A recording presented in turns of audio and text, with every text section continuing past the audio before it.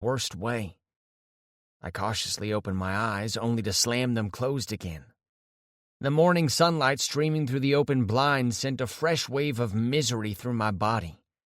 Convinced I was being punished for all the bad decisions I'd probably made the night before, I quietly cursed the cruel hangover gods. Attempting to open my eyes once again, I peered around the room and grimaced as I took in the unfamiliar black walls with pictures of people I didn't recognize. I was definitely not in my own room, which was nothing new.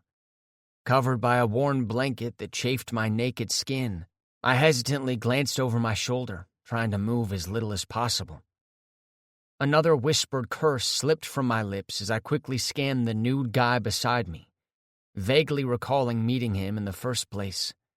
How trashed had I gotten? The naked guy's shoulder-length sandy blonde hair was a tangled mess against a white pillow. He was in his late 20s and good-looking, maybe even hot, with pale skin stretched over his lean body.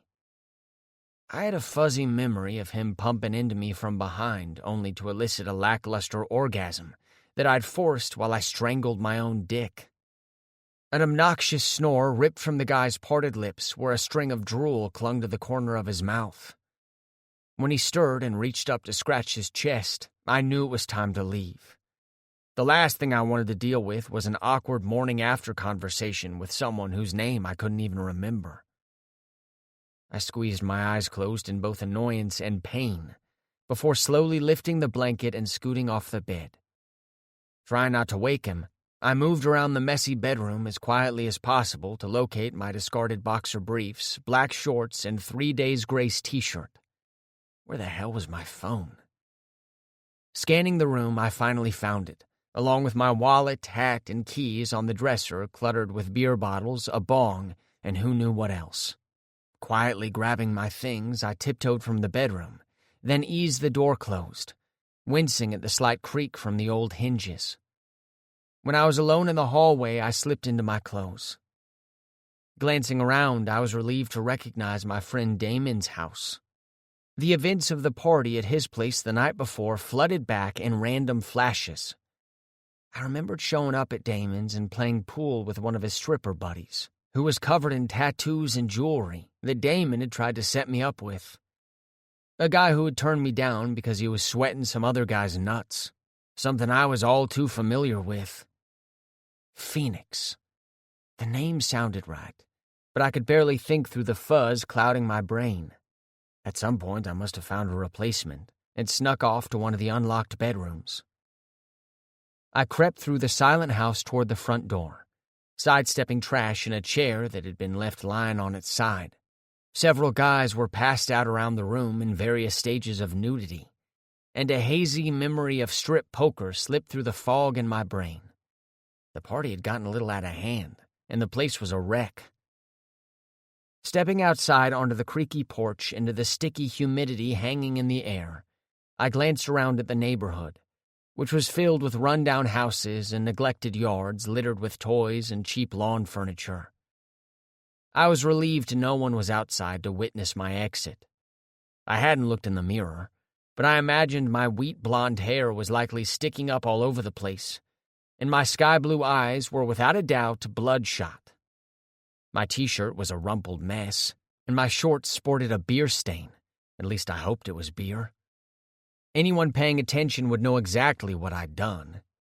And if they got close enough, they'd smell how I reeked of day-old alcohol and stale cigarette smoke that had clouded the game room. My little forest green hatchback was parked alongside the curb on the opposite side of the street, and I quickly crossed the street and slid onto the cracked leather bucket seat. The 2-bedroom duplex in Atlanta I shared with Quinn, my best friend, was only a 10-minute drive from Damon's. I sighed in relief when I pulled into an empty space in front of the dull brown brick home we'd rented for almost a year now. The place wasn't much better than Damon's house, but it was all we could afford as sophomores who were only able to work part-time after classes 5 days a week. To pay the rent, I worked at a gaming store, while Quinn waited tables at a nearby restaurant. I needed a shower and time to lounge around while reconsidering my life choices. It sounded like a shit day, but was necessary at this point. Quinn was nowhere in sight when I entered the small living room filled with the basic necessities. A second-hand couch covered in a hideous, worn floral fabric parked in front of a flat-screen TV, precariously balanced on top of a wobbly plastic stand. His absence wasn't a surprise.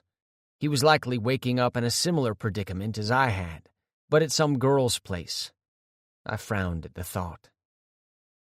I wasn't sure why I couldn't shake the lingering secret feelings I harbored for Quinn. We'd been best friends and neighbors since we were 4 years old. Neither of us had been this way before college, sleeping around with random strangers and running out the next morning. Honestly, growing up, we'd both been at the top on the nerd scale. When I looked at him now, I couldn't help but remember him that way, even though all that remained was the ghost of a memory. After a hot shower to scrub the scent of sex from my skin, I changed into a pair of mesh shorts and collapsed on my worn-out full-sized bed. While I watched mindless TV, my phone buzzed on my nightstand. I propped myself up on my elbow and grabbed it, finding a text from my missing roommate. Quinn. How'd it go last night with Declan? I sighed as I thought about the guy I'd gone out with to a bar and apparently ditched before showing up at Damon's party. He was nice, probably too nice for me, and worked with Quinn. Crap. Me.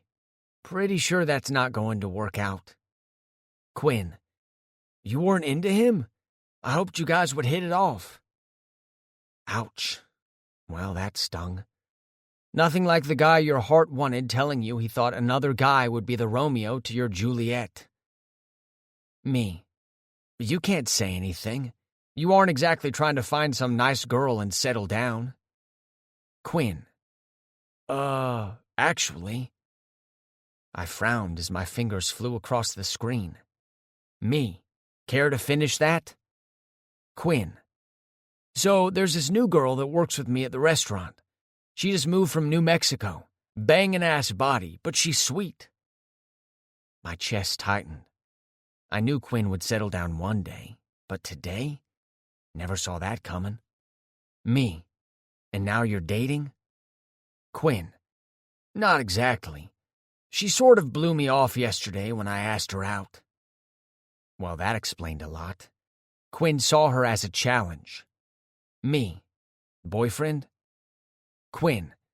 Nah, one of our hostesses I hooked up with last year decided to tell her I was a man whore. She wasn't wrong, but what did it matter? He was single, and it wasn't like Quinn was cheating on anyone. Me. You are a man whore. Quinn. So? That doesn't mean I'd fuck around on someone if I really liked them. Me. And you really like her? Quinn. Maybe. I'd rather fuck her than anyone else right now. I snorted as I responded. Me. Lucky girl. Quinn. Whatever, dick. You never know. She could be my person. And the beatings kept coming, apparently. I needed to get over the crush, love. I didn't know anymore. My feelings for Quinn had become a confusing jumble of uncertain thoughts, even when I was clear-headed. I decided examining the inconvenient emotions was impossible in the middle of a raging hangover. Me. I'll believe it when I see it. Sounds like that one's an uphill battle at best. Quinn. Ye of little faith. I'm a fucking artist when it comes to getting into a pair of panties. I rolled my eyes and ignored the comment, studying the omnipresent paint under my fingernails. Me. Where are you? Quinn. On my way home in about 5 minutes. Me. From a girl's place who isn't this sweet new future Mrs. Quinn Peterson? I could picture his scowl as he read the message and chuckled to myself. Quinn. Don't be a dick, Kay. I said I'd rather fuck her, but I'm not going to walk around like a saint while I wait for her to say yes, especially over the summer. But when we come back, you watch. She'll be mine. Again, I wasn't sure why I had a thing for my best friend. Quinn had been a lanky kid with glasses that were too big for his face. And while I remained slim and only stood at 5'9", Quinn had doubled in weight, and grown to just under 6 feet during senior year of high school. After he traded his glasses for contacts, showing off his bright hazel eyes, I barely recognized him as the kid I'd always known. I didn't want to talk anymore about this new girl, or the one he was probably still with. It only confused me further. Blowing out a deep breath, I tapped on the screen. Me. Yeah, again, I'll believe it when I see it. I gotta go.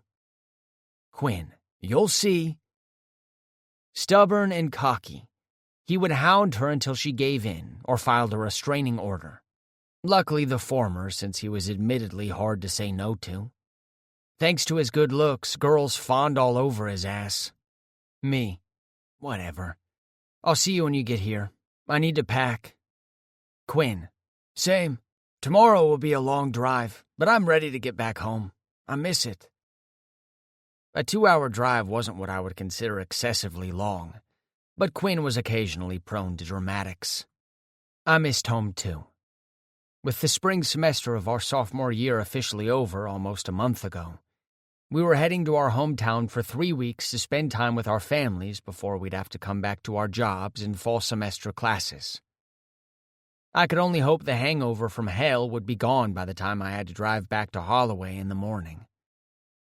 Tossing my phone onto the nightstand, I flopped back on my bed and stared at the old popcorn ceiling.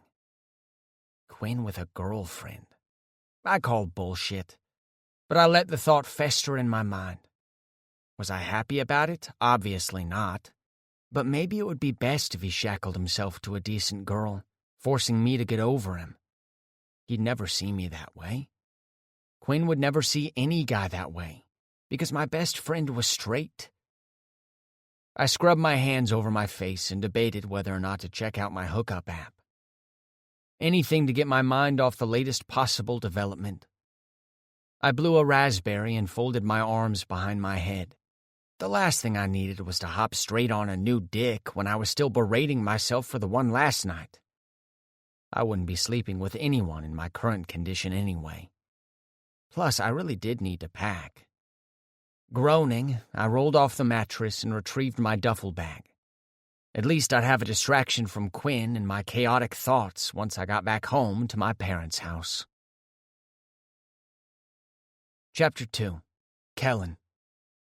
I can't believe this shit. Quinn scowled as he folded his tall frame into the passenger seat of my car. I don't even want to go on this little family bonding trip anymore. Spending a week in some fancy-ass cabin Bill owned sounded amazing when it was just supposed to be the 3 of us. Now arson is coming? You've got to be fucking kidding me. Frustrated, Quinn's hazel eyes narrowed to slits as he glared out the windshield, while he simultaneously ran his fingers aggressively through his chestnut curls. When was that decided? I had to admit I was curious about this new stepbrother Arson, who had Quinn so riled up.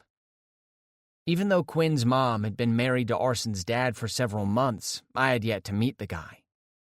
The one day he'd visited over Christmas break, Quinn had convinced me to go to an art exhibit in the city instead of meeting him.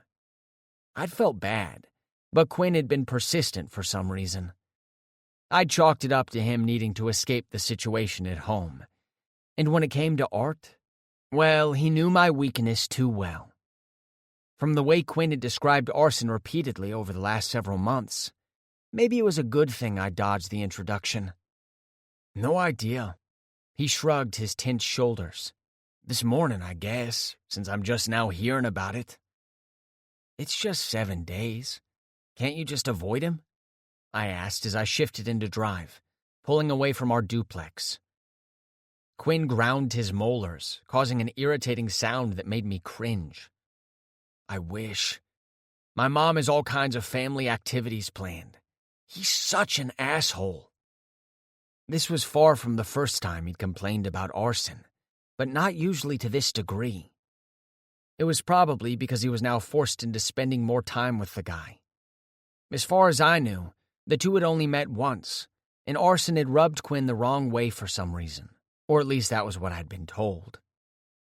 Look, I sighed as I pulled out onto the street and shot Quinn a disapproving frown. Your mom's happy. After dealing with your piece of shit dad, I don't blame her for staying single for a decade. She finally found a good dude. A rich good dude. Suck it up and let her have this without being a dick about it. Quinn drummed his fingers on the center console. You know she doesn't care about his money. And why do you think I agreed to this in the first place? I don't have a problem with Bill. Like you said, he's good to my mom. But Arson wasn't supposed to be there. The trip starts tomorrow, and he just now agreed to come. Like everyone's plans should just automatically change because he says so. He's a spoiled asshole. I suppressed an exasperated huff. How bad could the guy really be? It'll be over before you know it. Quinn scoffed. Oh no, just wait. It gets better. Not only is the jackass coming to the cabin, but he's also spending a few weeks at the house in Holloway when we get back. If Arson really was as much of a jerk as Quinn claimed he was, I wasn't sure having him next door, even for a few short weeks, would be pleasant. Still, my interest was piqued. Quinn wasn't easily upset, so maybe I was wrong. Maybe Arson was that bad. Okay, I get you're pissed. You don't like the guy. But we'll be back in Atlanta before you know it. So deal with it like the grown-ass adult you're supposed to be. Don't make her feel like she has to choose between you and them. She'll choose you and be heartbroken over Bill. I quickly glanced over at Quinn to gauge his reaction. The annoyed expression on his face told me just how much he was dreading the trip and weeks that would follow, as if his words weren't enough. I know, he sighed. Fuck, okay, I know. He scrubbed a hand over his face. All deal. Not 2 seconds later, he perked up and snapped his fingers as an idea popped into his head. You could go with me to the lake. That would make it tolerable. I'm flattered that I have the ability to make it tolerable for you, I said, laying on a thick coat of sarcasm. But this trip is supposed to be for your family. You are family. Quinn was frowning when I glanced back at him. My mom wouldn't care, and you know it. My attention returned to the road just before we hit the ramp for the highway.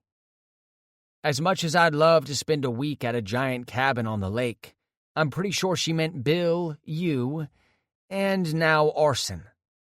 I loved being out on a boat on a wide-open lake, or floating a tube down a river under the heat of the sun, preferably with a beer in my hand. You wouldn't know it by looking at me in my usual attire of ripped jeans or shorts, band t-shirts, and pierced nipples. But the outdoors, in the woods, was my happy place. In high school, Quinn, I, and a group of our friends would regularly spend our weekends setting up ragged tents along the banks of the river that ran through the edge of town. Of course, we had invited girls, and I was almost positive that Quinn's bad mood wasn't solely the fault of Anson attending. My best friend was likely just as annoyed because he couldn't invite any girls on this trip. A week without sex would be the longest dry spell he'd had in years. That was one reason why I didn't believe for a second he was capable of settling down with one person. Not yet, anyway. Quinn mumbled something under his breath, probably still ranting about Arson. I sighed and turned up the radio, letting rock music roar from the shitty speakers in my car as I settled in for the drive. The town of Holloway was the size of a pinpoint on a map of Georgia, with a population of less than 5,000 people. Hell, our high school graduating class had consisted of a whopping 37 seniors. As we drove through the heart of town, I glanced around the familiar scene. The small, run-down grocery store sat next to the old gas station, where only one pump worked at any given time, and the police department that was housed in a crumbling brick building attached to the volunteer fire department. Home. I fucking loved it here. That's why I had plans to return to this micro-town after earning my liberal arts degree. Some people had big dreams. Me? I only wanted to paint while locked away in a secluded lake house, somewhere I could focus on the swirling colors always floating around inside my head, demanding an outlet for the art that expressed how I viewed the world around me, a collision of pain and hope. Until I could afford a place like that, Holloway would be my home. Minutes later, I turned into our neighborhood, spotting both of our houses sitting close together.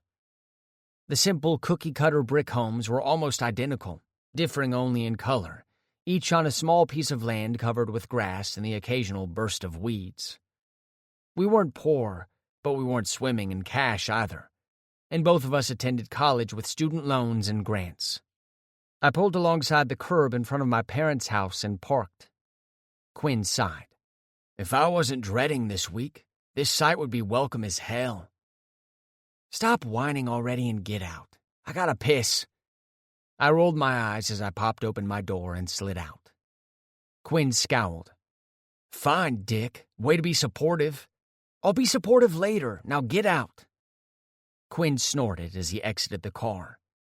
We circled to the trunk, and he lifted out his luggage while I gathered my own duffel bag and canvas art portfolio bag so it wouldn't be ruined in the heat. Adjusting the straps over his shoulders, he turned to face me. Pizza in an hour at Murray's Diner. I'll call the guys and we'll head into town if you're up for it. Hell yes. I was also starving, and every time we visited home, we met up with the guys we'd gone to school with. He took a step back. Sweet. See you in an hour. Later. When I started up the walkway, I found my mom waiting on the porch with her long blonde hair, the same color as mine, tied up in a ponytail, and a wide grin stretching her lips. I smiled back as I approached her. Hands propped on her narrow hips, she scolded, You didn't tell me you were coming home early. I'm a mess. She gestured toward her outfit of loose shorts and baggy shirt, what she'd always worn when she'd been cleaning. Give me a hug. Impatient to get her hands on me, my mom stepped forward and wrapped her thin arms around me the best way she could with my hands full and the bulky bag draped over my shoulders. I've missed you. It hasn't been that long, Mom. I chuckled, noting she smelled of wood polish. But I've missed you too. I'll never get used to you being gone. She pulled back and turned to walk inside. Your dad is so quiet that it makes the house seem empty sometimes. She chuckled at her own joke, and I rolled my eyes. My dad was extremely far from quiet, more like loud giant child who was forever goading my mother into mock fights that were more like disturbing foreplay than I cared to witness. He was the kind of man that laughed and joked more often than not. I followed behind her, entering the comfortable, neutral-painted living room filled with an overstuffed couch and love seat. Knickknacks my mom loved to collect from garage sales and thrift stores lined built-in shelves. And some of my mom's favorite paintings I'd done over the years hung on the walls. Specially installed lighting over the mantel showcased a large canvas I'd painted a few summers ago of a field of sunflowers, my mother's favorite flowers, with bright yellow petals atop tall stalks. I'm going to drop this stuff off in my room. I headed for the hall. Are you hungry? We have stuff to make sandwiches, she called out. My stomach rumbled in response to the promise of food. Yes, please. Then hurry up and come make 'em. I'm hungry too. She giggled to herself. I snorted, not surprised at all that she thought she was the funniest person in the room at all times. I swore it was a rivalry between my parents. Chuckling, I heaved my heavy luggage down the hall and took in the familiarity of my childhood bedroom. A dark gray comforter and pillow set covered my full-sized bed, and the black furniture had been kept clean and free of dust. Vintage posters of my favorite blues and rock bands covered the walls, and it smelled as if she'd recently cleaned the space, which told me it had been my room she'd been working on. After dumping my bags next to my closet, I headed back to the kitchen, where I found my mom placing cheese on the ham sandwiches she was putting together. Thank you for cleaning my room, I told her, and for slaving away over lunch. She wiped her forehead, as if swiping away sweat from hard labor before passing me the sandwich on a paper plate across the counter. Someone has to do the heavy lifting around here. What are you boys getting up to tonight? I don't think for a second you'll stay holed up in this house for long. Going out for pizza with Quinn and the guys in a little bit. Even though the trip hadn't been overly long, With the AC in my car struggling to keep up with the stifling Georgia heat, I was already tired. Other than that, I'll probably head back here and crash. She nodded as she snagged a coffee cup from the cupboard. You just got home. Promise me you'll spend a little time here with us. I will. I'll probably sleep for days, which sounded amazing at the moment. My mom shot me a wry grin. Uh-huh, we'll see. She fiddled with the coffee pot and glanced over her shoulder. Is Quinn still heading out tomorrow morning? Yeah. I think they plan on leaving for the lake pretty early, I answered after swallowing a giant bite. I carried the plate to the table where I sat and shoved the sandwich back in my mouth. She took the chair across from me, holding the steaming coffee. I think Quinn will have a nice time. I know he hasn't spent a lot of time with Bill, but he is nice and makes Ivy happy. Quinn likes Bill, too. I paused, recalling my best friend's issues with his stepbrother. Curious about what she might know about him, I fished for information.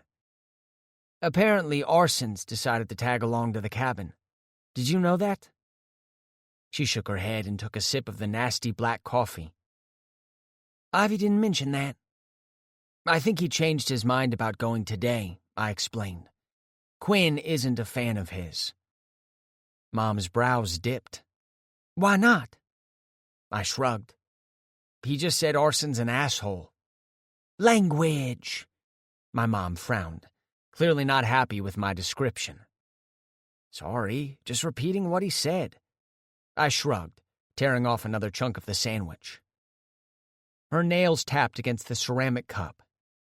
Ivy said he was quiet most of the time when he visited over Christmas. Maybe even a bit withdrawn.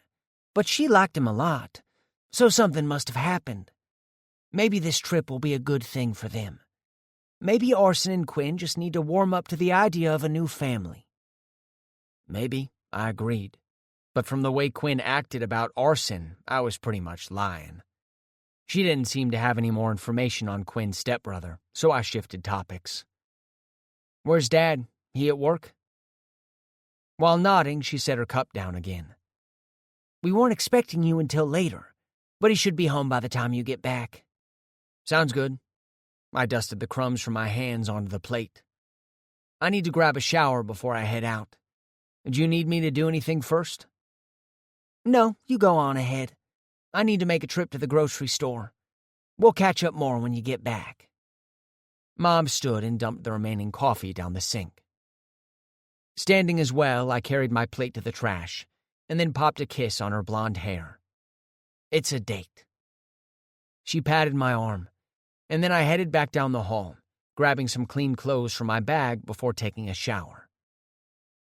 A half hour had passed by the time I was finally dressed in a pair of worn black cargo shorts paired with a deep red Breaking Benjamin t-shirt. Grabbing my phone, I texted Quinn. Me. You ready? Quinn. Yep. Sean and a few buddies are going to meet us there. Me. Cool. On my way out now. Quinn already stood outside, leaning against the passenger door of my car. The sight of him standing there with his hand in one pocket while the other tapped on his phone brought a familiar pang to my chest. While Quinn was no longer that boy I'd stupidly fallen in love with when we were kids, being home again brought a sense of nostalgia. As I strolled to a stop in front of him, he glanced up and grinned, the shit-eating kind that said he had something juicy to spill. I have news.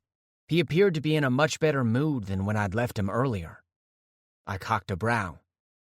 Care to share with the class? His grin broadened. Bill had to head into the city for some work thing he couldn't get out of, and my mom's tagging along with him. So the trip's canceled? Nope. Quinn wiggled his eyebrows. Even better. Bill said I could take some friends and still go.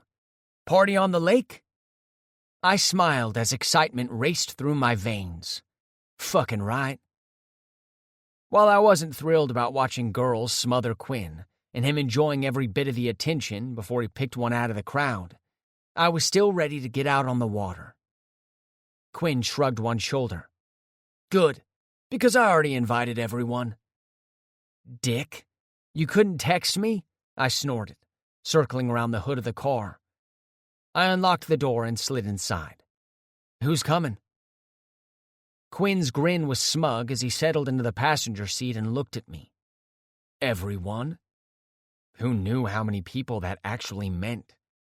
And where does everyone plan on sleeping? There's like 10 bedrooms or something in the place, and the living room is supposedly massive, so there should be enough room. I'm not sleeping with you if there's not enough room, I warned as I started the car. I don't want to listen to you with girls. Quinn snorted. Duh. Now can we go eat, please? Yep. I pulled away from the curb and headed toward town. What about Arson? What about him? I'm sure the dick will be here at the house when we get back, Quinn groaned. Though I didn't want to poke at a sore spot, I needed to know how much Quinn actually knew about Arson. Did you know his mom abandoned him when he was a kid? Quinn was quiet for a second. If you're trying to tell me I should cut him some slack for being an asshole, that isn't going to happen. We all have our own issues. He dodged the question, making me wonder whether he had heard Arson's story. But I was also aware Quinn was speaking from his own experience, and I pondered if his issues were the reason commitment seemed as unwelcome as a pop quiz on Monday mornings. There was no way I was diving into that part of his life and stirring up bad memories. But still, his callous reaction bothered me. Without another word, I headed for the pizza joint. The tension vanished when we met up with our high school friends. Plans were made to bring beer, and as I'd expected, to round up some girls. Quinn sat next to me in the booth as he animatedly talked about some of our past camping escapades. It'll be just like old times, Quinn assured us. Now I just had to break the news to my mom. She'd understand, and probably make me go even if I refused. Chapter 3. Kellen. The winding road to the cabin was lined with tall evergreen trees that saturated the air with the fresh scent of pine and spruce. The warm morning wind rushed through the open windows, tousling my hair. I breathed in the distinct smell of the freshwater lake as we drew closer to our destination. Shinedown's latest hit played through my car's speakers as Quinn and I led the line of vehicles filled with our friends and their tag-alongs.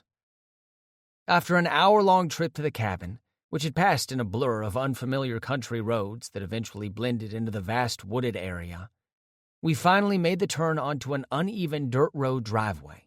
The bumpy mounds of earth gave way to cracked rocks that crunched beneath the tires, and the trees that towered over us opened up into a clearing where the cabin sat 2 stories high. I whistled as I took in the giant structure. The cabin was more of a lake house or lake mansion. Massive floor-to-ceiling windows lining both floors were separated by thin rows of dark-stained wood, creating almost a full wall of glass on the side facing the water.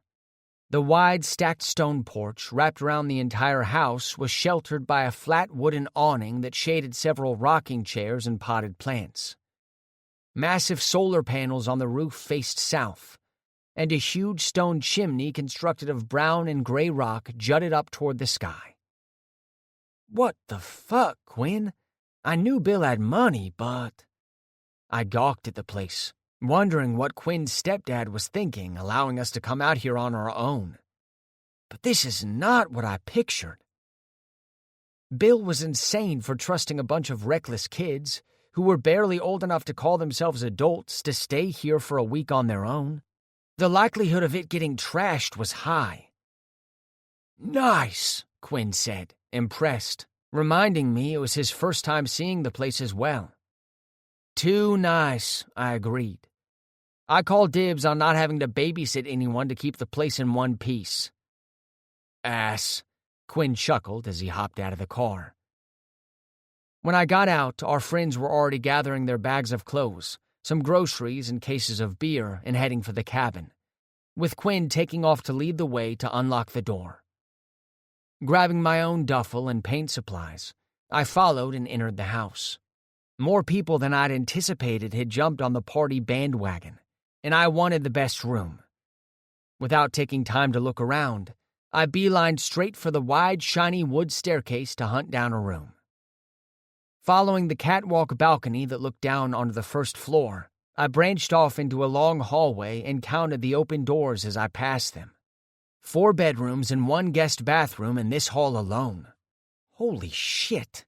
I wasn't sure where Quinn had gotten that the place had 10 bedrooms, but I would bet there were many more. The last door on the left was calling my name, because it was farthest from the noise coming from the crowd downstairs.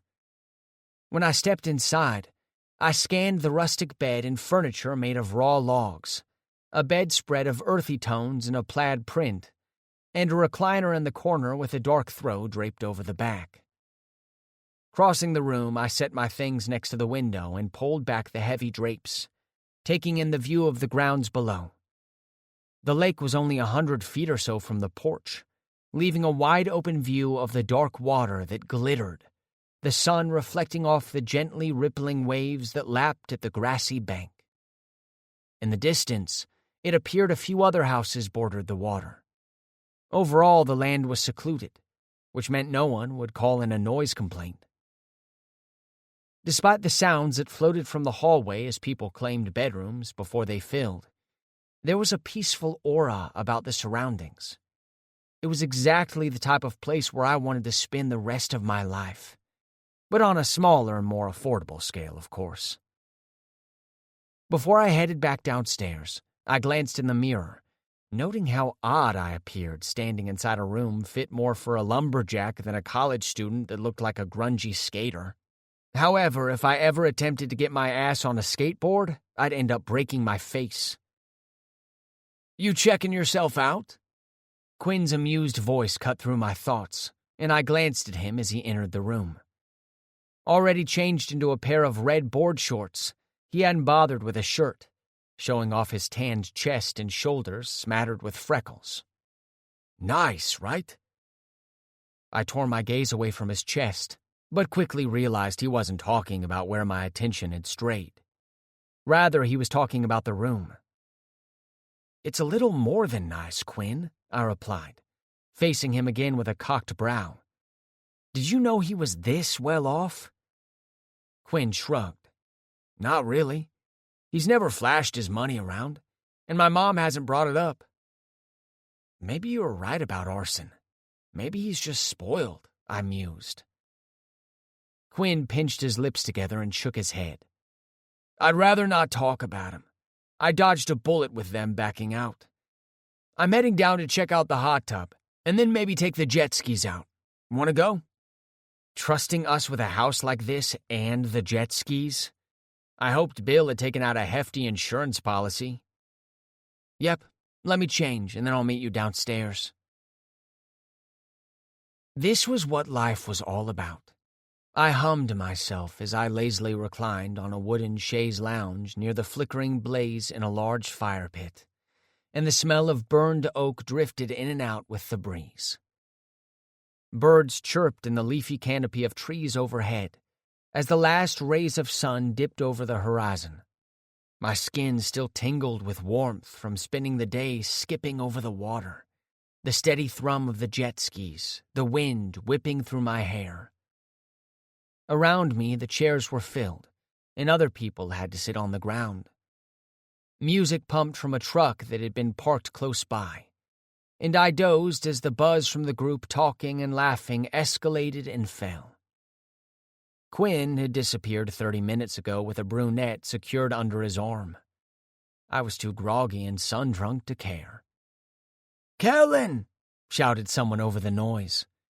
I cracked my eyelids open just enough to see Sean, a guy I'd gone to high school with, leaning toward me from the chair next to mine.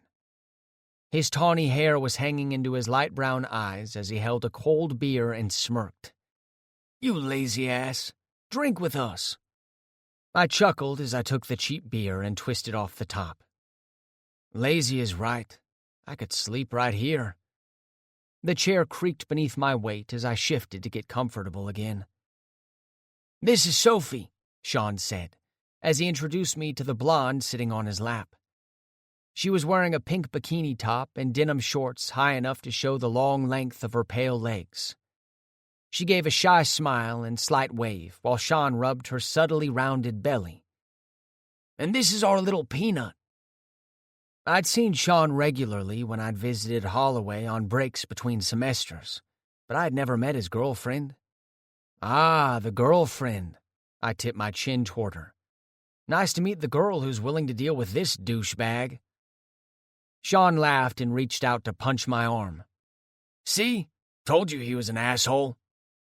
"Let's just hope the peanut doesn't look like this ugly fucker." I grinned, and she laughed as Sean scowled. Sean wasn't bad looking, and he knew it. In fact, he could be considered hot, I supposed.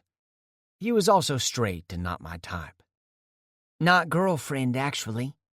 Sophie ducked her head and held out her hand, flashing a ring with a tiny diamond in the center. "No shit." My gaze flicked to Sean. He flashed a broad grin and hugged his girl. "Well, congrats, man. I'm happy for you." Sean nodded. "Thank you. So, she brought a friend who apparently noticed you. Want me to call her over?" Quinn was the only person present who knew I was gay. I didn't exactly hide it at college, but I wasn't overly open about it either.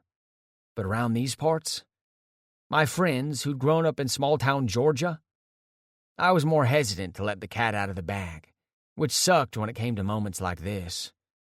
Considering our surroundings, I wasn't about to out myself. "I don't." A heavy weight fell on my lap, interrupting me, and I grunted as Quinn's ass squished my dick, and not in the good way. "The fuck, man?" "I'm Quinn," he slurred, completely ignoring my discomfort, and reached out, taking Sophie's hand to inspect the ring. "Nice. Well done, Sean. Figures you'd land a hottie." "Quinn," I reprimanded my clearly drunk best friend. "Get off me, asshole." I pushed him until he fell off my lap and landed on the unforgiving ground. Quinn only threw his head back, laughing like a moron. I glanced down at my wasted best friend before looking at Sean. "How much has he had to drink?" He shrugged. "I wasn't babysitting him." I sighed. "Someone should keep an eye on the idiot before he rolls into the fire pit." Sean chuckled and mock-whispered to his girl, "He's just jealous. Quinn is Kellen's husband. They've been married since they were like 4 years old." She giggled and I scoffed. At the moment, I actually wasn't jealous. I didn't particularly like it, but it was the norm. "Nope. We got divorced when I found him in the science lab closet with Gia." I glanced at Sean. "You remember that?" Sean snorted. "Mrs. Lloyd's daughter?" I nodded, and he burst out laughing, looking down at Quinn. "Holy shit, I forgot about that. You have to be a special kind of stupid to sleep with the teacher's daughter in her own damn classroom." "You know you love me, Kay," Quinn crooned from where he'd stretched out on the ground beside my chair. I winced and hoped it wasn't noticeable. Even knowing he was just being a smartass, I worried he'd figure out it held a little more truth than he was aware of one day. I glared down at Quinn. "In your dreams, dumbass." "Speaking of love," Sean kicked my chair. "Before Quinn's rude ass interrupted, I was going to ask if you wanted to meet Laura, Sophie's friend. She's into it." Sean brought up the girl again, sending Quinn into a fit of laughter because he knew that was never going to happen unless she turned into a hot guy. Grunting, I turned and stared off into the fire. "I'm good." "Wow, really?" Sean sounded surprised. And why wouldn't he? "I thought she was your type." He paused. "Actually, I don't really remember you with a lot of girls. What is your type?" Quinn cleared his throat, and I glanced down at him, sharing a look with a slight shake of my head. He'd been trying for years to convince me to come out and swore he'd have my back, but now was not the time. Reading my need for a rescue, Quinn stood on unsteady legs. "I need help starting up the grill. Let's go, husband." "You have no business being near a grill right now," Sean observed, and I had to agree, especially with no hospital for an hour in any direction. Quinn grabbed my arm, attempting to pull me to my feet, but he was too hammered to manage the task. "Exactly why I need help. Move it, Kay." Before I could stand, an army of headlights pierced through the trees, drawing nearer and blinding everyone as they came to a stop. Quinn stumbled forward, narrowing his eyes in the newcomer's direction when the lights flicked off one by one. "What in the actual fuck?" he whisper-snapped. Confused, my brows raised. "Who's that?" I didn't recognize the group of vehicles, and the one leading the pack would have stood out in my memory. That one was some kind of classic sports car with a loud engine. It could have belonged to anyone in our group that had maybe run into town or was late to arrive, I supposed. But the number of cars made me think otherwise, and by the look on my best friend's face, whoever they weren't welcome. Squinting, I could just make out the shape of a tall guy unfolding from what looked to be a classic Mustang. He stopped momentarily to stretch just before the door was slammed shut. "Quinn, who's that?" I asked again as I studied him, who was glaring daggers toward the rapidly growing number of people climbing out of their vehicles. Ignoring me, Quinn squared his stiffened shoulders as the lead guy strode purposely toward us. When the glow from the fire lit up his face, I swallowed hard. Holy motherfuck. The dude was hot as hell. Hair the color of midnight, was styled in a careless I don't give two fucks way. And his lips were so full, I immediately imagined sucking on them, or how they'd feel gliding down my body. His sharp cheekbones and scruffy jawline gave him a fierce look that his slashing dark eyebrows over his piercing eyes only made worse. Or better, in my horny opinion. The stranger's gaze whipped over the crowd until he paused on Quinn. Then he closed the distance between them, and the deepest, raspiest, sexy-as-fuck voice I'd heard in my life said, "What the fuck is going on?" "Arson," Quinn answered in a stony tone. My eyebrows shot up. Arson? This was the stepbrother? Jesus, who cared if he was an asshole? Arson's narrowed eyes scanned the crowd again, jaw ticking, and then flint-colored eyes locked on mine, making me swallow hard. He held me captive under his hard gaze, and I quickly realized I'd severely underestimated the intensity hiding in those depths. Firelight flickered in his steely cold orbs, but it did nothing to warm them. I shivered despite the heat. When he looked away first, I let loose a breath I hadn't realized had been lodged in my lungs. Intense was too weak of a word to describe the foreboding figure that stood before me, towering well over 6 feet. Arson glared at Quinn, who I'd completely forgotten was even standing next to me while his stepbrother had stared me down. Folding his arms over his chest, making the black t-shirt he wore pull tight over his defined chest and toned arms, Arson gritted through his teeth. "I repeat, what the fuck is going on, Quinn?" My best friend stumbled a step forward. "Why are you here?" Arson's nostrils flared. "Why am I here?" He chuckled, but there was no humor behind the sound. "Why the hell are you here? Why are all of these people here?" Quinn stilled, and I frowned. My best friend said, The trip was canceled, but your dad said we could still come down." Arson cursed, and the slightly deranged laugh that slipped from his lips shot a shiver straight down my spine. Of course he did. Without another word, he strode away toward the cabin, bypassing the people he'd showed up with, leaving them glancing around and as confused as we were. "What is happening right now?" I asked. Shaking his head, Quinn huffed. "No idea. I'm calling my mom." He reached for his pocket, and I snatched his phone just as he pulled it free. "Don't. You're hammered. At least wait until you're sober." "This is bullshit," Quinn snapped. "He needs to leave." "You think he will?" I wasn't sure I wanted him to bounce so soon. Not when I was fairly certain there had been at least a hint of interest on his part. I was a shit friend who made even worse judgment calls. Quinn scoffed. "It's arson. There's no telling what that psycho asshole will do." Chapter 4. Arson. With my phone pressed to my ear, I climbed the stairs toward my room. Or at least the room I stayed in every summer, until a few years ago when I'd completely started to avoid my dad. I'd made an exception for Christmas, thinking it was very unlikely, but that maybe he'd changed in some way. Surprisingly, he hadn't been the reason I'd escaped their house that night. So when he'd pleaded with me to make an appearance this summer, with a trip to the cabin and then even spending a few weeks at the Holloway home before I left for North Carolina for good, I'd stupidly been swayed into agreeing. I cursed as I turned down the hall. Always equipped with empty promises, he'd of course canceled the trip. Business first, family never. As far as I was concerned, it had been a make-or-break situation. The last chance I'd give him to be a father. Now it was safe to say that ship had sailed. I should have known he'd pull some shit like this.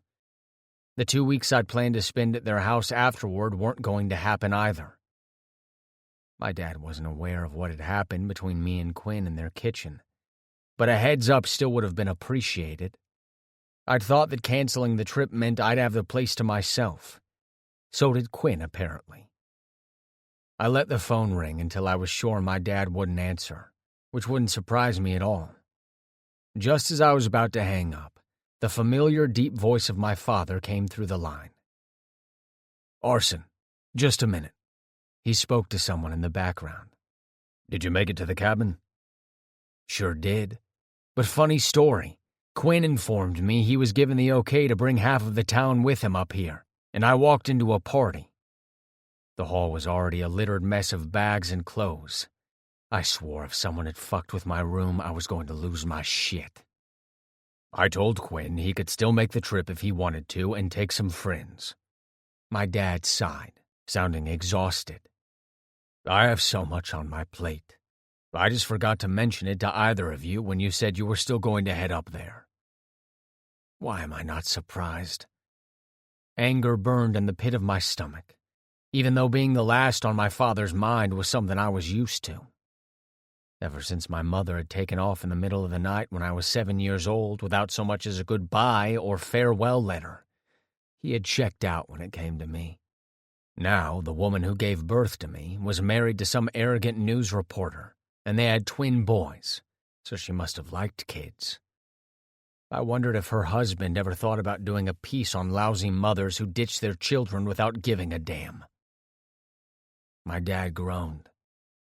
"Arson, I apologize. I know I haven't been the father you deserved. I want to be, and this week was supposed to..." He cursed quietly. "I've had a lot on my plate with the move to Holloway, and business dealings lately have been difficult. I promise I will make it up to you. For now, you could spend some time with Quinn. You two haven't been able to spend time together. This could be good for you both." "Sure thing, Pops." A humorless laugh rumbled through my lips as I shoved my bedroom door open and scanned the room. Clean and neat, as if it hadn't been touched. At least they hadn't infiltrated my space. Without bothering to turn on the light, I slammed the door closed, crossed the room, and collapsed in the recliner in the corner of the darkened room. Except we both brought people, and there seems to be a lack of room. My dad blew out a frustrated breath. "Listen, we need to board our flight. If you are set against staying, you can go to the house in Holloway." What did he not understand about I hadn't come alone? It wasn't as simple as hopping in my car and hightailing it the fuck away from this shitty situation. And after the long ride to our summer vacation home from the house I'd been renting close to campus in Pennsylvania, the idea of making an additional trip made my legs ache with phantom cramps just thinking about being trapped behind the wheel. Still, a backup plan wouldn't hurt. I don't have a key to your new place. A lump on the floor by the window caught my eye, so I nudged it with the toe of my shoe. Someone's duffel. Next to it was some sort of large canvas bag. My jaw clenched because someone had been in my room. Fucking Quinn and his little drunk friends. I wouldn't bother finding out who it belonged to. I'd toss that shit in the hall and lock my bedroom door on my way out. Just because I kept few personal things at the cabin didn't make the room any less mine. My dad's voice grabbed my attention again. The neighbor. Her name is Rebecca. She has an emergency copy of the key. Do what you feel comfortable with. Muffled words came from the phone before my dad said, I have to go. I'll call you when we land. The call ended, so I tossed my phone on the nightstand. Fuck. I scrubbed my hand over my scruffy jaw and leaned back in the chair. The sound of footsteps in the hall growing closer made me go still, and the following creak of my door opening caused me to tense. I studied the figure who stepped inside, realizing it was Kellen, Quinn's best friend. I'd never been attracted to the grunge look before, but something about him had immediately grabbed my attention, just as it had the first time I'd seen him several months ago. He wanted me, and it wasn't a one-sided thing. His face had said everything with the way he'd absently bitten his plump lower lip and stared me down.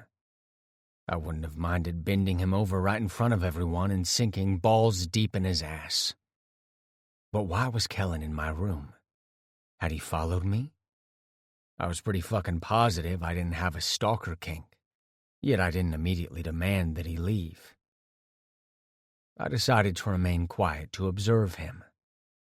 Kellen casually kicked off his flip-flops and shut the door, sinking the room into almost complete darkness, except for the moonlight streaming through the window.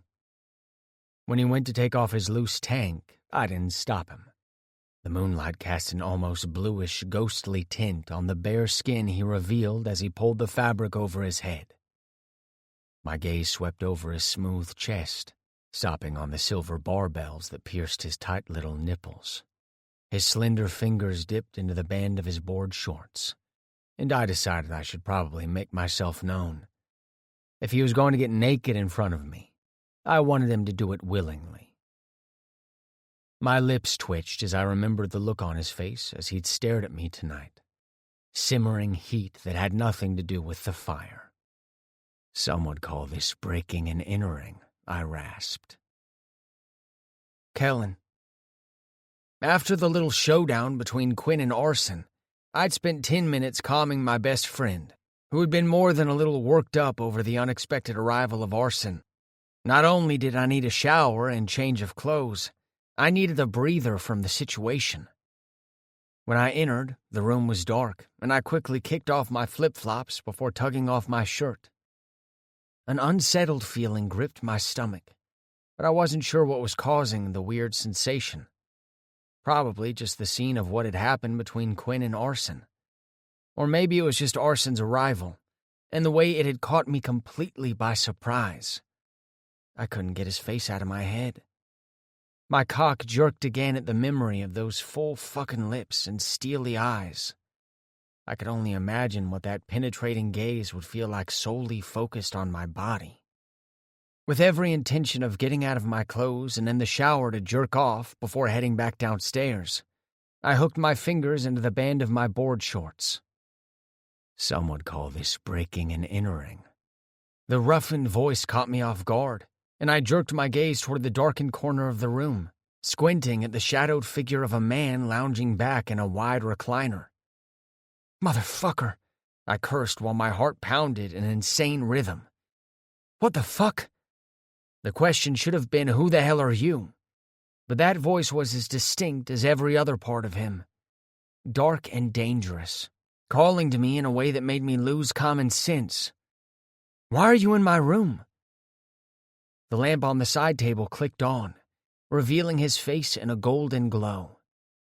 Expressionless features carved from stone, Arson met my eyes. I swallowed hard at the intensity smoldering in his gaze. "Motherfucker," he repeated, humming as his gaze raked over my half-dressed body. "Nope, wrong parts. You, on the other hand." He arched a dark brow as he met my eyes again. "You always follow a guy after eye-fucking the shit out of him?" "I wasn't eye-fucking you," I lied, and tacked on an indignant scoff for good measure. Quinn had been right. Arson was an asshole. "And I didn't follow you either." "No?" He continued to watch me with that unnerving stare. "If you're not after my dick, then why are you here?" My brows furrowed. "Because this is my room. Why are you here?"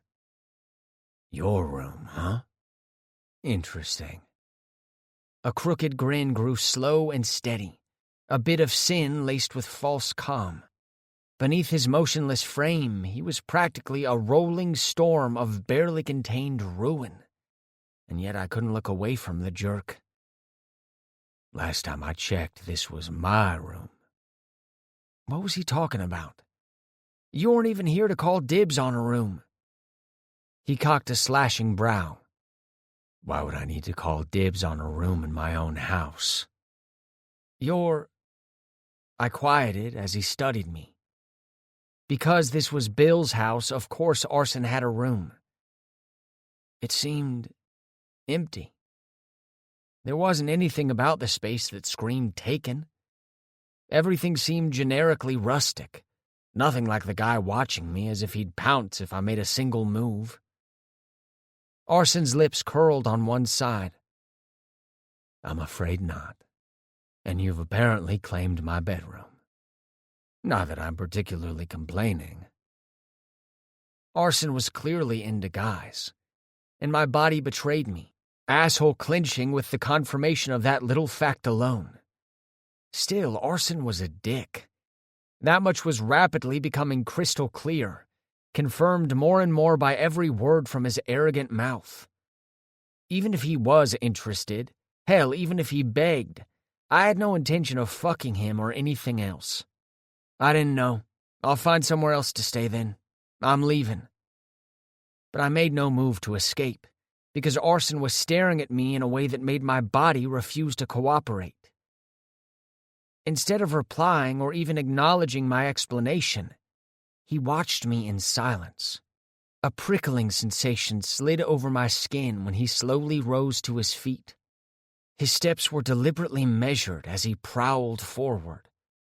My muscles tensed, and my spine straightened, watching his every move.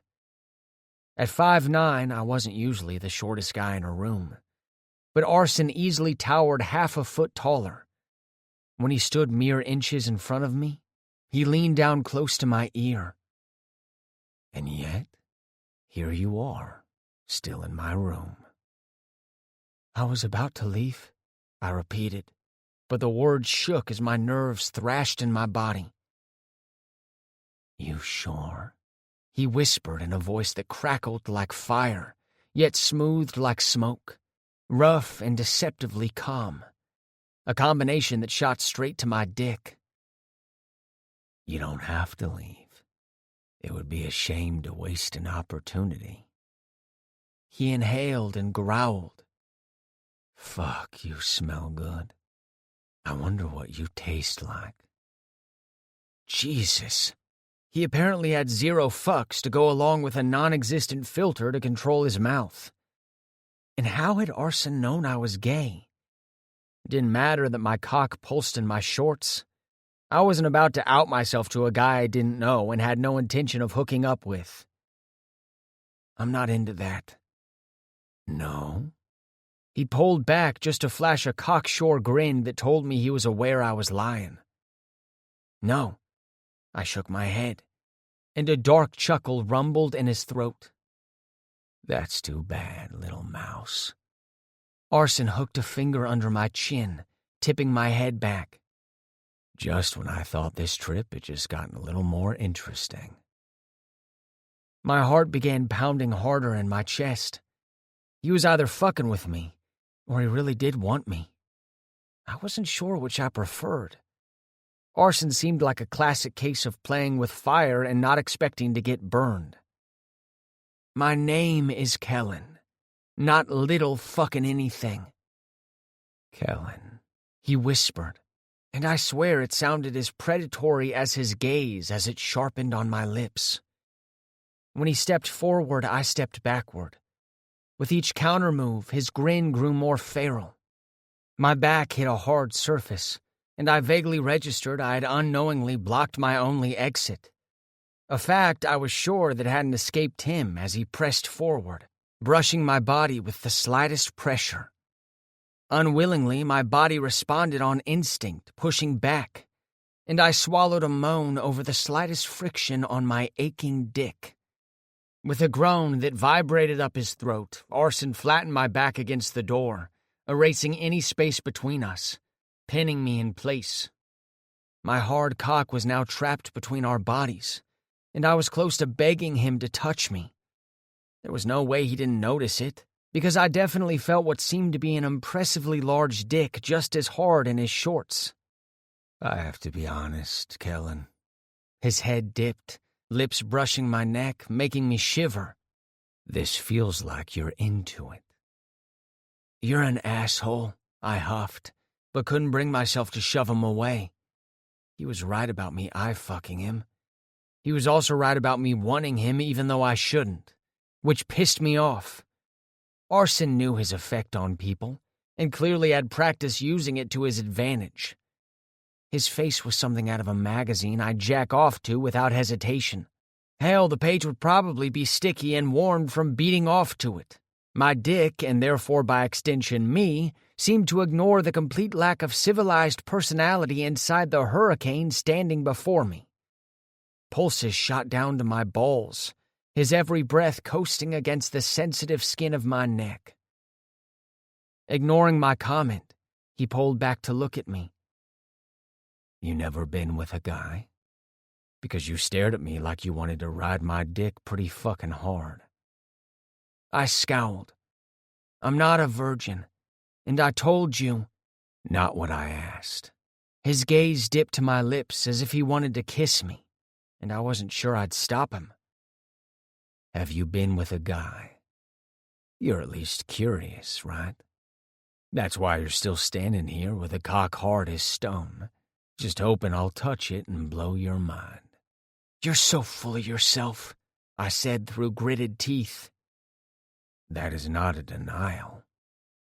Arson leaned forward, dusting his lips along my neck again, a feathery touch until he reached my ear. Maybe you'd rather be full of me, then.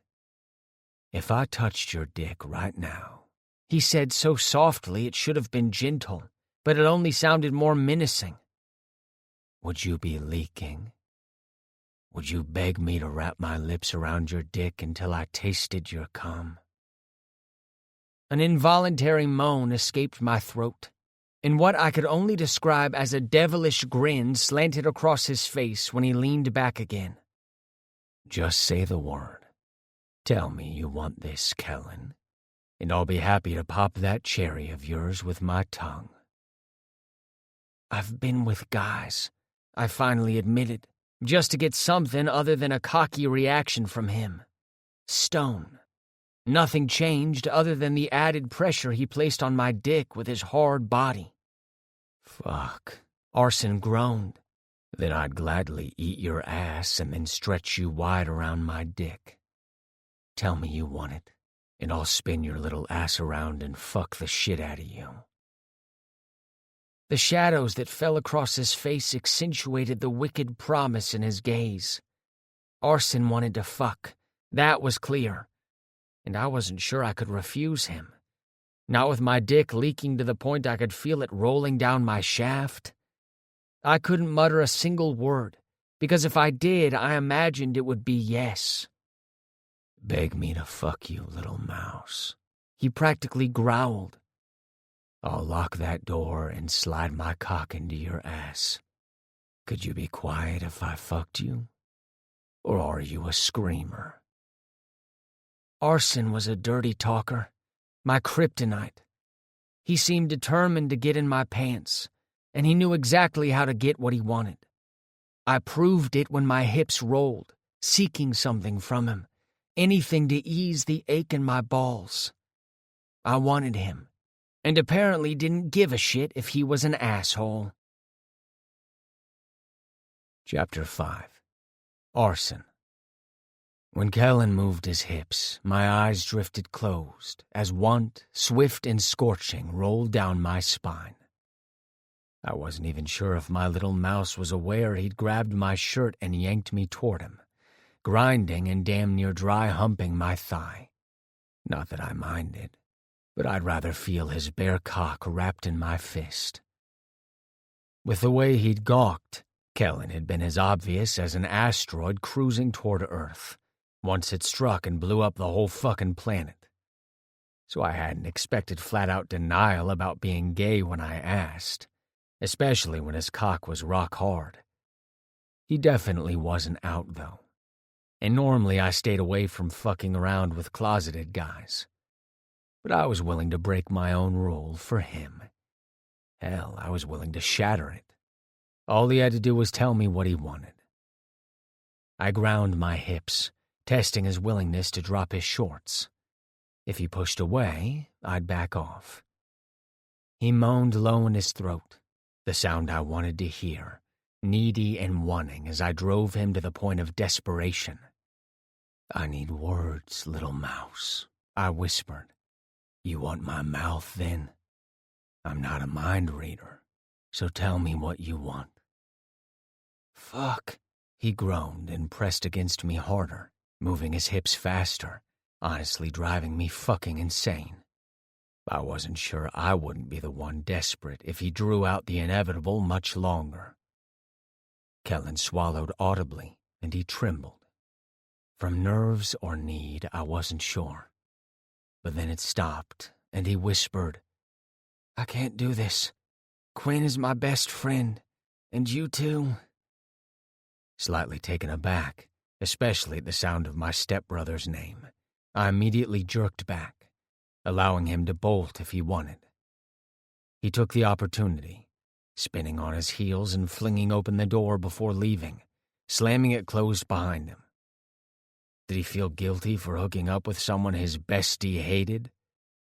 Quinn had probably shared his feelings about me with Kellen, although I was certain he'd left out important details.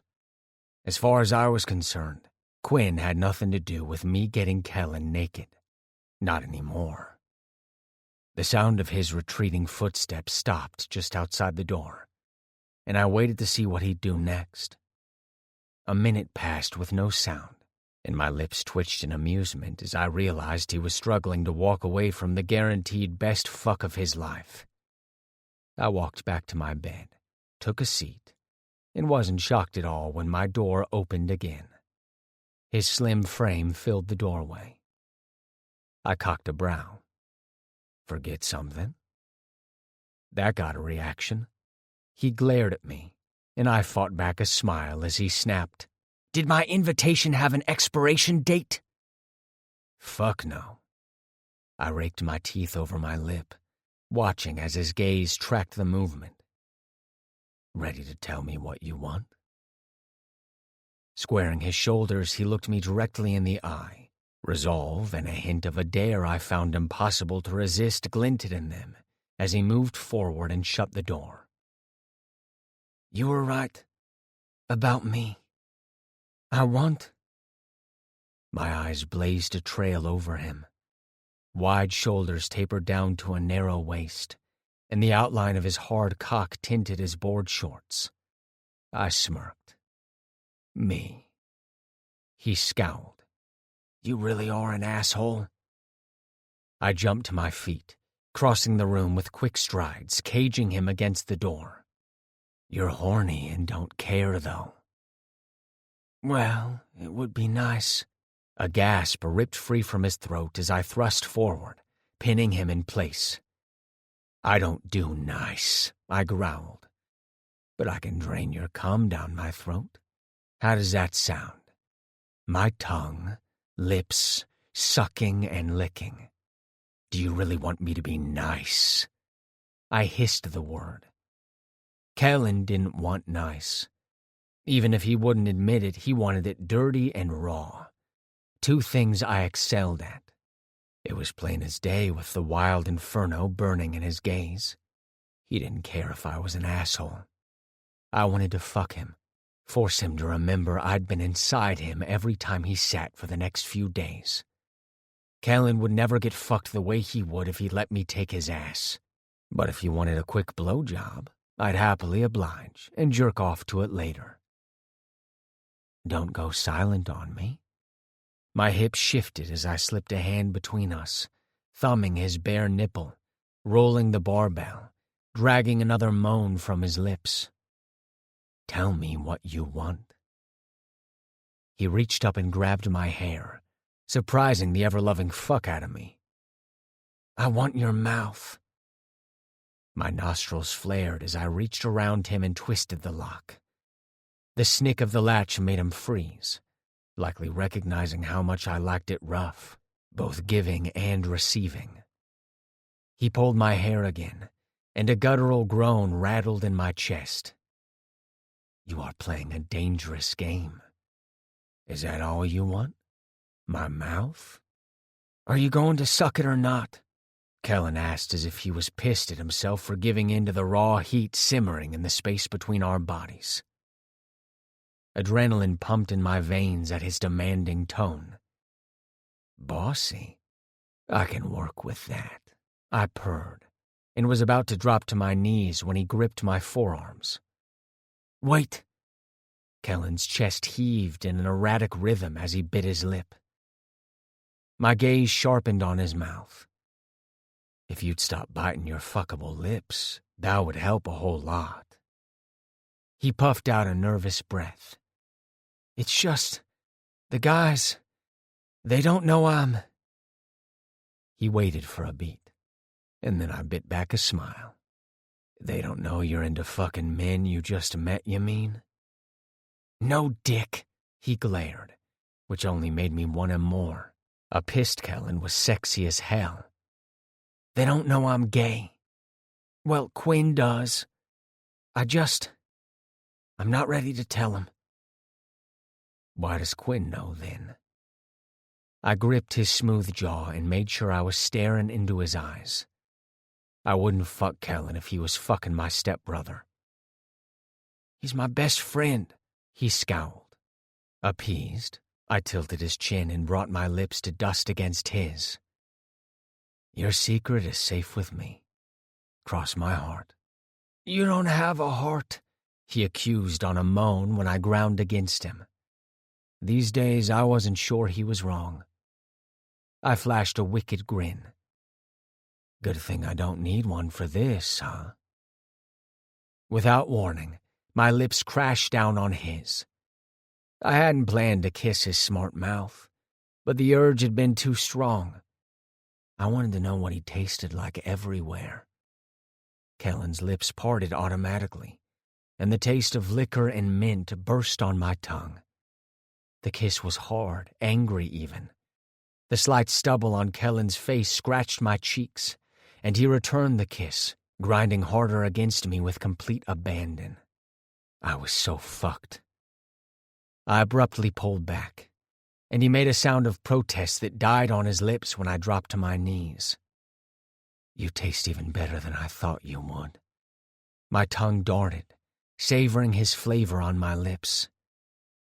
Now, are you going to let me find out how your cock tastes? His legs shook under my palms, gripping his thighs. Your call. His swollen lips parted, and he breathed out the only answer I cared to hear. Yes, I already said yes. Suck it before I lose my fucking mind. Oh, fuck yes. Reaching for the band of his shorts, I held his gaze as I lowered them slightly. My eyes dipped to where his tip now peeked above the top of his waistband.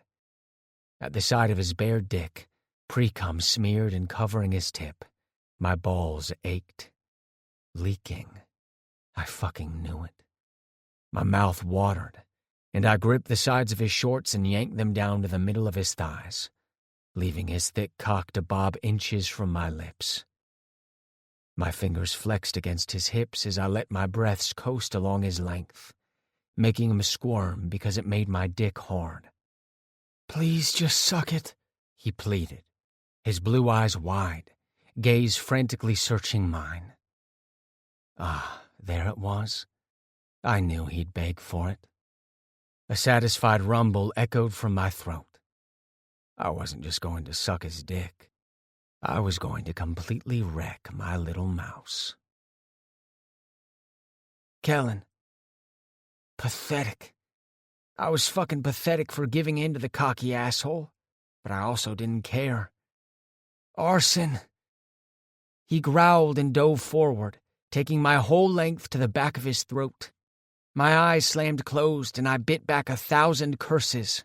"Oh, God," I moaned, drawn out and low as ecstasy rippled through my body. The warm, wet cavern of his mouth and the tight hold he had on the base of my cock were causing my brain to short-circuit. The only thing that existed was him. When I managed to crack my eyelids open, Arson watched me as he slid up and down my dick, tightening his lips and sucking like a motherfucker. I'd never gotten head this intense. It was everything. His lips were thick, his tongue talented as he added pressure to the underside of my tip on each pass, and his eyes locked on mine. My sack was drawn tight, and I was going to come way too soon.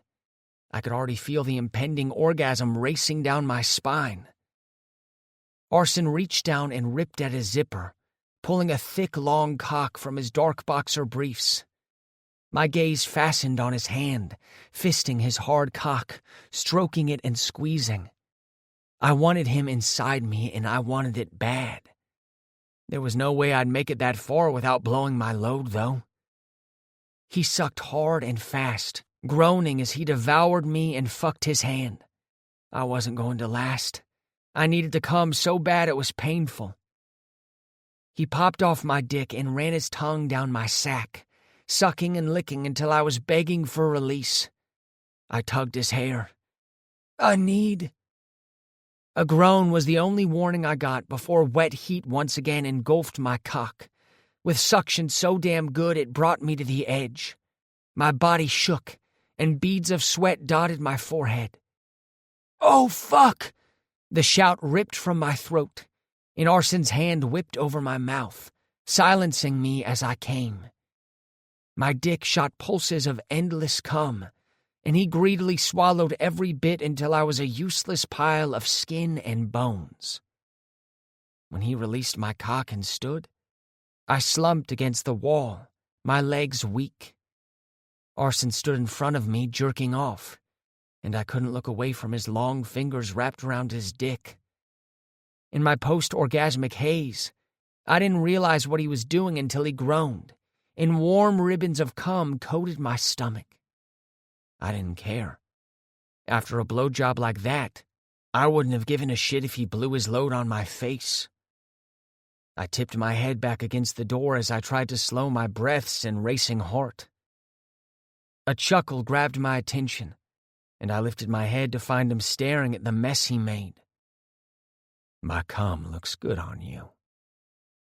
And there he was again, the asshole I shouldn't have hooked up with. How easily I'd forgotten with the burning promises that had flickered in his gaze. I scolded myself as he tossed me a knowing look. Frustrated, I straightened from the door. So fucking vain. Arson ignored the comment. "Come here." Arson manhandled me, gripping my shoulders, as if I couldn't manage it myself, and steered me toward the bathroom connected to his room and flipped on the light. Pulling me in front of him, we stared at our reflection in the mirror. I was a tangle of disheveled hair, puffy lips, and covered in cum. "See? Hot, right?" He ran his finger through the sticky mess, and I shivered at the sight until I squinted, finding several red marks on my neck and cheeks. "Is that fucking stubble burn?" I closed in on the mirror to examine it, running my fingers over the irritated skin. "Oh, shit." "Calm down. It'll go away." Arson backed away and pulled a towel from the cabinet, tossing it to me. "You can clean up in here." And then he was gone. Not happy about the red marks, I closed the door. Staring at my reflection, I cursed. Grabbing the towel, I cleaned up Arson's drying cum, attempted to tame my hair by running my fingers through the wild tangles, and splashed cold water on my face and neck. The marks weren't going away, so with a sigh, I gave up. This is what I deserved for breaking the self-imposed rule I'd only made for myself 2 days ago about not hooking up with strangers. But Arson, I had lost any self-control the minute I found myself alone with him. Frustrated, I turned away from my disheveled reflection. When I came out, I found Arson lying on his back, fully dressed on the bed with his eyes closed. I'd honestly thought I'd walk into an empty room since he'd left his friends outside. "Are you staying? Now that you know Quinn is here?" He cracked open his eyes. "In a rush to get rid of me?" "That's not what I said. I just thought, I think I'll stick around." His gaze lazily scrolled over my body. "Things could get interesting." The reality of our situation hit me again. This was Arson's room, and now I was stuck finding somewhere else to sleep. Fucking around was one thing. I wasn't sleeping next to the bastard. This won't happen again. He visibly tensed, and a humorless chuckle escaped his lips as he sat up. "Didn't plan on it, Kellen." I wasn't sure if I believed him, but was pretty sure I'd pissed him off, since he'd used my name and hadn't looked at me. In our brief time together, I'd already gotten used to having his unflinching stare trained on me. But what did he expect? He was a jerk, and I hadn't been thinking clearly. Guilt slammed in my gut. I'd messed around with my best friend's stepbrother, who he hated. And Quinn. I had feelings for him. I'd been in love with him for years. My brow scrunched. Quinn had never set off a reaction in me like Arson had, but that didn't mean anything. Did it? Confused, I shook my head slightly. "Doing this with you was a mistake. I need to find another room." "I didn't say I was kicking you out. But sure, do whatever the fuck you want." He tossed his legs over the side of the bed and stood. Did he expect me to share a bed with him? I repeated, "I'm not sleeping with you." Arson shook his head, grabbed his phone, and strode toward the door, pausing with his hand on the doorknob. "Then yeah, you should find a room. Or you can sleep on the floor or the chair. Do whatever you want." I watched as he left, and then spent several seconds steadying my breathing before I grabbed a change of clothes from my bag and slipped them on. I would need somewhere to shower and sleep, so I headed out to track down my best friend. Still scolding myself for messing around with Arson, who wasn't just an ass. I hadn't even known him for more than a few hours, and known was stretching it. I stopped cold at the top of the stairs. From my vantage point, I had a clear view of the two of them standing at the landing, talking. Or rather, Quinn was listening with a scowl as Arson leaned down, whispering in his ear. What the hell was he saying to him? Anxiety raced through my nerve endings. No way he was filling him in on what we'd just done in his room. I could only imagine my best friend would feel betrayed. And how would I explain myself? Arson was a flame, and I was just the moth stupidly flying right in it to my death. Okay, that was dramatic. And pathetic. Arson straightened and turned, glancing up at where I stood with one hand gripping the banister, as if he'd been aware I was watching. He tossed me a wicked grin and winked. My stomach bottomed out as he turned, and with hands stuffed in his pockets, he casually strolled away until I lost sight of him around the corner. Taking a deep breath, I took slow, measured steps, making my way to the first floor.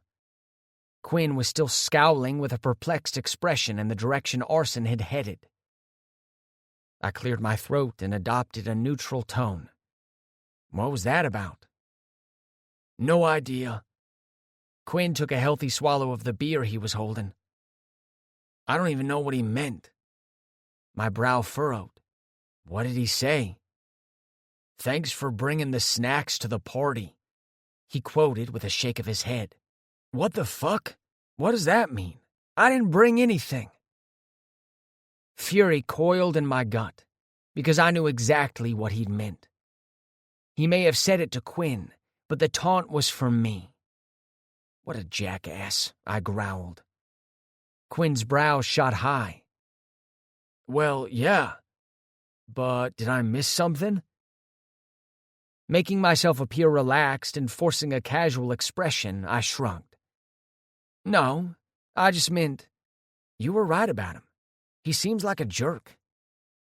Understatement.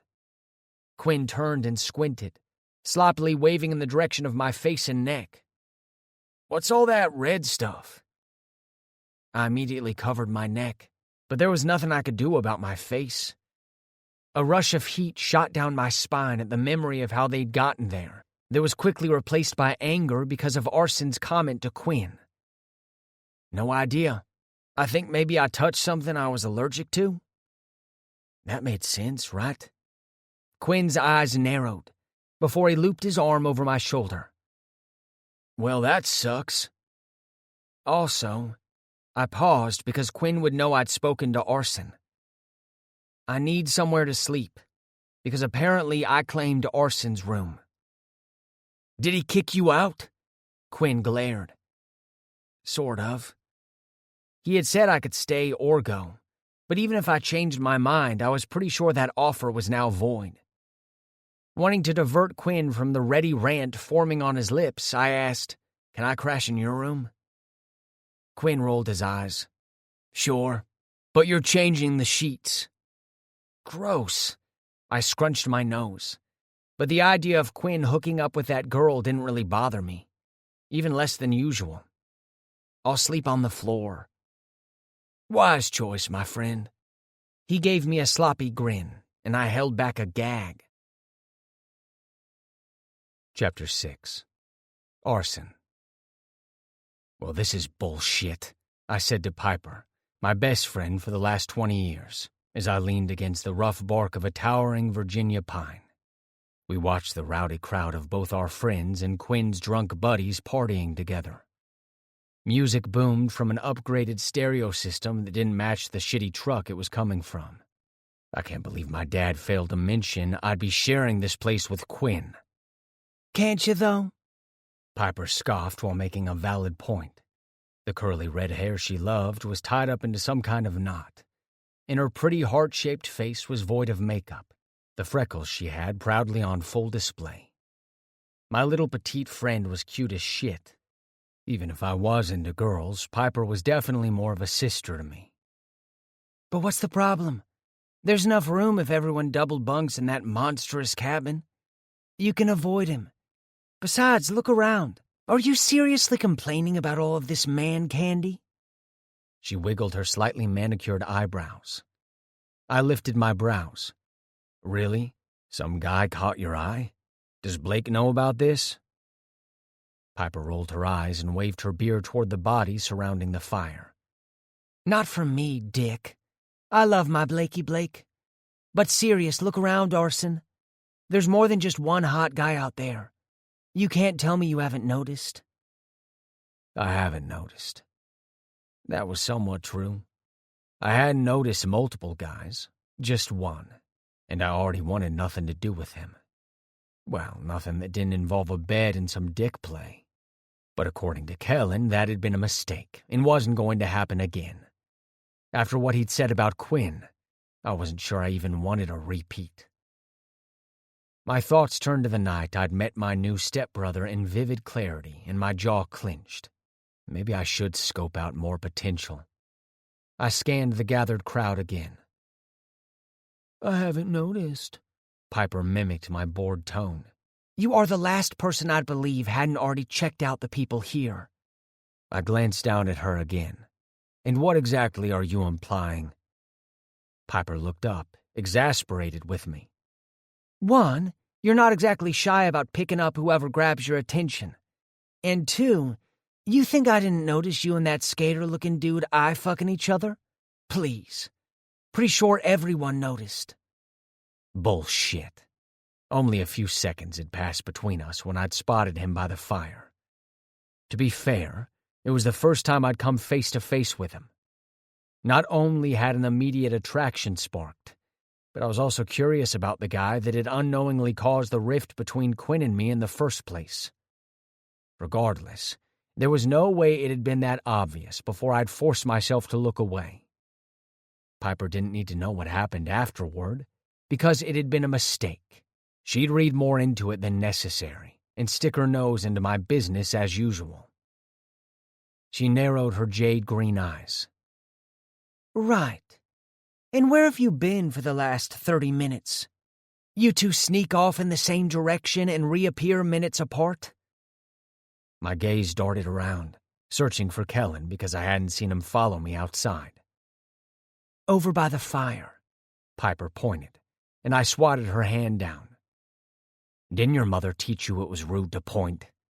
I narrowed my eyes, receiving a very unladylike snort in response. Piper took a deep pull of her beer before shaking her head. Ha! That would mean my mom gave a shit about me, and you know she doesn't. Besides, you're one to talk about being rude, you moody dick. I'm thinking maybe you don't want him to know we're talking about him. You are talking about him, whoever he is. I don't know what or who you're even talking about. The lie rolled easily off my tongue. Bullshit! She fake coughed before flashing a knowing smile. You are such a bad liar, Arson. Maybe you can fool everyone else, but I've known you your whole life in case you forgot. My arson is full of shit meter just went bananas. Whatever you say, but you are dead wrong about this one. I shook my head and turned back to the party, sneaking a look in the direction she had pointed. Piper was right. Kellen stood by the fire, one hand stuffed into the pocket of a pair of shorts while he held a beer in the other. His mouth was set in a firm line as he stared into the flames. Next to him, Quinn was gesturing wildly, clearly wasted, but Kellen didn't even seem to register my stepbrother's presence. I was sure Quinn had filled Kellen in on what I'd said as he'd watched from the second floor, and the barb seemed to have hit home the way I'd intended. Something about the way he'd called me a mistake just chafed at an invisible wound, stemming from mommy issues, I guessed. I shouldn't feel bad about it, so I shoved away the irritating guilt nipping at my gut. Piper pushed off the tree and yawned. I'm tired. It's been a long day, so I'm going to turn in early. I laughed. It's not even 10 yet. She shrugged. Blake and I went apartment hunting this morning, and I have a week to join the party. Right now, I just need to catch some sleep.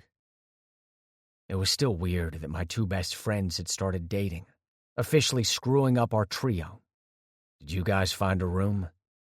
Yeah, we're set. Don't worry your pretty little head about us. Where is Blake anyway? Piper scrunched her nose. Around here somewhere. I think I saw him by the water. Turning, she rose up on her tiptoes and wrapped her arms around my neck. Leaning toward my ear, she snickered. When you and that guy are banging, make sure to wrap it up. You're hilarious.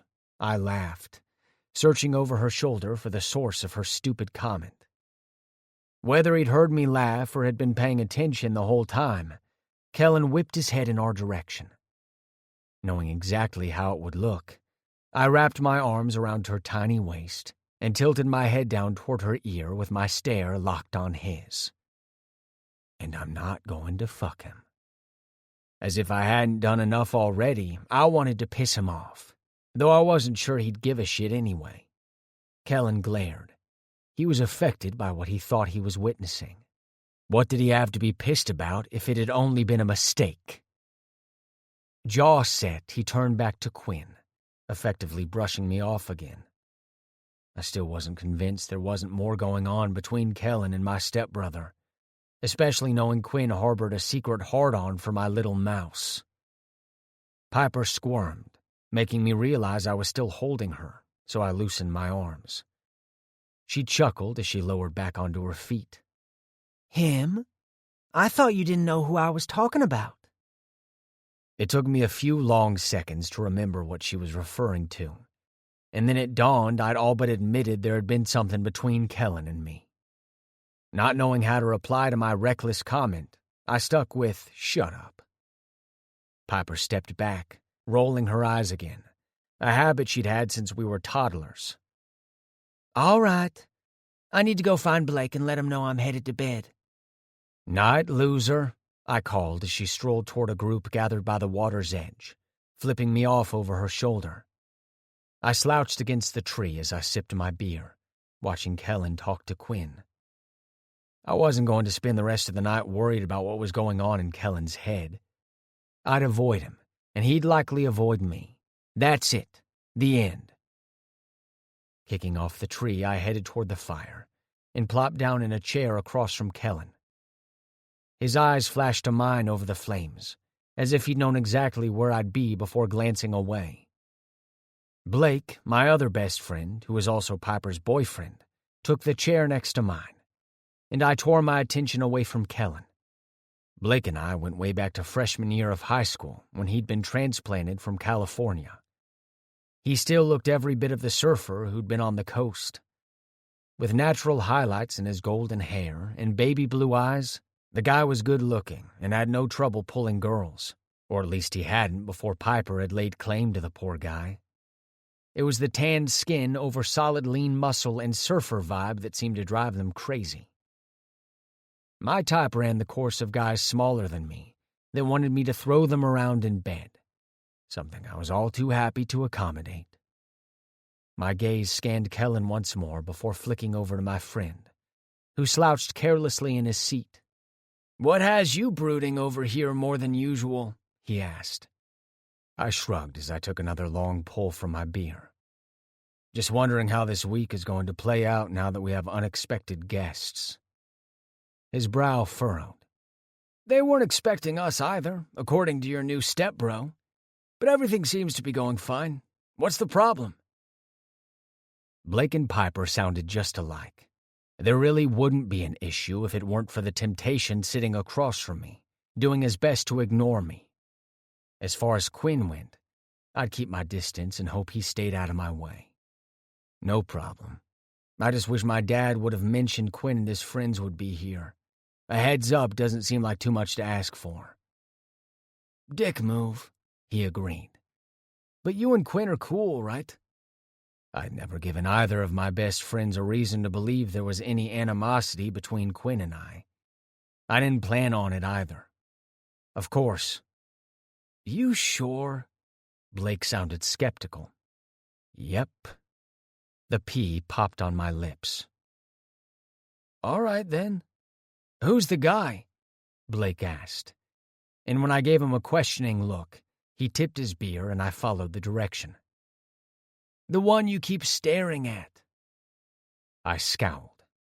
What was with people studying what the fuck I was doing? "No idea what you're talking about.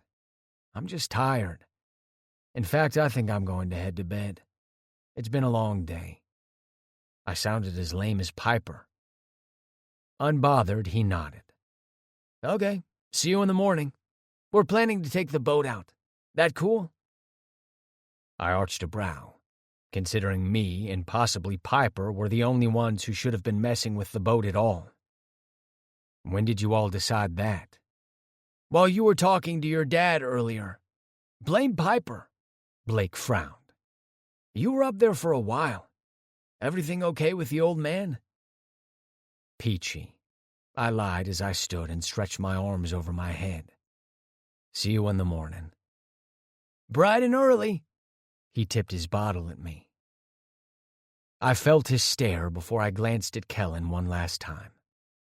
His narrowed eyes flicked from me to Blake and back. Shooting him one last glare, I turned, heading for the cabin, tossing my beer in the barrel as I passed. Whatever had crawled up his ass wasn't my problem. Rattling sounds jarred me awake, and I blinked into the darkness of my room, looking around for the source of the noise. A curse came from outside my quiet room, followed by a sigh. Slowly, I slid from my bed and stumbled toward the door. When I swung it open, I was only slightly surprised to find Kellen standing there frowning. Cocking a brow, I leaned against the doorframe.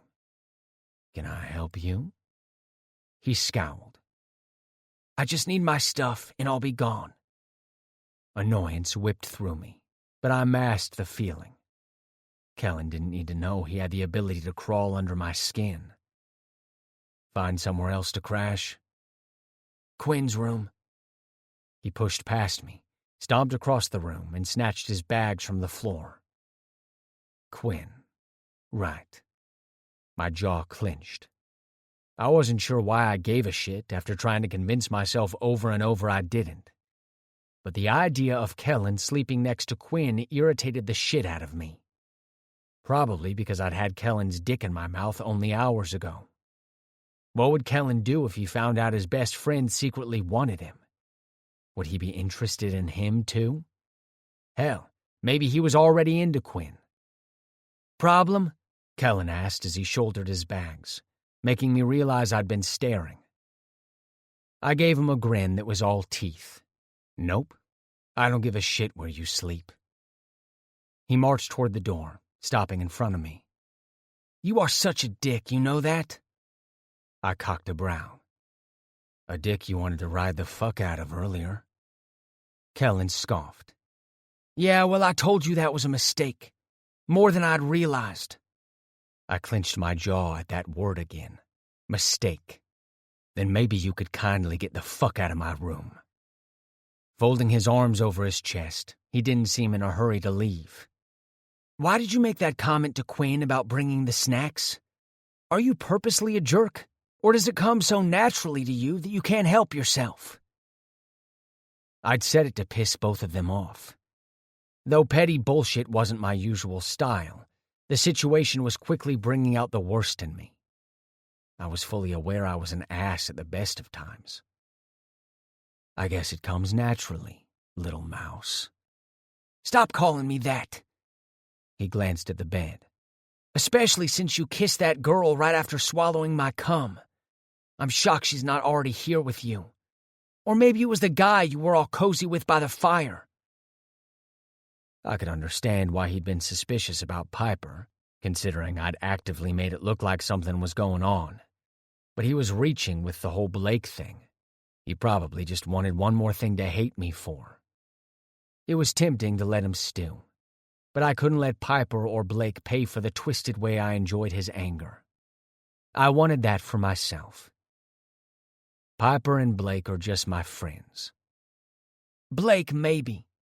Piper?"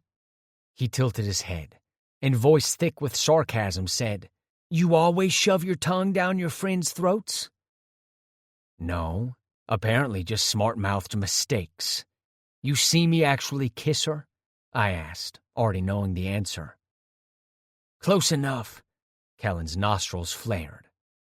I studied him closely, taking note of the V that formed between his eyebrows and the pinch of his lips. "That seems to bother you." He scoffed. "Not even the slightest." Folding my arms over my chest, matching his stance, I leaned against the wall. "So then, why are you still here?" Kellen glared. "Go fuck yourself, Arson." "I may have to. You being pissed is getting my dick hard." I wasn't lying. My cock was hard as hell. Twisted, like I said. I could see the struggle in his eyes before he caved and glanced down at the semi bulging in my boxer briefs. "Something is seriously wrong with you." When he glanced back up, I shrugged one shoulder. "Not my fault my dick has a mind of its own. Trust me, the last thing I'd fuck is you." His blue eyes narrowed. "Likewise. Enjoy your hand." "Enjoy my stepbrother." I forced nonchalance into my tone that I didn't feel at all at the unwanted image of the two of them wrapped up in each other in bed. "Screw you, Arson. It's not like that. Quinn is my best friend and only that. He's not even into guys," he argued. Okay. I wasn't blind. But he didn't see the situation from an outsider's perspective. Quinn watched Kellen the same way I watched Kellen. Either Kellen was completely oblivious to it or was flat out lying. I'd had enough of this bullshit conversation and pushed off the wall. "Well, night." Without another word, he stormed out, and I slammed the door closed. Once I crawled back under my sheets, I couldn't sleep. I kept wondering if Quinn was finally going to make his move, and how Kellen might respond. I groaned and rubbed my eyes. The whole situation was stupid, unexpected, unwanted, and completely fucked up. Chapter 7. Kellen. Quinn's door was directly across from Arson's, and I stood there trying to calm my racing pulse from the confrontation with him. Never in my life had I met someone that infuriated me to the point of a borderline heart attack. My body was fueled with adrenaline that didn't want to calm down. Giving up, I turned the knob and found the door unlocked. When I let myself inside, I breathed a sigh of relief to find Quinn alone in bed. Quinn hooking up with girls was the last thing I cared about at the moment, because all of my thoughts were focused on his jerk stepbrother, but I didn't want to be left without a place to crash either. Staring at the lumpy form of my passed-out friend, I considered lying on the bed. Wrinkling my nose, I decided against it since he likely hadn't changed the sheets. The recliner in the corner matched the one in Arson's room and looked comfortable enough to sleep on. After setting my things on the floor by the door, I made quick work of slipping off my shirt and shucking my shorts. Quinn's snores faltered, and I glanced toward him. He peered through cracked eyelids. "What are you doing?" "Sorry, I was trying not to wake you," I whispered, and quietly stepped toward the recliner. I grabbed the thick wool blanket that was tossed over the back and scooted onto the cloth seat. Leaning back, I tried to get comfortable, but all of the wiggling in the world wasn't helping. "Don't be an idiot," Quinn mumbled, startling me when I thought he'd fallen back asleep. "I changed the sheets. You're safe." I sighed as I pushed out of the chair and moved to the opposite side of the bed. "You better not be lying." "Swear I'm not. Look in the corner." He yawned. Sure enough, there was a pile of linens in a crumpled heap. I slid between the sheets and flopped on my side, facing the wall. It wasn't the first time we'd shared a bed, but this was the first time I didn't deem the need to overanalyze the situation. Honestly, my blood was still boiling over the conversation with Arson. "You okay?" Quinn asked, and softly kicked my leg. I wasn't, but what was I going to say? I couldn't be honest about what Arson and I had done. Quinn would feel betrayed, and I would have to admit I'd made a stupid decision in hooking up with the biggest asshole in Georgia. "I'm fine. Just a long day." He yawned again. "I hear that. Get some sleep. It's going to be hot as hell, and I'm already going to have a bitch of a hangover." That was easy for him to say. He hadn't been in a tug-of-war with his own feelings and thoughts all night. So, after he'd fallen back asleep, I stared at the wall, mentally berating myself for letting Arson affect me to the point of a sleepless night. The sun beamed unforgiving early morning rays through the huge windows as I crossed the den. Harsh sounds of a busy kitchen with clanking silverware on dishes and sleepy chatter greeted me as I blinked my bleary eyes and dragged myself toward the noise. The scent of coffee and bacon sizzling hung in the air, and my stomach grumbled. "Kellen?" My name caught my attention, and I glanced toward the source. Sean sat next to his girl at the table, waving me over. "Where's Quinn?" "Still asleep." Taking a bowl from the stack on the counter, then carrying it to the table, I slid onto a padded bar stool that, like everything else in the house, was made of raw wood. Seated across from Sean, I grabbed the cereal and milk from the center of the oversized butcher block-style table. "What's going on today?" "Everyone is talking about taking the boat and jet skis out, but I think me and Sophie are just going to watch a movie or something. Yesterday took it out of her, and she needs to rest." He gave her a concerned look. Sophie rolled her eyes. I'm not breakable, just a little tired. I nodded and dipped my spoon into the cereal, shoveling a giant bite in my mouth. A big body slid onto a bar stool across the table next to Sean, and I glared as Arson stared me down. His eyes were slightly red, and I wondered if he'd struggled as much as I had to get to sleep. Probably not. His demonic ass probably slept like a baby after feeding off my anger. Before I could give it any more thought, the girl I'd seen him kiss, or almost kiss, the night before scooted onto the chair next to him. She yawned and rested her head against his bicep. I'm so sleepy. His eyes softened as he looked down at her with a slight frown. I thought you went to sleep early.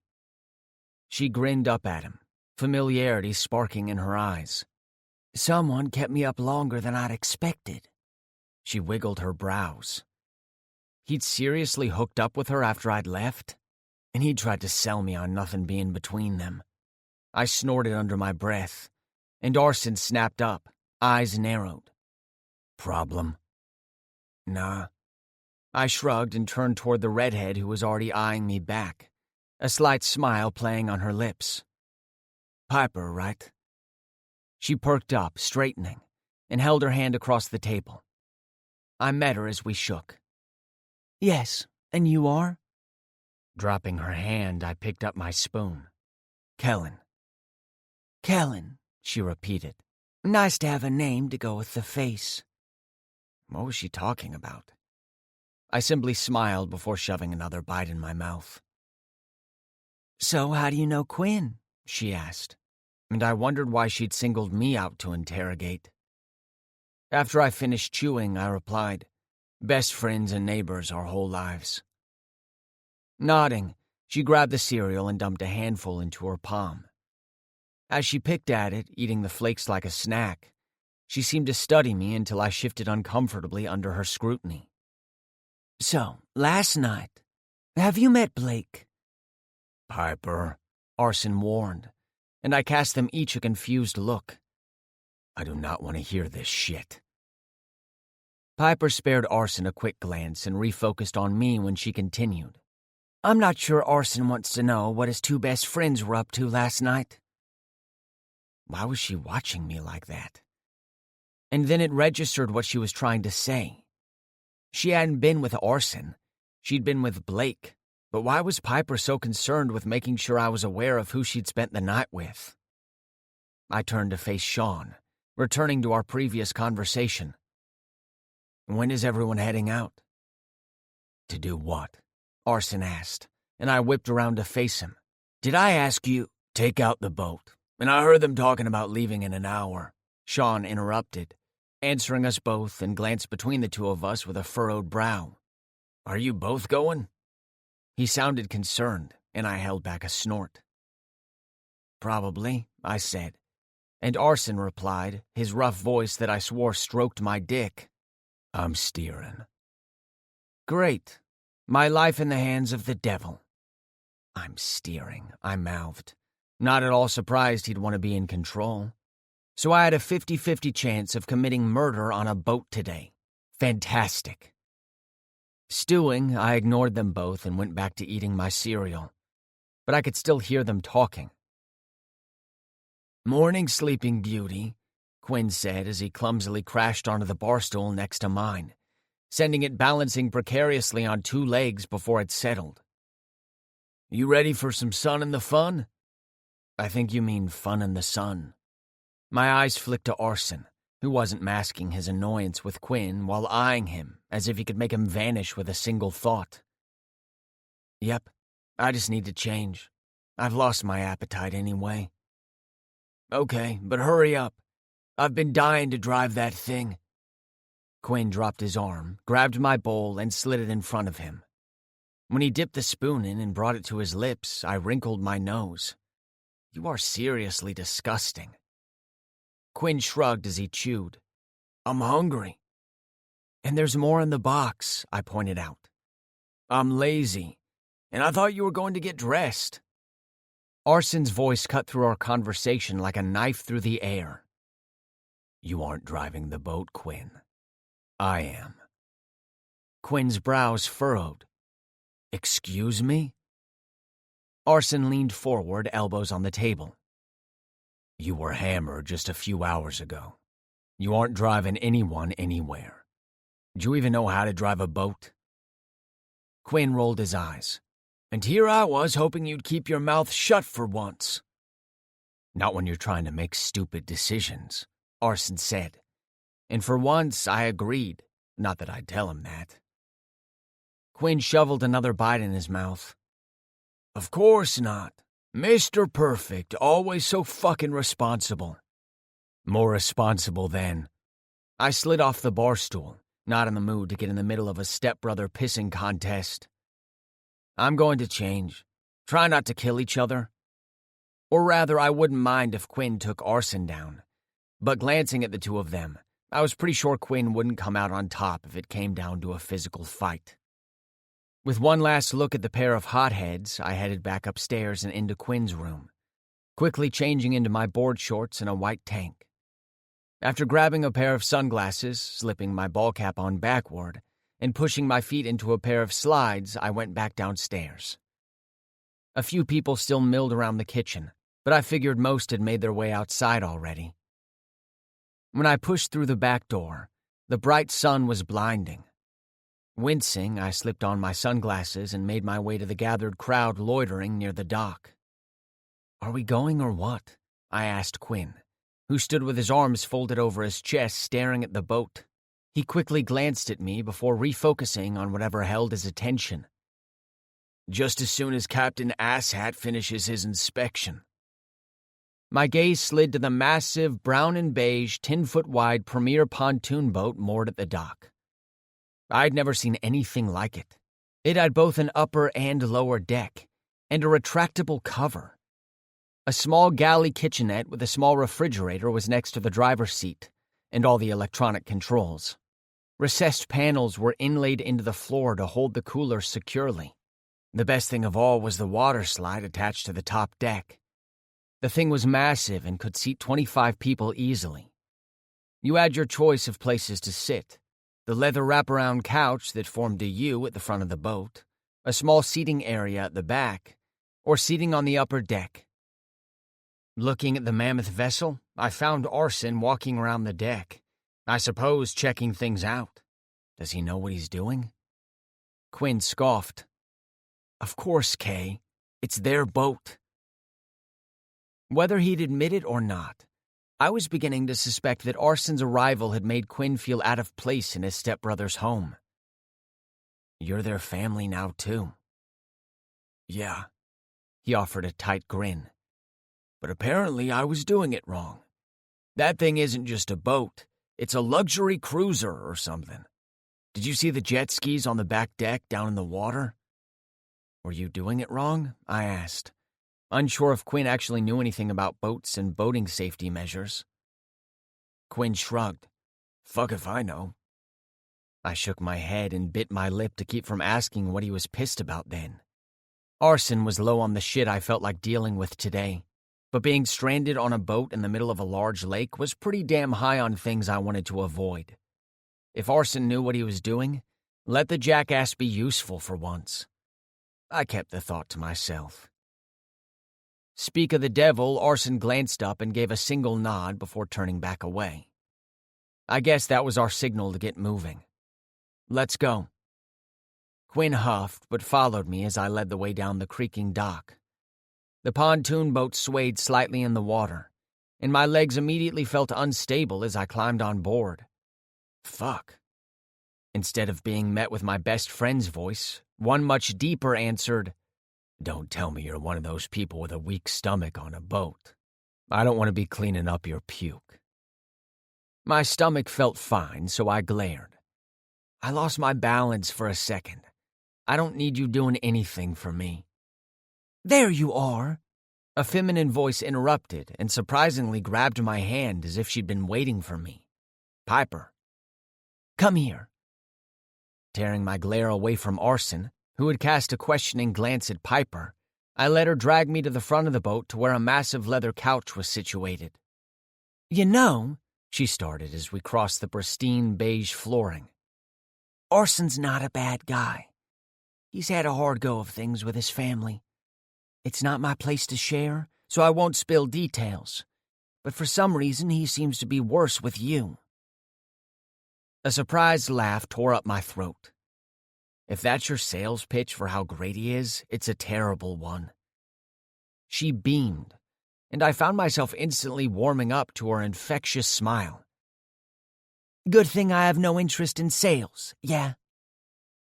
I shook my head as she led us to a light brown-colored couch and took a seat, patting the leather next to her. "I worded that all wrong. I shouldn't want to know more about arson. Still, with information on how the evil lord had come to be, my curiosity made me accept the invitation, and I sank down next to her. Want to try again?" She chuckled, green eyes twinkling. "Please." "Can I ask you a question first?" I hedged. "Of course." She turned in the seat, facing me with one leg bent and the other dangling off the side. "Shoot." Pulling off my sunglasses, I hooked them on top of my hat. "Why do you care what I think about arson?" Piper nibbled at her lower lip. "Arson and I have been best friends almost our whole lives. Our parents are best friends, similar to you and Quinn, I imagine. I know him, and the way he's acting..." She shrugged. "He doesn't normally get his feathers ruffled. I mean, he's always kind of a dick." Again, with the sales pitch. She really was terrible at this if she wanted me to change my opinion of arson, which, if not impossible, was still a tall order. She tossed her head back, red curls wild in the breeze as she laughed. "Oh my God, I'm so fucking this up." She cleared her throat, snuffing out the laughter, but mirth still danced in her eyes. "So before I totally ruin everything, here's the deal. Arson..." "Piper," a stern voice interrupted. She swung her head up, giving Arson an innocent smile. "Yes, dear?" "I need you to come help me." She shook her head. "No, you don't. You just want me to shut up." It was clear Piper had zero problems dealing with Arson's attitude and calling him out. "Well, do that, then." Arson didn't bother denying her accusation. Piper burst out laughing. "Fine." She turned to me and mock whispered, "To be continued." "No, it won't." He glanced at me as if to drive the point home. Nail in the coffin, door closed. There would be no talk.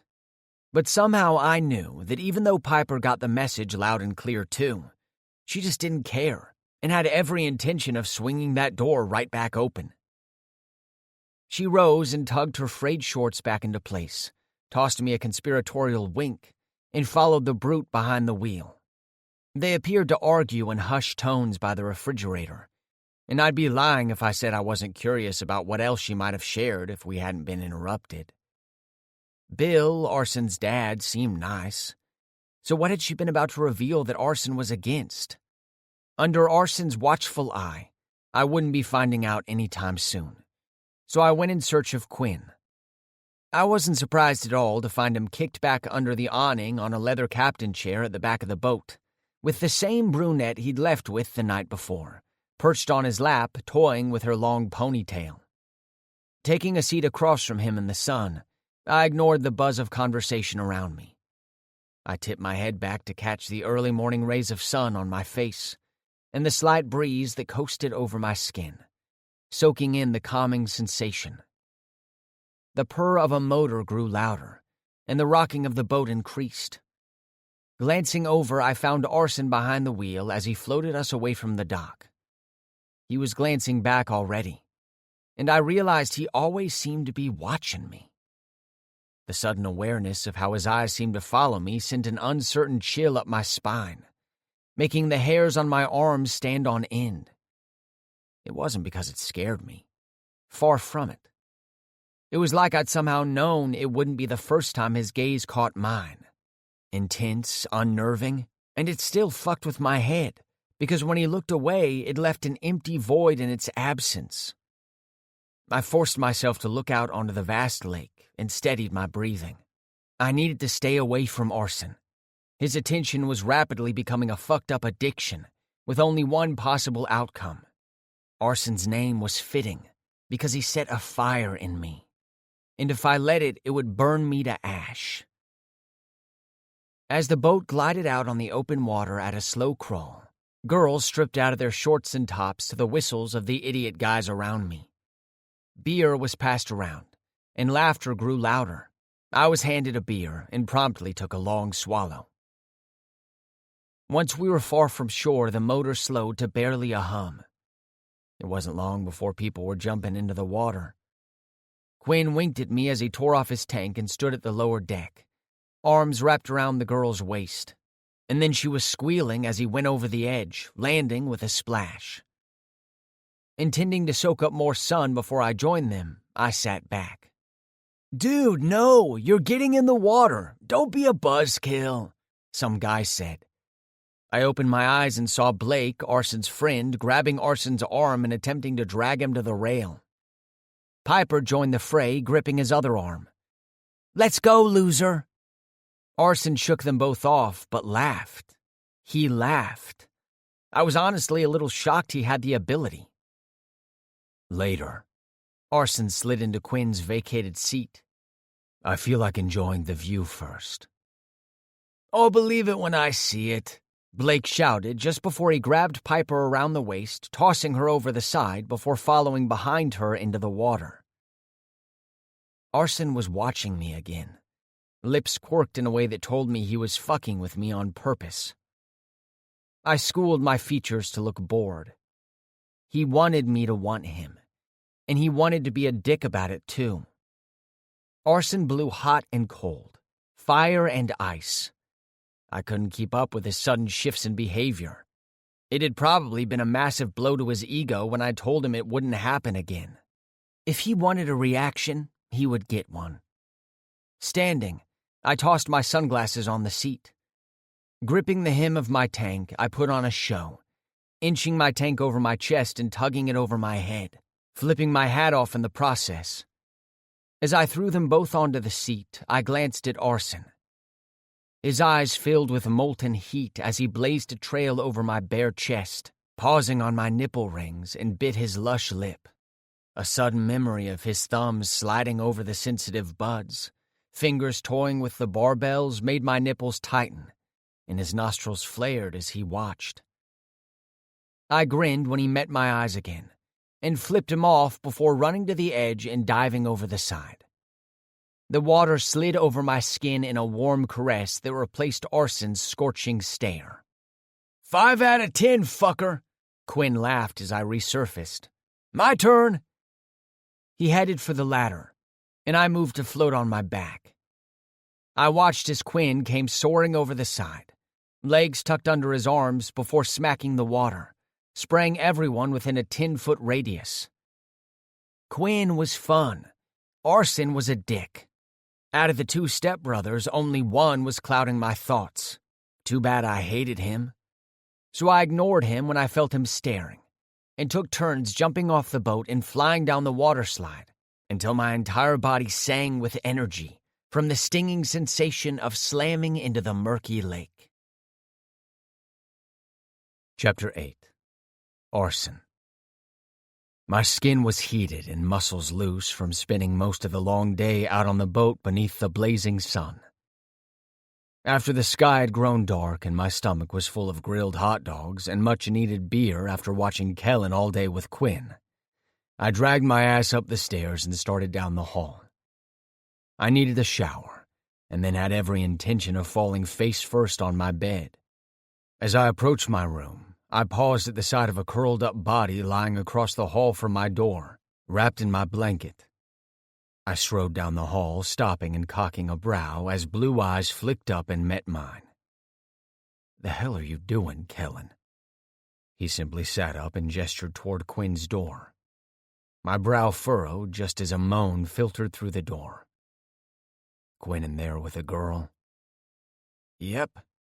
Kellen flopped back against the wall, rubbing his tired eyes. "I will never be able to scrub the image of some girl popping off his dick and inviting me to join them." He shuddered, and I scowled. I didn't want to think about Kellen hooking up with someone, especially if it involved Quinn. I was also pissed my stepbrother had left Kellen without somewhere to sleep. I hesitated as I considered my options. I couldn't leave him in the fucking hall, even though I didn't owe him shit.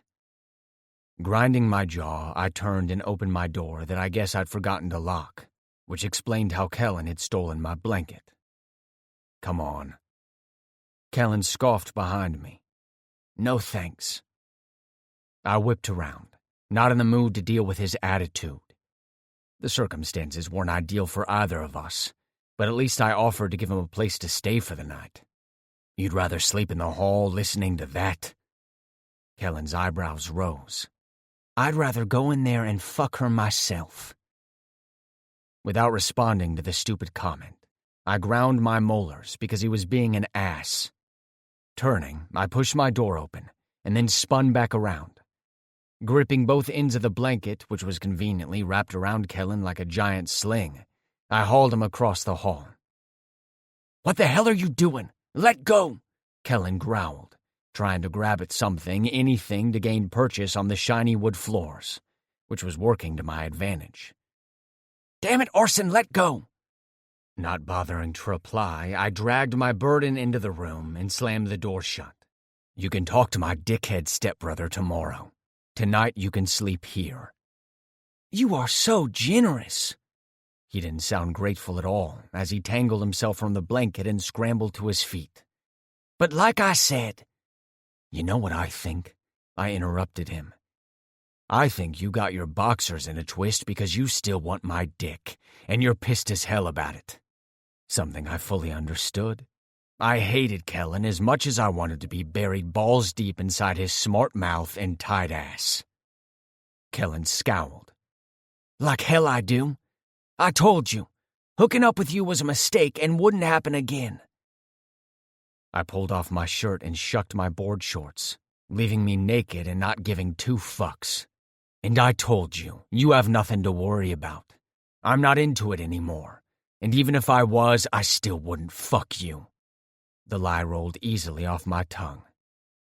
Silence met my reply, and I glanced at Kellen, who was staring at my dick. I wasn't even hard, or at least I hadn't been before he sank his teeth into his full lip. Kellen wanted it, whether he'd admit it or not. Fucking liar. Kellen licked his lips, which didn't help the situation. He had to notice my dick hardening as blood rushed downward in a tsunami of need. Jaw set, his eyes snapped up, meeting mine again. Good. That makes two of us. Or neither of us. But I wasn't about to tell him that and listen to more lies spill from his mouth.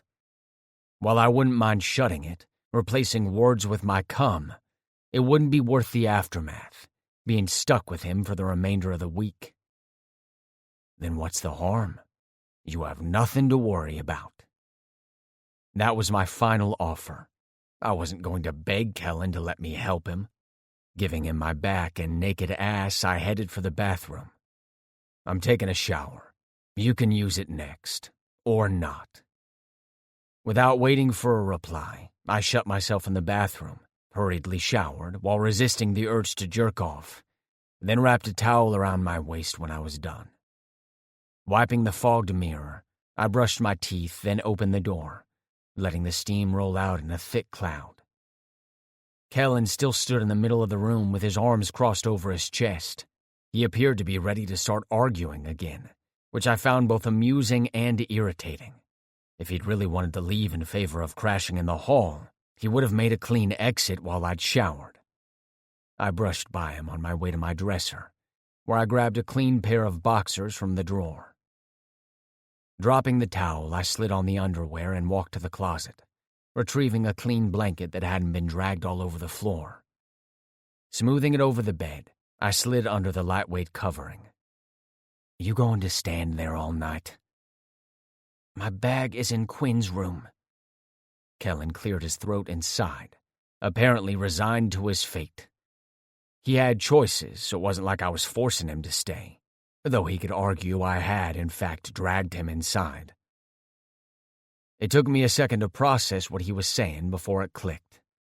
Kellen had nothing to change into, and I was guessing he wasn't down to sleep naked. It wasn't a big deal, so I pointed at the drawer. Grab a pair of mine. A scowl twisted his features. I'm not wearing your fucking underwear. I lifted a shoulder. Not sure what else to tell you. You can't get to your bag unless you want another offer to stick your dick in that girl. Your shorts are wet, so you sure as fuck aren't getting in my bed like that. Want to sleep naked? Go for it. Chewing on his plush lip, his shoulders finally sagged. Do you have a pair of shorts or something? It shouldn't turn me on, the idea of Kellen wearing my clothes, but I didn't seem to get a vote on my reaction. Bottom drawer. The squeal of the drawer being pulled open was followed by the rustling of fabric before it shut again. Thanks. How did someone make an appreciative word sound like it was sour as a lemon stuffed in their mouth? Instead of starting another round of who could piss the other one off the most, I responded, Yep. It was one night. One pair of shorts. We'd both survive. The bathroom door closed and the water cranked on. Imagining his pale skin with water rolling down his slim body, my dick started to harden again. I rolled to my other side, facing away from the bathroom, and squeezed my shaft, intending to jerk off so I could forget Kellen and get some sleep. Stroking my dick, I tried to shift my thoughts to something I could quickly jack off to, but I kept picturing Kellen in the shower. Was he jerking off? If he was he thinking about me too? Knowing I'd still picture him as I came, I cursed and released my dick. Fuck that. I shifted restlessly, ignoring the ache in my balls and trying to force myself to sleep. It didn't work, and minutes later Kellen came out of the bathroom, bringing the scent of my body wash with him. I really hadn't thought that one through, and it did nothing but make my cock harder. When he lifted the blanket and slid beneath it, he shoved a thick pillow between us. A dark chuckle whispered through my lips. If I wanted you, little mouse, you think that flimsy thing would save you? You're such a dick, Kellen whispered, and I glanced over my shoulder. He wasn't wrong, but even the tiniest hint of gratitude would have gone a long way.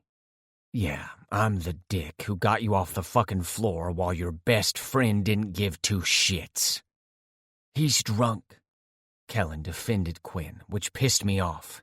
Why did he continue to see the best in a guy who barely spared him a thought if it got in the way of getting his dick wet? Aware of how Quinn felt about Kellen, I couldn't wrap my head around his actions, but I wasn't interested in spending my time trying to figure out what was going on in his head. Annoyed, I growled, "Go to sleep." Kellen quieted for once, which was nice, and I wished it would happen more often. One night. Good for you. I yawned, though I wasn't sure sleep would find me anytime soon now. You're safe from me. I've had you, and once was enough. Kellen snorted. You didn't have me, Arson. That was a shitty blowjob at best. Even you said it. A snack, am I right? If it was decent, you might have gotten more. The comment fell on deaf ears as far as I was concerned. You came like a fucking geyser, so say that shit to someone who believes it. Fuck you, Arson, Kellen snapped, anger lacing his tone the same way annoyance was creeping into mine. Never gonna happen, Kellen. Kellen scoffed. No shit. I wouldn't fuck you anyway. Fucking good, I growled back. I wasn't even sure I was lying anymore. I could almost feel the anger emitting from Kellen as it heated my back. He hated me. Good. The feeling was entirely mutual. Chapter 9. Kellen.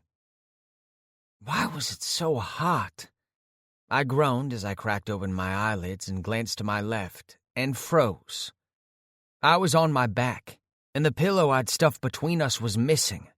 And to make matters worse, Arson was less than a foot away with one of his heavy legs resting between mine. He appeared to be sleeping soundly, giving me the chance to take in the long eyelashes dusting over his tanned skin and those full lips. He looked so peaceful it would have been easy to forget what an asshole he really was. Realizing I'd been the one who'd made my way to his side of the bed, I channeled my inner sloth into easing my legs free. I tried my best to ignore the sensations with my skin skimming along with his, and the prickling of his leg hair as it brushed mine. Inching my way across the mattress, I did my best not to wake him. He'd never let me live it down if he was aware of what had happened. Once I reached the edge, I slid off the bed and glanced around the room, cursing softly. All of my things were in Quinn's room, and I was wearing a pair of Arson's shorts that were easily 2 sizes too big. Looking around the room aimlessly, it dawned on me I'd hung my board shorts over the shower rod. Quietly crossing the room, I padded silently into the bathroom to make a quick change, before creeping out into the hall, closing Arson's door as soundlessly as possible. Quinn's door was still closed, so I knew that lazy bastard was still passed out. And I didn't want to witness anything I couldn't unsee just to grab a change of clothes. Again. My shorts and tank were still slightly damp and a little uncomfortable, but I made my way downstairs anyway, to the loud clatter ringing in the kitchen. "Morning." Sean grinned from where he sat at the table, sipping on a steaming cup of coffee in a red mug. "Good night." His brown eyes twinkled, and I narrowed mine. "Slept like a baby." Which was surprisingly true, considering I'd slept next to Satan. I reached for a plate of fluffy biscuits someone had made and placed in the center of the table, snatching one from the top before I sat across from Sean. He hummed, not bothering to hide a knowing grin, though I wasn't sure what he thought he knew. Sean waggled his brows. "Yeah? Arson laid down the Stop!" The word burst from my lips, an automatic reflex. With the biscuit halfway to my mouth, I paused as a sinking sensation settled in the pit of my stomach. I didn't want Quinn or anyone else to find out I'd slept with Arson, even if we hadn't done anything except argue. I was still pissed at my best friend for leaving me high and dry with nowhere to sleep last night. I cleared my throat, acting as if I had no idea what Sean had been about to say, and to a point, I actually didn't. "What about Arson?" Sean snickered as he swiped dark strands away from his forehead. "Sophie and I are next door. You know, she gets these cravings, so I had to do my duty and find her some fucking apple juice and pickles." He grimaced. "So I opened the door, and guess what I saw?" I wasn't dense and immediately figured out what he thought he'd seen. It wasn't like that. Quinn was with some girl, so I had nowhere else to go. My clothes were wet and I couldn't get to my bag, I explained. It was true, but I could have left and probably should have, considering I'd woken up tangled with Arson. My body was not in tune with my brain. That was becoming an inconvenient truth. Arson made it his business, that's all. He nodded, a smile playing on his lips as if he were holding back a laugh. "Yeah, I saw the whole caveman thing. But you didn't seem like you were in any real danger." He paused. "You two argue really loud, you know that, right?" I closed my eyes and inhaled slowly through my nose. If he'd overheard everything.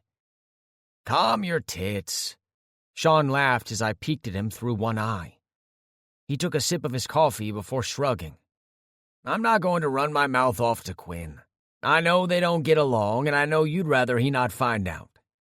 But if you two want to be discreet about the whole thing, you might want to lower your voices.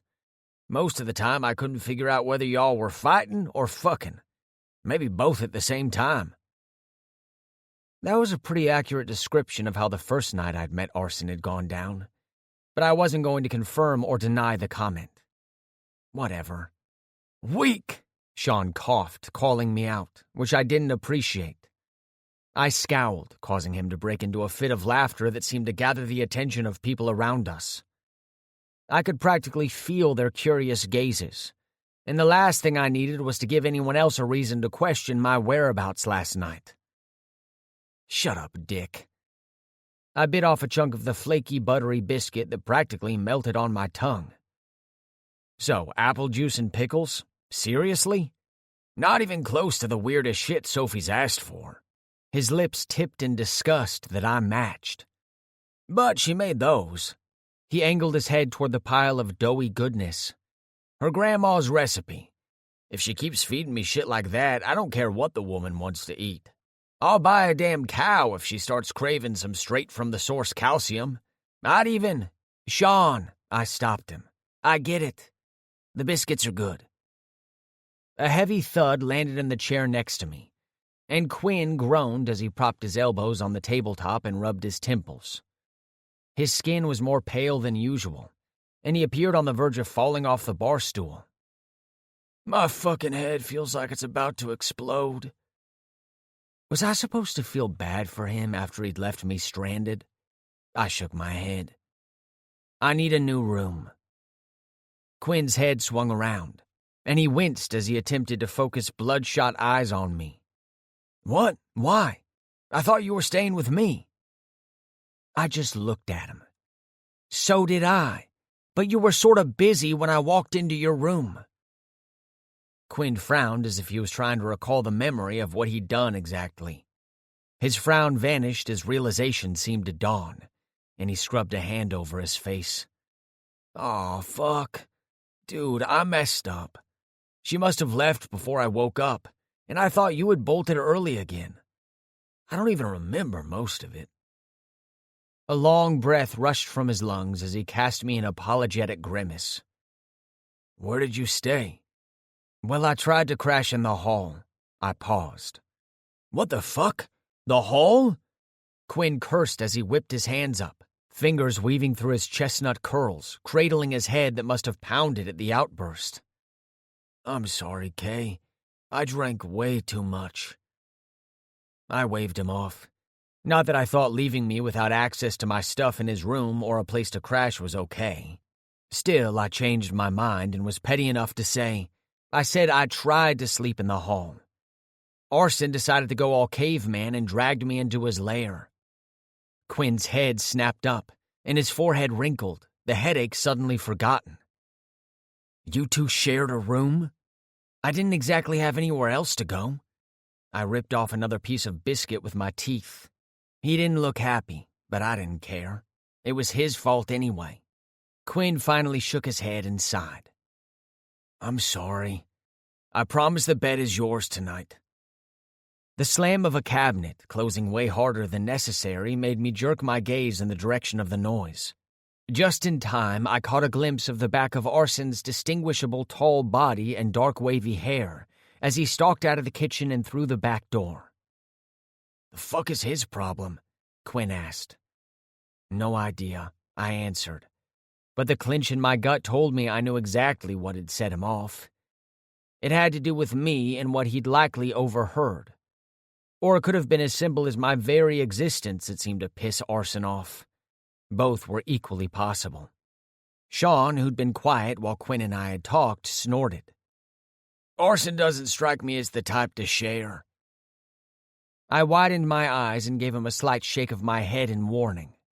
What happened to him keeping his mouth shut? Share what? Sean's lips twitched at Quinn's question. I meant Arson doesn't strike me as the type to care. He's just his normal self. He shrugged, and I held in an exasperated sigh at his poor attempt to cover the flub. Quinn seemed to buy the story, laughing quietly. Truth. I keep trying to tell Kellen, but he's obviously not listening. He looked at me. Don't stay with him again, okay? I don't trust him. Neither did I, but not the same way Quinn meant. It was me more than Arson that I didn't trust when I was around him. For all the swearing I did about not hooking up with him again, it didn't mean it wasn't tempting.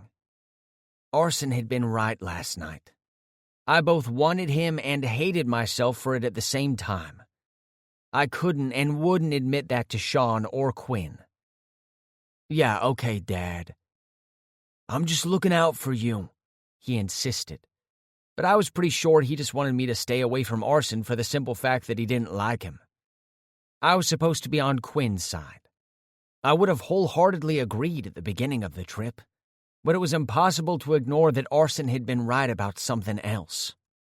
While Quinn seemed to forget about me when something new and shiny caught his attention, Arson had been there picking up the slack.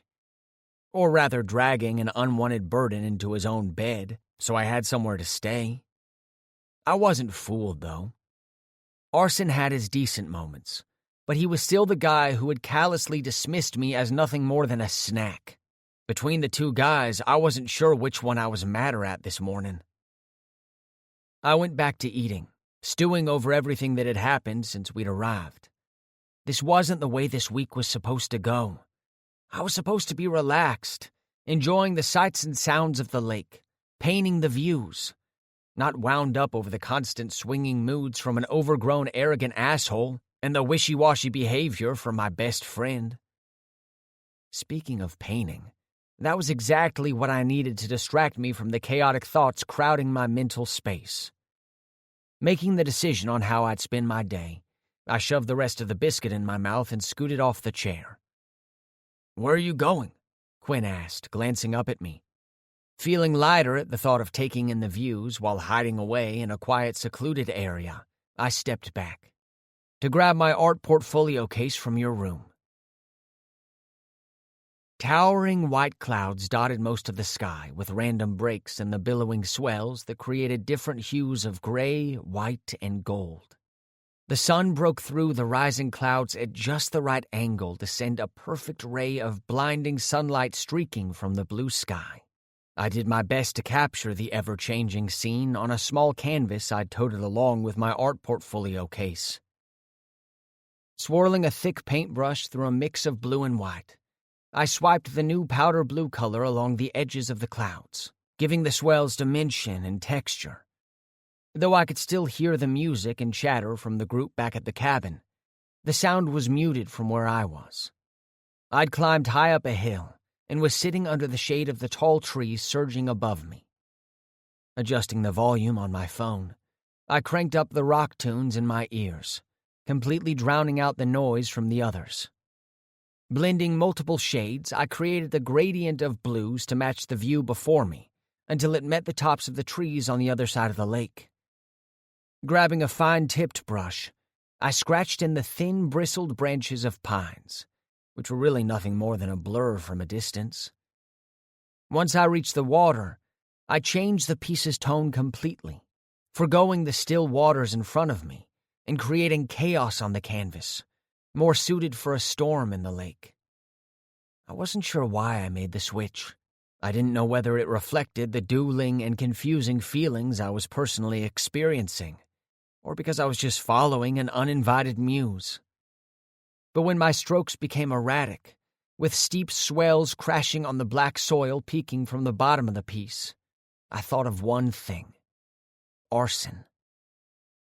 Setting the brush aside, I swiped my finger through the shades and dragged a hefty amount of black, the color of Arson's hair, into the mix. Running my thumb over the rough ridges of the canvas, I let free the feelings swelling inside me, sweeping through the already chaotic depiction of the lake and making it wilder, untamed. As if the waters weren't contained by the natural walls of the massive hole in the earth. They seemed to rise despite them. Arson, my mind repeated. I paused at the thought as I realized that was exactly what I was painting. Two sides.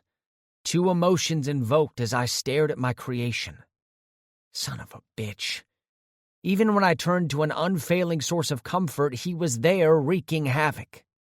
With a sigh, I set my supplies aside and bent my knees, resting my elbows on top of them. Taking deep breaths, I attempted to calm my heart that had begun to thump as wildly as the waters in my painting. Why couldn't I get him out of my head? As if conjured from my thoughts, large tennis shoes came into view, and I jerked my head back. Speak of the devil. I scowled. Wasn't invading my thoughts bad enough? Did he really have to intrude on my solitude? Even with the light at his back and his face in shadow as he stared down at me, his light eyes seemed to pierce the dark. Arson was glaring. Why the fuck was he glaring? I tugged my earbuds out. What do you want? When he continued to watch me silently, I waved my hand. Hello, stalker. What do you want? What are you painting? Arson asked his own question instead of answering mine. Shocker. None of your business. I couldn't even flip the canvas upside down to shield it from his curious gaze because it was still wet. Even with the realization I'd painted the very thing I'd been trying to escape, I couldn't bring myself to ruin the scene. Arson reached down, lifting the canvas, careful not to touch the paint. I scrambled my feet, barely able to keep myself from snatching it back, thereby smearing 4 hours of work. That's not your business, Arson. Put it down. It was bad enough I'd realized he'd been my muse, but having him scrutinize my work was too much, and my temper flared. I reached for it, and he stepped back, holding it just out of reach. This is good, he said simply. As far as compliments go, it wasn't much, but it came as a shock coming from Arson. Where was the insult, the asshole comments? Thanks. Now give it back. I breathed a sigh of relief and clutched it carefully when he handed it to me, making sure not to touch the paint. You shouldn't touch other people's things. I was curious. He cocked his head, seeming to study me as if he could catch a glimpse of my mind. That was it? I glared. And you didn't answer my question. What's with the crazy water and stuff? He glanced toward the lake before turning back to face me with furrowed brows. Oh my God, it's none of your business. I set the canvas down and started gathering my stuff, glancing up at him with narrowed eyes. Why are you up here anyway? Arson stuffed his hands in his pockets. You really going to stay with Quinn tonight after the shit he pulled last night? I sighed with irritation. Why do you care? I hadn't missed that he'd avoided another question with one of his own, but it didn't make sense to me why it would bother him so much if I stayed with Quinn. He hadn't agreed with what Quinn had done, and neither had I, but it still didn't explain why he was acting like he cared. Did he expect me to stay in his room again? I couldn't even imagine he wanted me to. Arson simply stared at me. Once my art supplies were all packed up and I had wiped away as much paint from my hands as possible, I shouldered the strap of my art portfolio case across my body and carefully held the drying canvas in my clean hand. You know what? I don't even care. As I started walking away from him back toward the cabin, he fell in step with me. And if he brings someone back with him again? Don't worry, I won't come knocking on your door, I assured him. Maybe that was why he felt he had the right to interrogate me about my plans. Arson was quiet again, and I honestly didn't know what to say to him anymore. He wasn't answering my questions anyway. Just as we reached the tree line before it opened to the ground surrounding the cabin, Arson tugged my arm. Spinning around, I cocked a brow. If you plan on running off again, to paint or anything else, tell someone. And then he stalked off, leaving me staring at his back. What the hell was that about? I would never get a read on Arson, that much was clear. But as his words replayed in my head, I was half-assed convinced he'd been worried, which made no sense. Sean caught my eye as I entered the house and stood from where he'd been sitting on the couch, kicked back with Sophie while the TV played something that sounded like an action flick. Did Arson find you? He asked. I stopped in my tracks, wondering how he'd known Arson had run into me. Had he actually been looking for me? He might have. Sean nodded and cocked his head. What did he want? I have no idea, I answered honestly and voiced my question aloud. Was he looking for me? Sean smirked. I think he asked about 20 people if they'd seen you. With that parting comment, he headed for the kitchen, grabbed a beer, and returned to the spot where he'd been sitting with Sophie. Meanwhile, I stood rooted in place. Arson was confusing me and seemed to enjoy dodging my questions. I still didn't know why he'd been looking for me, or why he'd almost sounded capable of being worried about someone. It didn't seem he was in any hurry to fill me in either. "There you are," Quinn shouted as he walked in the door. "About time you came back. Want to take the jet skis out?" After the little showdown I'd shared with Arson, that sounded safer than running into him again. And the water would provide a nice distraction. "Let me change first." "Meet me at the dock in 10, he called out before disappearing into the kitchen. Dismissing my confusion at Arson's behavior, I made my way to Quinn's room to get my board shorts and find someplace safe in the room for my art to dry. Chapter 10. Arson. "We're out of beer." Blake knocked the lid down on the cooler we dragged out here on the dock. Some of the guys were fucking around in the water, but I was in a mood, stewing as I stared out across the lake with my legs submerged in the warm water. Wearing a sleeveless tank, my shoulders had begun to burn an hour ago, but I was too distracted to care. Yesterday I'd avoided Kellen for the rest of the day after I'd found him. He'd been gone for half of the day, and I'd seemed to be the only person who'd noticed. He hadn't been anywhere around the property, and some of the banks were steep. I knew he could swim, but the dark water covered all kinds of hidden dangers like stumps of trees and who knew what else. I hadn't been able to staunch the worry that had gripped my stomach after several hours had passed, and he was missing while his car was still parked out front. No one knew where he'd gone, and I refused to ask Quinn, who would have inevitably given me the cold shoulder anyway. What choice did I have except to worry? It was a natural reaction whether I gave a shit about him or not. And then I'd found him on a hill nestled in the trees, painting of all things. I hadn't pegged him as an artist, and definitely not a good one. A sharp pain shot through me when an elbow jabbed my side, forcing a curse through my lips. Blake snapped his fingers in front of my face. "Earth to Arson!" Scowling, I looked over at him. "What?" His brows shot high. "What crawled up your ass?" "Not my ass. My fucking side, you dick."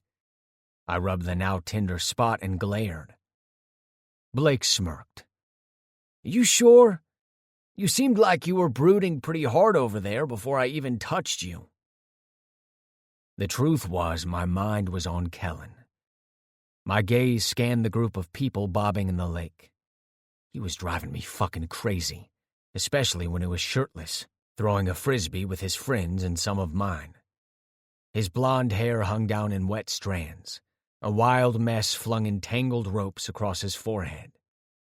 I wouldn't be sharing that information with Blake and give him a reason to run to Piper, who would read more into the situation than necessary. "I'm fine. What's up?" "The beer's gone." He knocked on the hard plastic lid. I glanced at the cooler that had been full when I'd brought it down. Since I hadn't touched a single bottle, I was unsure how that was my problem. "So go up to the house and grab some more." "Yeah, that was the last of it. You literally put it in there." Blake eyed me as if he was attempting to work out a puzzle. That would never happen. I locked down my conflicted feelings about Kellen and flipped through my memory of filling the cooler with ice and bottles. Distracted by Kellen, who at the time had been talking to Quinn, I had moved on autopilot.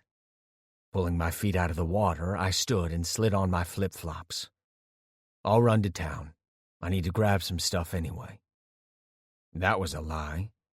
What I needed was to remove myself from this environment for a little while so I could clear my head. "Want me to ride with you?" he offered, and I glanced down, shaking my head. "Nah, stay and babysit. I won't be long." The dock creaked beneath my feet as I headed toward the cabin to grab my wallet from my room. After I'd stuffed it in my pocket, I made my way back to the bottom floor and sighed when Quinn caught my eye. He glanced at my keys in my hand. "Headed out?" "Quick beer run," I clipped. "Sorry to burst your bubble." "Would you mind grabbing another case?" Had Quinn just had the nerve to ask me for a favor? "I just need to go get the money from my room." My first instinct was to tell him to get his own shit, but I had enough on my mind. Another showdown with Quinn wasn't worth it and would only make things worse. Just hurry up. He offered a single nod. Be right back. As he took the stairs 2 at a time, I leaned against the log wall and stuffed my hands in my pockets. The back door opened, and I recognized the sound of his laugh before I even saw him. Kellen stepped inside with a useless towel tied around his waist, trailing puddles of water as he entered the house, followed by Sean. Here. Quinn's voice tore my attention from the pair that were howling with laughter over a joke I hadn't heard. My pain-in-the-ass stepbrother handed me a large bill. He turned toward the kitchen, yelling, Kellen, you still want some beer, salt, and stuff to make burgers? Kellen's head snapped up, and once he spotted Quinn, he headed for us. When had I agreed to buy Kellen anything? I scowled. I'm not your fucking errand boy. Quinn glanced at me again, rolling his eyes. Fine, take Sean. No can do, Sean yelled from the kitchen. I promised Sophie I'd... Well, you really don't want to know. Quinn glanced at Kellen, and I stiffened as I saw the idea swirl in his head. Fuck. Kellen, can you... He paused to take a deep breath as if he was seriously struggling with the idea. Can you go with Arson? Kellen stopped next to us and went rigid. Why? Look, you know I wouldn't ask, but one of us has to stay to babysit this bunch. So if Arson goes, I can't. It's not that far. Come on, bestie. You'll be back in just a few minutes. Quinn shot me a hard look, and I held back the scoff itching the back of my throat. If Quinn was trying to warn me off Kellen, it wasn't necessary. Kellen snatched the bill from his hand. You fucking owe me. Quinn appeared a little suspicious as he glanced at each of us, likely wondering what the big deal was when I was fully aware Kellen flat out didn't want to go with me. The feeling was mutual, so I wasn't sure why I didn't refuse. I'd rather grab everything myself. You're not getting in my car like that. My gaze flicked down at the water rolling down his legs. So if you're coming, you need to hurry.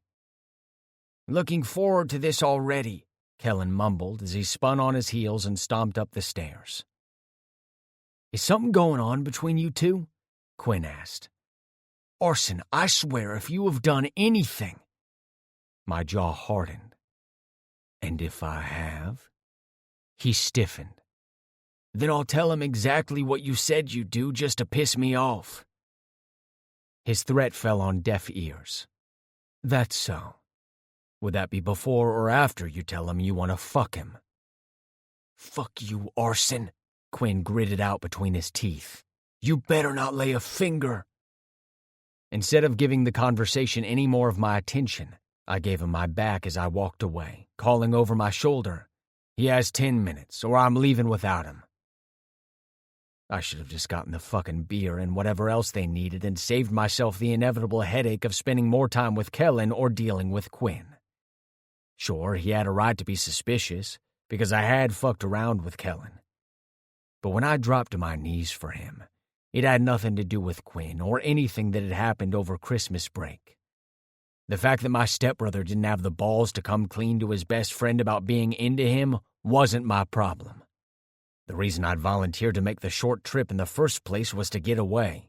So how had I ended up agreeing to spend more time with Kellen? You're a dick, my stepbrother yelled out as I strode out of the cabin. As I waited in my baby, a royal blue 1969 Mustang Mach 1 I had lovingly restored, I cranked the AC on high, scrolled through my music playlist, and settled on a steady stream of rock music.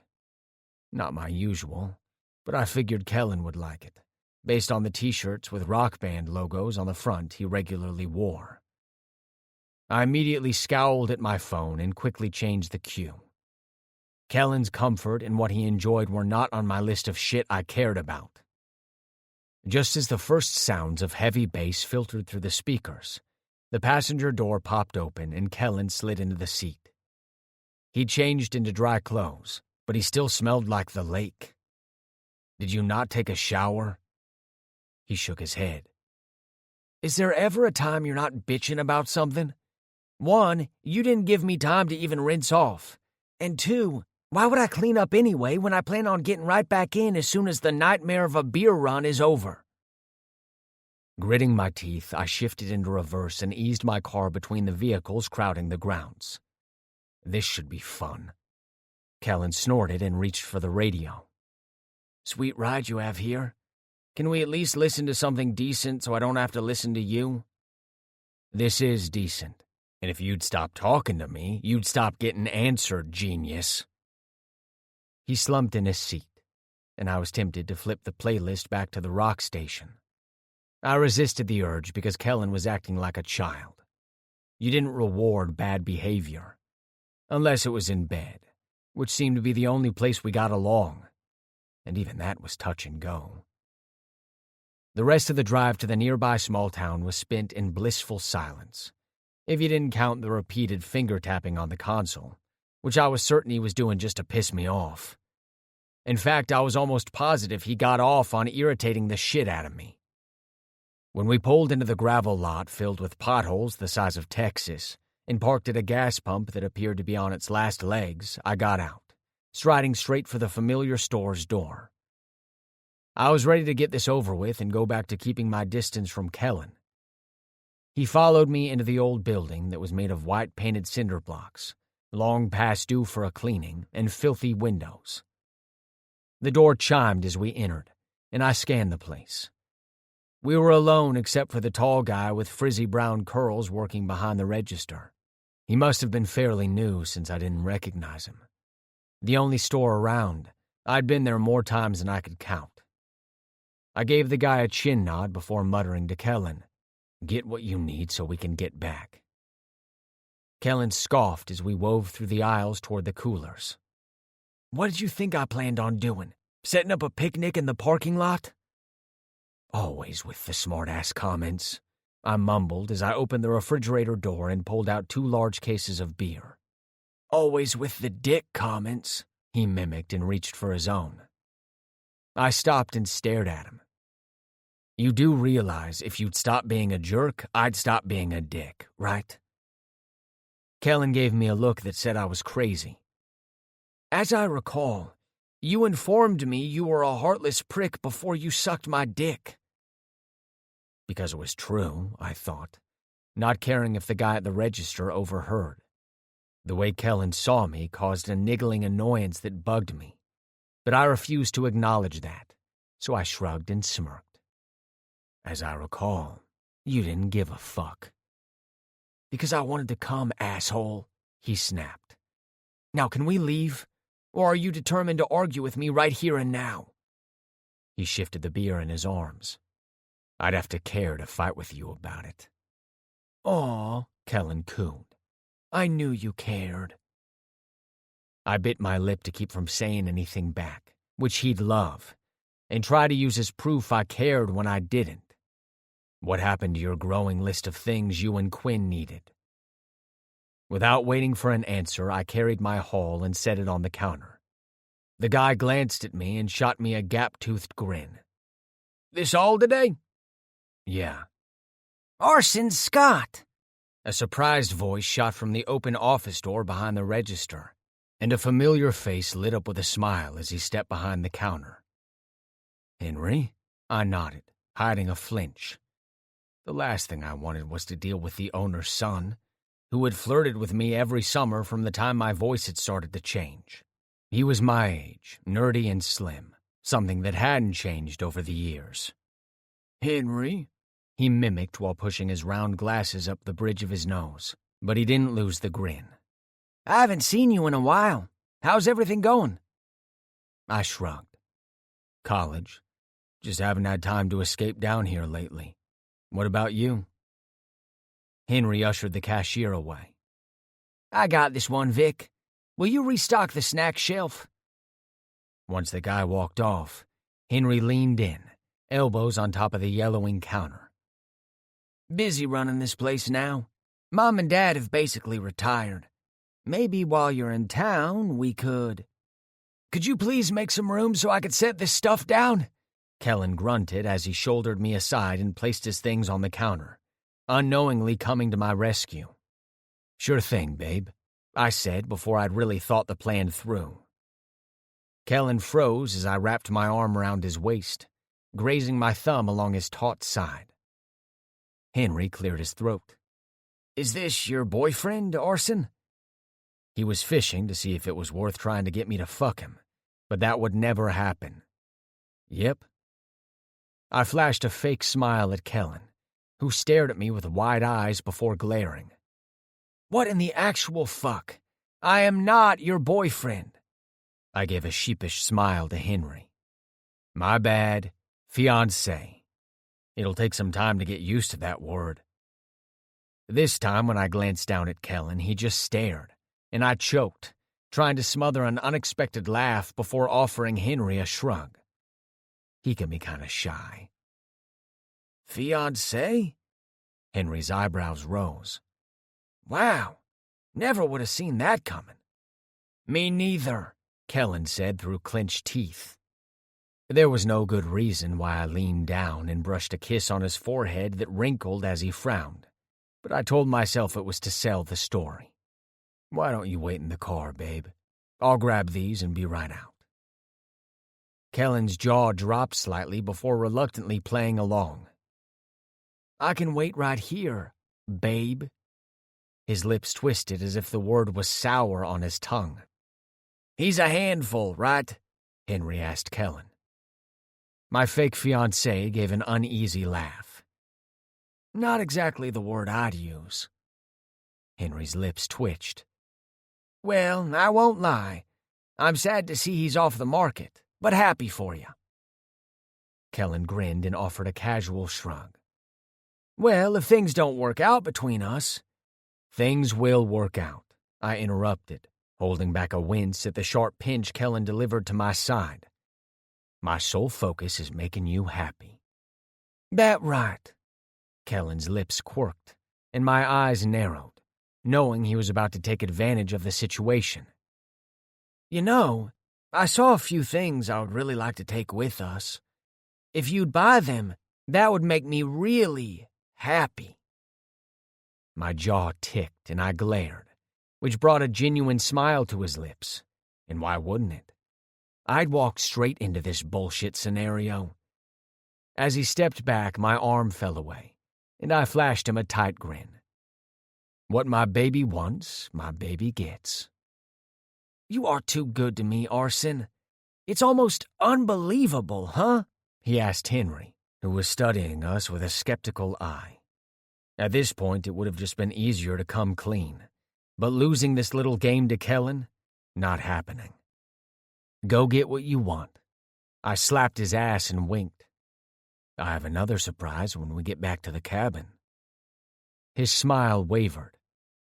I can't wait to see what it is. And I can't wait to show you. I grinned, imagining spanking his perfectly round ass properly. But I wouldn't, because it wouldn't stop there if I got my hands on his naked ass.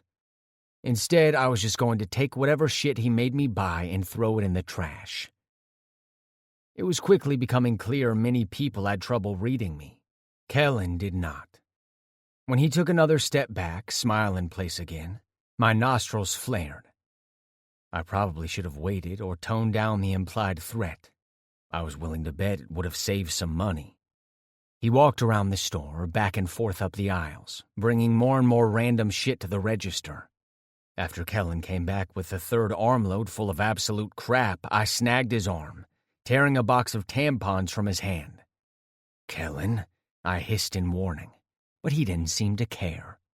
Shark Week, he explained to Henry, and I covered a groan when I saw 100 questions pass through Henry's eyes. I was officially going to kill him and enjoy doing it. Okay, that's everything. Can you please check us out before he cleans out the whole store? I forced humor I didn't feel into the question. Henry chuckled nervously as he rang up everything Kellen had loaded on the counter. Right. Well, I hope you two have a good week. He frowned as we gathered the cases and loads of bags before heading for the door. "You really are so good to me," Kellen crooned as soon as it swung closed behind us with a thud. "Shut up and get in the car." I stormed around the back, placing the boxes and bags in the trunk, and instructed Kellen to do the same. Once I was behind the wheel and Kellen beside me, I glared at him. "Fucking Shark Week." "Fiancé?" he snapped back. "Couldn't you just tell the guy you weren't interested?" I shook my head, deciding it wasn't worth the fight. "You are never going anywhere with me ever again." Kellen snorted. "Am I supposed to care?" "You get on my nerves." I put the key in the ignition. "And you irritate the shit out of me," Kellen gritted out through clenched teeth. "And you are a shit-stirring problem," I countered. "Oh, I'm a problem?" Kellen scoffed. "You're the moody bastard that's hung up on my dick, so much that you pretend shackled my ass to you." My nostrils flared as I leaned over the console, crowding his space. "You like to bring that up a lot. Are you having a hard time not thinking about it? It'll never happen again, becoming more of a struggle than you thought." Kellen leaned forward, almost meeting me nose to nose. "You cocky son of a bitch." That did it. I closed the inches that separated us, grabbing his unshaven face and kissed him. I didn't know why the fuck I did it, or why he immediately opened without hesitation, a moan slipping from his lips as our mouths collided. But it didn't matter when his taste burst on my tongue in an explosion of mint and Kellen. When they weren't saying shit that pissed me off, his lips were so fucking perfect. The way he kissed was all aggression I met with my own clash of tongue, lips, and teeth. He wove his fingers through my hair, tugging hard on the strands, and I groaned into his mouth. I was seconds away from dragging him over the console when someone honked their horn. The jarring sound grounded me again, returning some of my common sense, and I jerked away. Breathing hard, I whispered, "You keep lying to yourself, because I don't believe a word out of your mouth. You want it, and you hate that you crave another taste." Kellen opened his mouth, then snapped it shut again. The honk sounded again, and I checked my rearview mirror, spotting an old truck with an even older man inside staring at us with annoyance. After giving him a wave of apology, I pulled back onto the road. So much for clearing my head. My thoughts were cloudier than ever, except for one. I wanted Kellen again, and he wanted me too. He wasn't ready to admit it, but even when he refused to say it aloud, his body spoke volumes with how it reacted to mine, and told me everything I needed to know. Chapter 11. Kellen. Arson had kissed me. Worse than that, I'd stupidly kissed him back. What the hell was wrong with me? Alone as I treaded water, I questioned myself, watching as the sun began its descent over the horizon, leaving a shadowy golden hue on the lake. Even though I'd successfully avoided him for the rest of the day, I couldn't stop thinking about his mouth on mine. The taste of arson on my tongue. If sin had a taste, arson owned it, and it made me want to give in to more. I wanted him, and couldn't allow myself to cave. Would it be the worst thing in the world? Maybe. Arson was a box of dynamite waiting to absolutely demolish anyone and anything that got too close. On shore, the fire had been stoked, and people were beginning to gather around the pit. I wasn't ready to leave the water, so I swam close to the sodden bank, turned and sat waist-deep in the gently rolling waves, digging my toes into the mud. Even with the crowd's noise at my back, I found peace looking out onto the watery landscape. I wished I could spend the rest of my life with a view like this. Planned to someday, one way or another. Whisper shouting came from the dock several feet away, and I squinted into the rapidly growing darkness. I recognized Arson immediately. Standing with his arms folded over his chest, he stood quietly while Piper yelled at him in a hushed tone, with her back toward the lake. Curious, I listened intently. The wind had picked up a bit, carrying the sounds of their argument to my ears. You like him. I know you do. So why don't you just tell him? Piper didn't sound mad exactly, maybe more like exasperated, which I could totally relate to when it came to arson. You tell me, Piper, since you seem to have me all figured out. His voice was tinged with annoyance. She let out a feminine growl. Don't be a smartass. If I knew what was going on in your stubborn head, I wouldn't be asking you. If you want him, she huffed. I know you've had some problems. Don't, Arson interrupted. Just don't. Was Piper talking about me? She couldn't be because Arson hated me. So who then? I had a sudden need to hear every word. I leaned closer and froze when I slipped in the mud, creating a splash that wouldn't go unnoticed. The conversation stopped abruptly, and they both swiveled around facing my direction. Arson cursed and Piper sighed. Hey, Kellen. Piper offered a wave, but she was still obviously frustrated. I waved back. I can go. She shook her head, shoulders slumping. Nah, as usual, the conversation was pointless anyway. I could have told you that half an hour ago, Arson mumbled and stepped aside to let her pass. Whatever. I'll catch you later. Piper paused before stepping off the dock. Just remember what I said. She turned to me. And Kellen, I owe you a conversation. I hadn't forgotten her promise she'd made on the boat, but so much had happened since then, and I wasn't sure if Arson didn't have some part in why she hadn't approached me again. Arson butted in. No, you don't. She rolled her eyes and shook her head. You are your own worst enemy. You know that, right? He didn't reply, and she stormed off with a huff. Like I could forget, Arson murmured. I wasn't sure if he was talking to himself or me, so I didn't answer. He walked over to the railing, arms folded over the top as he leaned over, staring down at me. Do you always eavesdrop on other people's conversations? I was here first. It was true, but it was also true I'd done my best to overhear their conversation. So, who is it you like? His jaw clenched. This isn't middle school. And that wasn't an answer. I stood and wrung out my shorts the best I could while still wearing them.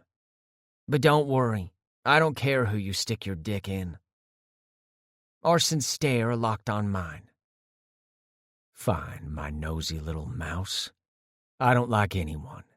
I do, however, happen to want to fuck the shit out of someone. That answer enough for you? I stiffened before forcing myself to relax. Lucky guy. My voice was thick with sarcasm. I began walking on the grass, wondering who this guy was, because if it was me, Arson was blunt enough to say so. Does this guy know you go around sticking your tongue down other guys' throats? Arson stepped off the dock as I went to pass him, and he grabbed my arm. Let me ask you a question. If I wanted to fuck some other guy, why were you in my bed instead of him? Shaking my arm free, I shrugged. Maybe I'd ask you if I cared. Don't care. A dark chuckle rumbled through his lips. I call bullshit. If you didn't care, you wouldn't have asked, and then tried to stomp off like a sulking. Fuck this. I attempted to step around him again, but Arson got in my way. Move. I'm staying with Quinn tonight, so you can do whatever you want. Arson growled. Nope. We are having this conversation. What conversation would that be? I didn't pull away as he tugged me around a large knoll and backed into an alcove. When he released me, I scowled. What is your problem?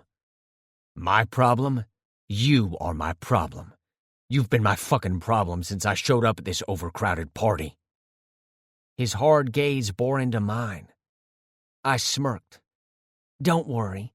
I won't be your problem anymore, so you can do whatever you want and whoever you want. Arson growled and slammed his hand against the grassy dune over my shoulder, leaning close to my ear. I could have done whatever I wanted last night, but I dragged your ass to my room and shared my bed with you. I could have done whatever the fuck I wanted when I sucked your dick, but I chose to swallow your fucking cum. No, little mouse, it's not some other guy. You're smarter than that. A knot lodged in my throat at the caress of his breath against my neck, and the memory of the way his lips felt around my cock. Whatever. Like I said, I'm staying with... Yeah, my stepbrother, he growled. Got the notice already. That always seemed to bother him when I talked about spending time with Quinn. You don't sound very happy about that. Why does it bother you so much? Arson's nostrils flared, and I was locked into his intense stare. My gaze drifted to his lips, his soft, fuckable lips. Keep eye-fucking me like that. You've seen how that turned out, he warned. I didn't need the reminder, but the damage was done. I fucking hated Arson, but I also really liked the way his lips had felt on mine, which was highly inconvenient. It hadn't gone unnoticed he'd once again dodged a question. He groaned and leaned down, glaring at me as he closed the distance. You want me to kiss you, Kellen? Is that what has you in such a pissy mood?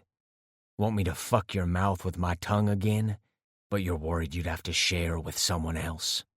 Jealousy is a good look on you. I ground my molars, refusing to admit the truth that I did want his lips on mine again, because it was insane.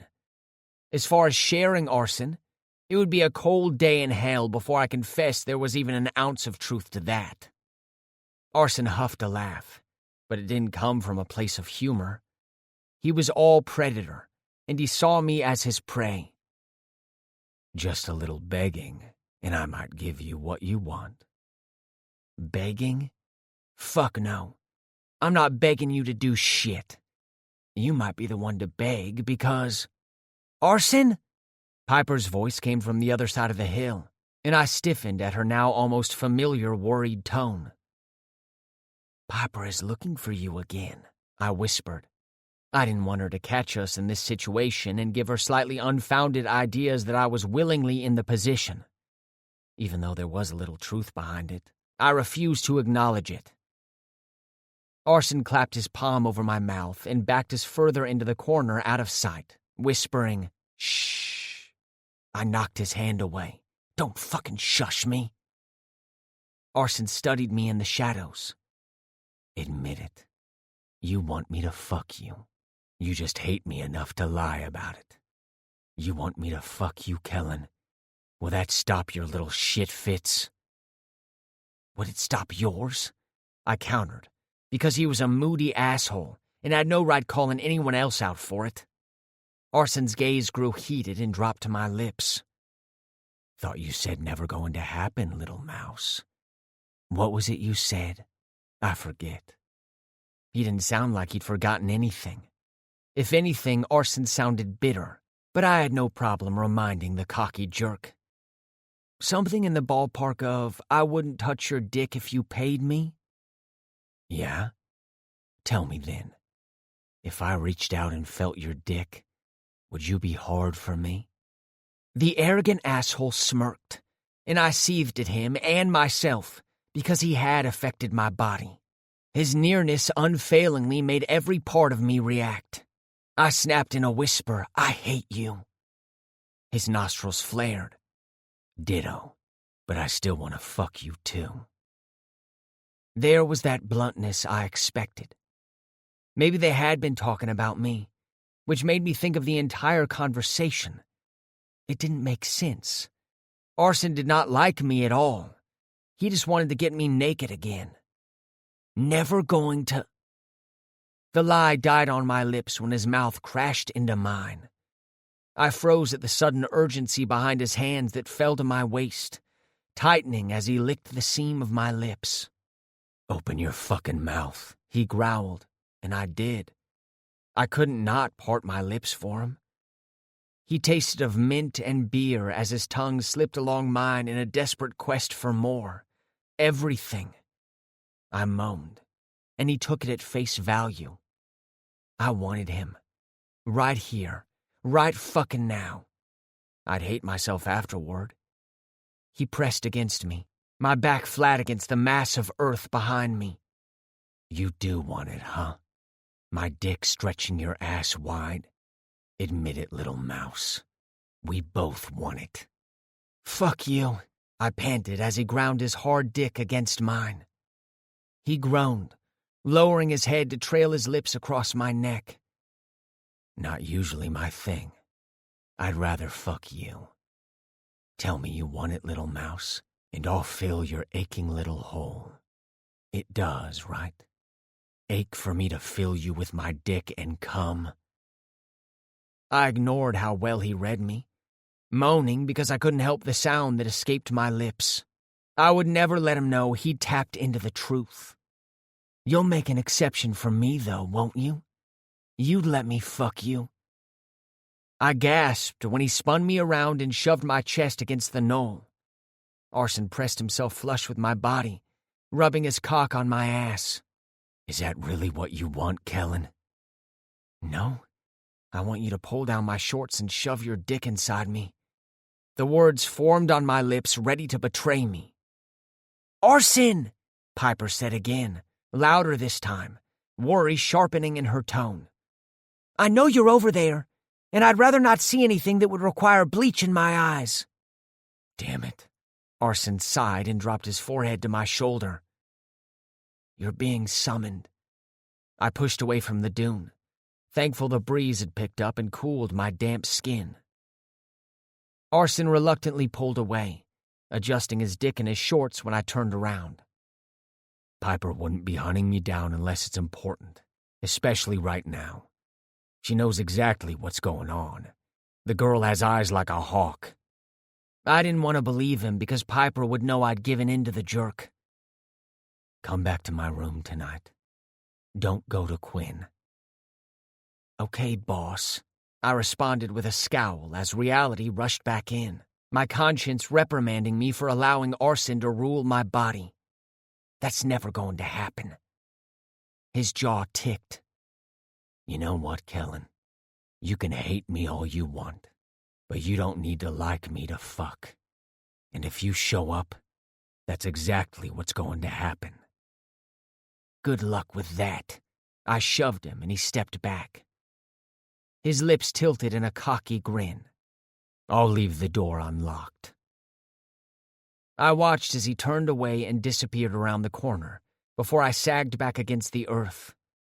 My dick was hard, and I reached down, squeezing to provide some relief. Arson may be right by knowing I wanted him to own my body, but that didn't mean I would act on it and hate myself once it was over. Though moments ago, it had been the only thing that had made sense to me. He wanted to use me, and I'd use him right back. That would be the deal. But when it was over, what would I be left with?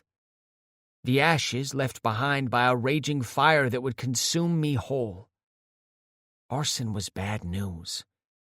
He'd shown brief glimpses of thoughtfulness, but I was hesitant to buy into the idea of Arson being more than the jerk I'd known over the last few days. I wasn't sure it wouldn't just be a lie I wanted to believe. I took several deep breaths to calm my racing heart. A fruitless attempt, because when it came to Arson, he seemed in full control of every beat. Chapter 12. Arson. Sorry to interrupt, but your dad has been blowing up my phone trying to reach you. And?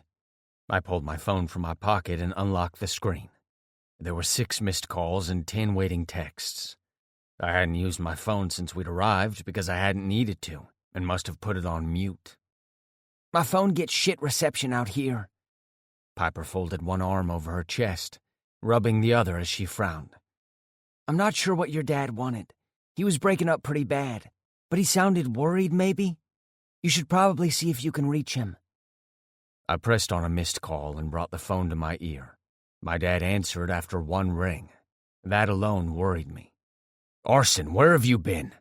Never mind, that's not important right now. You need to secure the boat, the jet skis, whatever you guys have pulled out, and get everyone inside. Make sure everyone stays away from the windows.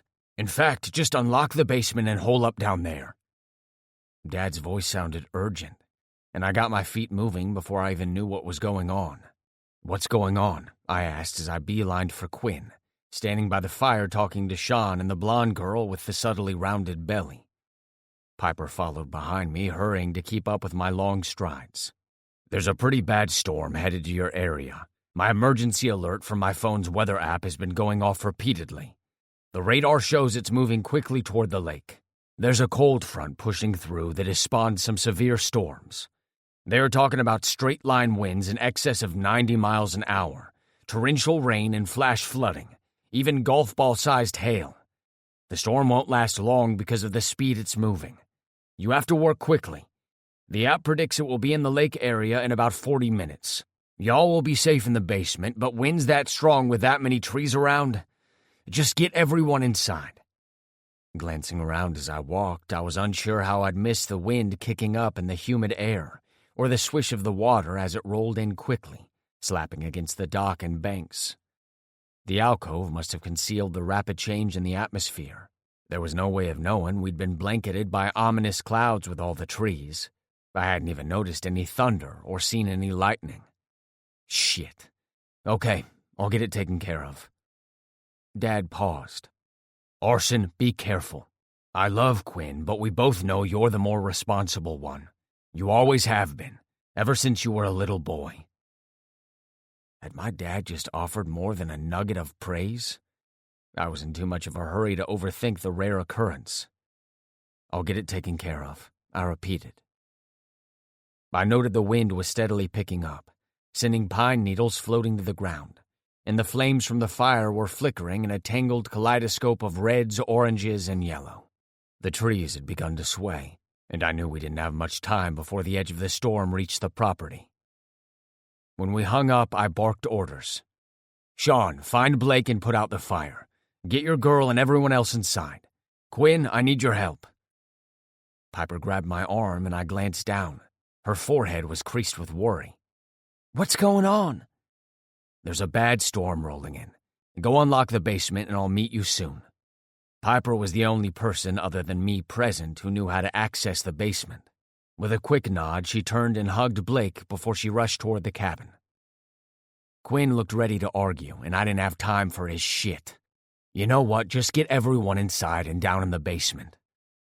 I turned, scanning the grounds for Kellen, and spotted him heading up the hill from the shadows we'd been hidden in only minutes ago. With quick strides, I made it to him and grabbed his hand. "Come on, I need your help." He tried to snatch his hand back, but I tightened my grip. Who knew if he'd drag his feet just to spite me? It wouldn't come as a shock, so wordlessly I continued to pull him along. He growled. "Seriously? The moment is kind of past. Bad judgment call." I scowled as I pulled him behind me, back toward the dock. "And let me guess, never going to happen again." He stopped fighting me and followed. "Evil and smart. Not sure if I should be impressed or terrified, but what exactly are we doing?" "Kellen, look around," I gritted through my teeth. He quieted, likely noticing all of the changes in the atmosphere. "Is it about to storm?" Piper was trying to tell me my dad had been calling. "Yes, there's a storm coming through. Supposed to be pretty bad. And I had no idea it was even supposed to rain. Just help me get the boat into the boathouse, please, and then you can go back to pretending you don't want me." His steps quickened. "I'm going to pretend like I didn't hear the last part. How bad are we talking?" "High wind gusts, hail, and torrential rain. I'm not sure exactly the extent we'll actually catch." "Tornado chances?" he asked as we approached the dock. I shook my head. My dad didn't mention that. I'd say we have 30 minutes tops before it gets bad. The water grew choppier, sending water nearly lapping over the wooden planks, and the wind whipped through my hair. "Fine, what should I do?" he asked as I dropped his hand and pointed toward the massive boathouse lift. "Go lower the cradle. I'll drive it over there." He immediately shook his head. "No fucking way. I'm helping with the boat. The wind alone." "It'll take longer. Just please get it ready." The wind could cause real problems. I was aware, and that's exactly why he wasn't stepping foot on the boat. He muttered something that sounded like asshole, but pulled away as we split up. The boat rocked as I took an unsteady step onto the deck and turned the key that had been left in the ignition. With a gurgling rumble, I eased it from the dock and carefully backed it up to do a slow crawl around the protruding pier. Once I was in position, I pulled the lever and steered toward the lift, slowly guiding it between the walk-around deck and on top of the submerged cradle. I hope I did it right. Kellen's voice was almost lost in the wind, and I spotted him by the switch. I nodded. You did. Just hit that button again. I turned off the motor and stepped off as the boat was held in place. Let's go. I grabbed his hand as we took off on the dock. It looked like everyone was inside as we jogged toward the house just as the first drops of rain began to fall. The way the trees were bending from the force of the unyielding wind had prompted me to grab Kellen's hand without thinking, and I quickened my stride. The storm was moving in faster than I had expected. I can run by myself. Kellen's voice was a muted shout, but this time he only squeezed back, sending an odd thump in my chest. When we made it to the porch, I whipped open the door, pulled Kellen inside, and slammed it closed against the gusting wind. Inside, a few people stood around talking animatedly and joking around, as if a strong storm wasn't about to blow through.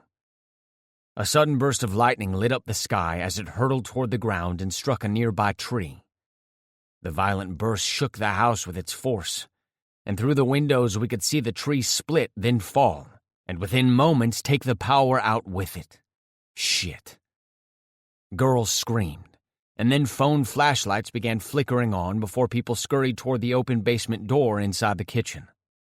Pissed as hell, I whipped out my phone and turned on the flashlight, scanning the room for Quinn. I told you to get everyone in the basement. I barked at Quinn when I spotted him lounging on the couch, arms draped casually over the back. He shrugged. We both know your dad sprang for the most expensive glass he could find. Probably bulletproof, too. I shook my head at my moronic stepbrother. How were we family, and how the hell had he and Kellen stayed friends all of these years? One thing I asked you to do, and you're sitting on your fucking ass putting your friends at risk. He sighed and started to push up from the couch. Then his gaze lowered and he froze.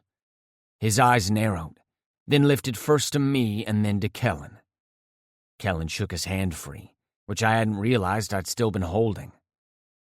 With sarcasm thick in his voice, Quinn said, Let's get downstairs before my stepbrother has a complete seizure. Are you coming, best friend? What's downstairs? Kellen asked me, ignoring Quinn, as we joined the group that was rushing toward the basement. We both knew he'd seen us holding hands, but we didn't have time to explain or deal with him throwing a fit. It's the basement. There's a game room and lounge, and it's big enough for everyone. Why haven't we been down there then? He questioned. It's supposed to be off limits unless someone in the family is down there. Definitely not a group of drunk college kids. But my dad was the one that told me that under the circumstances to move everyone there. Okay. Just as I'd hoped, the emergency generators kicked on as we made it down the stairs. Oh my God, thank fuck for rich people who buy generators, someone whispered from behind us. Everyone found a place to sit, and we listened to the muffled sound of the storm raging outside. We could hear limbs cracking and the sound of the wind whipping around even from below the house. People sat huddled close together in groups and spoke quietly to one another. Kellen looked around the basement. This place is nice. Why is it off limits? It's like a college kid's dream. He wasn't wrong. One half of the spacious area held plush leather couches parked in front of a large drop screen with every type of gaming system. Behind the furniture, a pool table was centered beneath a hanging billiard lamp made of stained glass. The other side of the room housed a small kitchen and dinette. Trophy cases lined a wall, starting beside a wet bar and ending where it branched off down a short hall. Those are why it's locked up. I pointed at the shiny cups and medals of gold encased in glass. What are those for? Kellen wandered in the direction of the cases, and I followed. Competitive fishing, I answered as I scanned the impressive collection. Dad was an avid fisherman who had entered and won so many contests his spoils took up an entire wall. My dad's pride and joy. I thought children were supposed to be a parent's pride and joy, he mused as we strolled along the wall reading the plaques. I snorted. Not my dad's. He wasn't all bad, but he definitely wasn't in the running for Father of the Year either. Kellen didn't need to know details. I'm going to run to the bathroom and rinse off real quick. He nodded absently. Okay, I'm next. I was sure a lot of people would be next. Come on. Grabbing his hand again, I dragged him down the hall and pushed open the bathroom door. What are you doing? Kellen hissed, glancing over his shoulder as I pulled him inside. Shielded by a wall, no one would have seen us enter together. So unless someone came knocking, they'd remain oblivious. My lips hooked up into a crooked grin. Saving water? He gave me an uncertain look, and I was honestly surprised he didn't refuse when I reached around him and pushed the door closed. His eyes widened. People are going to think we are fucking around, Arson. So? I didn't care what other people would be thinking because it wasn't their business. But Kellen was still very much in the closet when it came to his hometown crowd. It wasn't like I was forcing him, and he could leave at any time. But he didn't. He simply stared at me, indecision wavering in his eyes as I cranked the water on high heat. Also, I don't think you are supposed to be in the water when it's lightning. His words and actions didn't mesh when he leaned against the door instead of opening it. So be quick. I smell like lake water, and I'm not sitting around in wet clothes.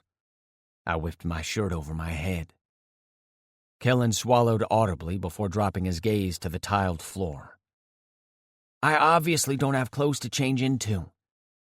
Yes, we do. You can wear some of mine.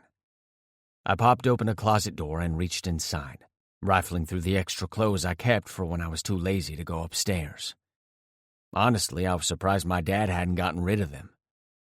Grabbing one of the smaller shirts I owned, I handed it to Kellen, but the shorts I offered were going to hang off his slim frame. He took them, frowning. These are huge. They have a drawstring, and it's all I have. Take it or leave it. I reached for the band of my board shorts, dropping them to the floor. Kellen spun around, looking away. A little warning would have been nice. I chuckled. You've already seen my dick, and I've seen yours. Just hurry up so I can rinse off too. His voice was strained, and I knew he was far from unaffected when I was naked only feet from him. Or you could get naked and come in too. Because I absolutely wouldn't mind seeing his lickable body again, even if he was a pain in my ass most of the time. Kellen folded his arms over his chest, still giving me his back. Stepping under the spray, I watched him through the glass door. He turned slightly, glancing over his shoulder. He wanted to look, and fuck, I wanted his eyes on me too. You can look. I'm not gonna complain. He stiffened and swung his head back around, facing the door. No thanks. I chuckled.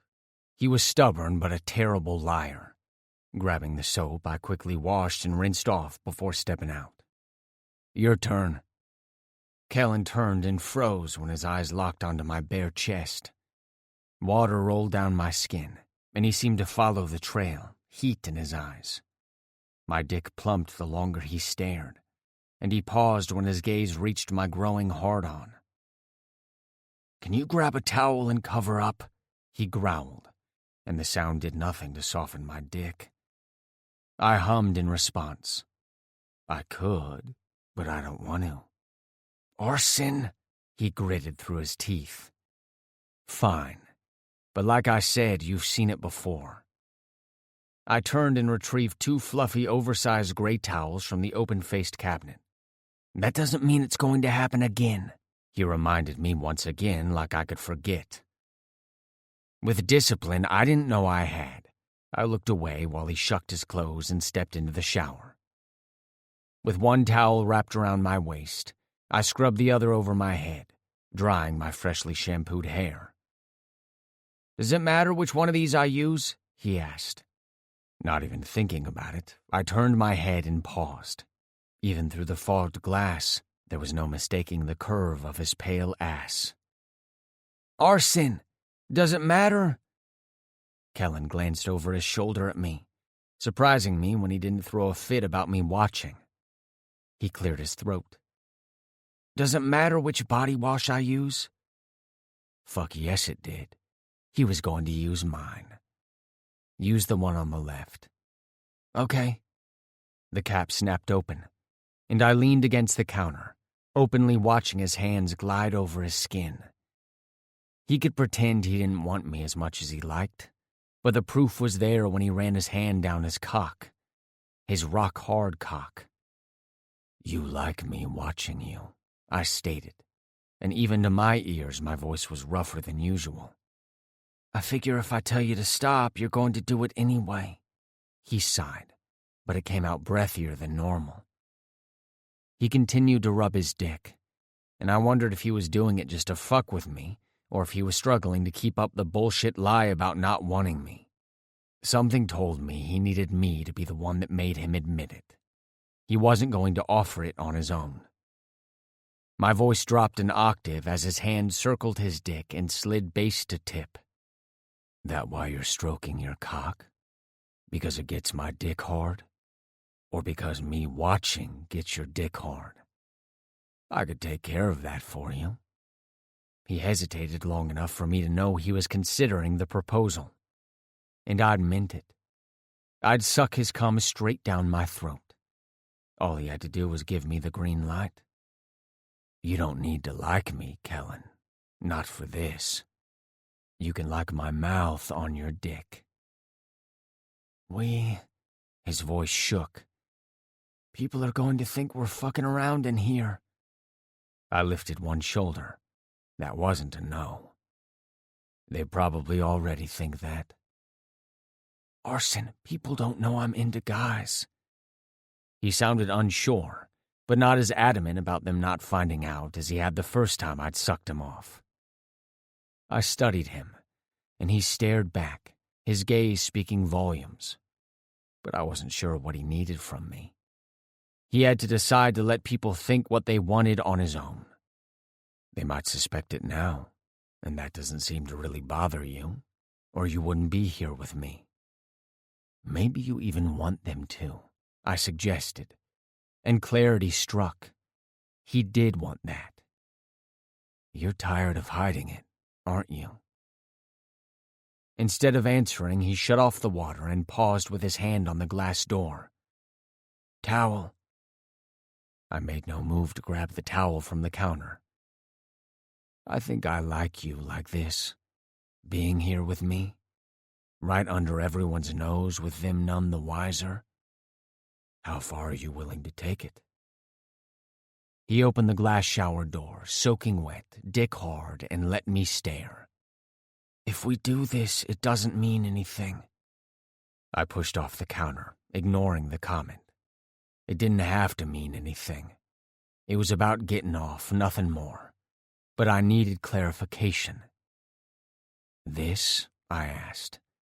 You want just my mouth? Because this bathroom is fully stocked. I gave him a meaningful look as I bit my lip. He sucked in a strangled breath. Stocked? Was he really going to pretend he didn't know what I was talking about? Lube and condoms, Kellen. I can fuck you until you can't remember your own damn name, because it'll be my name on your lips. The feeling of my dick stretching your ass wide while you fuck yourself on it. He swallowed hard. It wouldn't mean anything, okay? I ground my molars. Never said I wanted it to. In fact, I could ride your ass all week, and it wouldn't mean a damn thing other than we both get off. Kellen's nostrils flared, and he glanced down at the massive tent my dick was making under the towel before his gaze snapped to mine. Lose the towel. I chuckled, the sound dark and raspy to my own ears as I dropped the towel. Crooking my finger, I lowered my voice to a heated whisper. Come here and turn around. Hands on the sink. Chapter 13. Kellen. I held my breath as I watched Arson in the mirror as he stood behind me, his cock brushing my bare ass while he slid the drawer next to us open. He retrieved a condom and bottle of lube before setting them on the counter. His gaze met mine in our reflection, expression carved in stone, steel eyes dark and shadowed beneath long eyelashes. "Tell me how bad you want it," he rasped. I glared. He wanted me to beg, and that would never happen. "You have me bent over the sink. Pretty sure that tells you enough." He ran a finger lightly over my spine and shook his head. "I'm about to eat your ass. Tell me you want it." Arson had mentioned rimming me twice now, which told me it was something he liked to do. Admitting it wasn't the same thing as begging, I decided, so I swallowed hard and nodded. "I want it." He growled, and a stinging slap on my ass sent a shockwave of need through my veins. "Gladly." I watched as he sank to his knees, shivering when I felt his rough palms run over my ass. Without being told, I spread my legs further apart and hesitantly leaned down until my chest was flush with the smooth granite countertop. Arson hummed in approval before he gripped my cheeks and spread them, pausing until I squirmed, knowing he was staring directly at my asshole. His hands began kneading my soft flesh. Such a fuckable ass. And then he leaned forward and swiped his tongue over the sensitive skin. My eyes rolled back, and I moaned at the sensation of the wet glide of his tongue. He did it again and again, leaving my legs shaking as much as my voice did when I whispered his name. "Arson." He didn't reply, but flicked his tongue faster, probing inside me until my dick was a leaking mess. "Arson," I repeated on a moan when my sack drew tight. "I don't want to come yet." He slowly pulled away and rose to his feet. "You want to come while split open on my cock, don't you?" I scowled, but it was weak at best. "Do you always have to be a fucking dick?" His lips kicked up on one side. "You seem to bring out the best in me." "Don't blame me for you being an asshole," I glared. Arson only grinned as he reached for the condom, tearing it open with his teeth. He reached down, and I knew he was rolling it over his dick. "I'm going to fuck you hard. You up for that?" I shivered and his lips twitched. "You are so up for that." He snatched the lube and looked down again, coating his dick. At the first slick touch of his finger against my rim, my eyes drifted closed. They shot back open when he thrust a finger deep inside me. "A little warning." My voice was stolen as he began moving back and forth, rubbing circles over the sensitive spot inside me. "I did warn you. I'm going to take you hard and fast. Until you come all over yourself, I'm going to fucking own you." When he slid another thick finger along with the first, stretching me open, I couldn't think, much less argue. All I could think about was his harsh touch and the way my body sang in response. He added a third, and I thrust back, meeting his hand, needing and wanting more. Growling, he finger-fucked me hard, scissoring his fingers until I was aching and needy. "You ready?" What gave me away? The way I rode his hand? I scowled at the mirror. Just fuck me already. When he removed his fingers, I was left aching for more. Pressing his tip to my entrance, he pushed forward slightly, creating an instant burn. I gripped the lip of the counter and stifled a moan. At the promise of being filled by someone I hated but wanted in equal measures, an unfamiliar rush of need washed through me. I didn't just want it. I fucking needed it. A knock at the door made me freeze, but Arson shook his head, growling, "Go the fuck away." "Dude, you've been in there for ages." The sound of some guy's voice was muffled on the other side. Disappointed, I sighed. "Arson, maybe we should..." He thrust forward hard and deep, sinking balls deep, ripping a gasp from my throat. He can use the other one. Your ass is mine. Groaning low in his throat, he rasped, So fucking mine. The other one? There are 2 bathrooms down here? I panted as he hit a spot that made my eyes roll back. He'd conveniently not mentioned that when he dragged me in here, but I'd have to be pissed about it later. I could only manage a weak, "You asshole."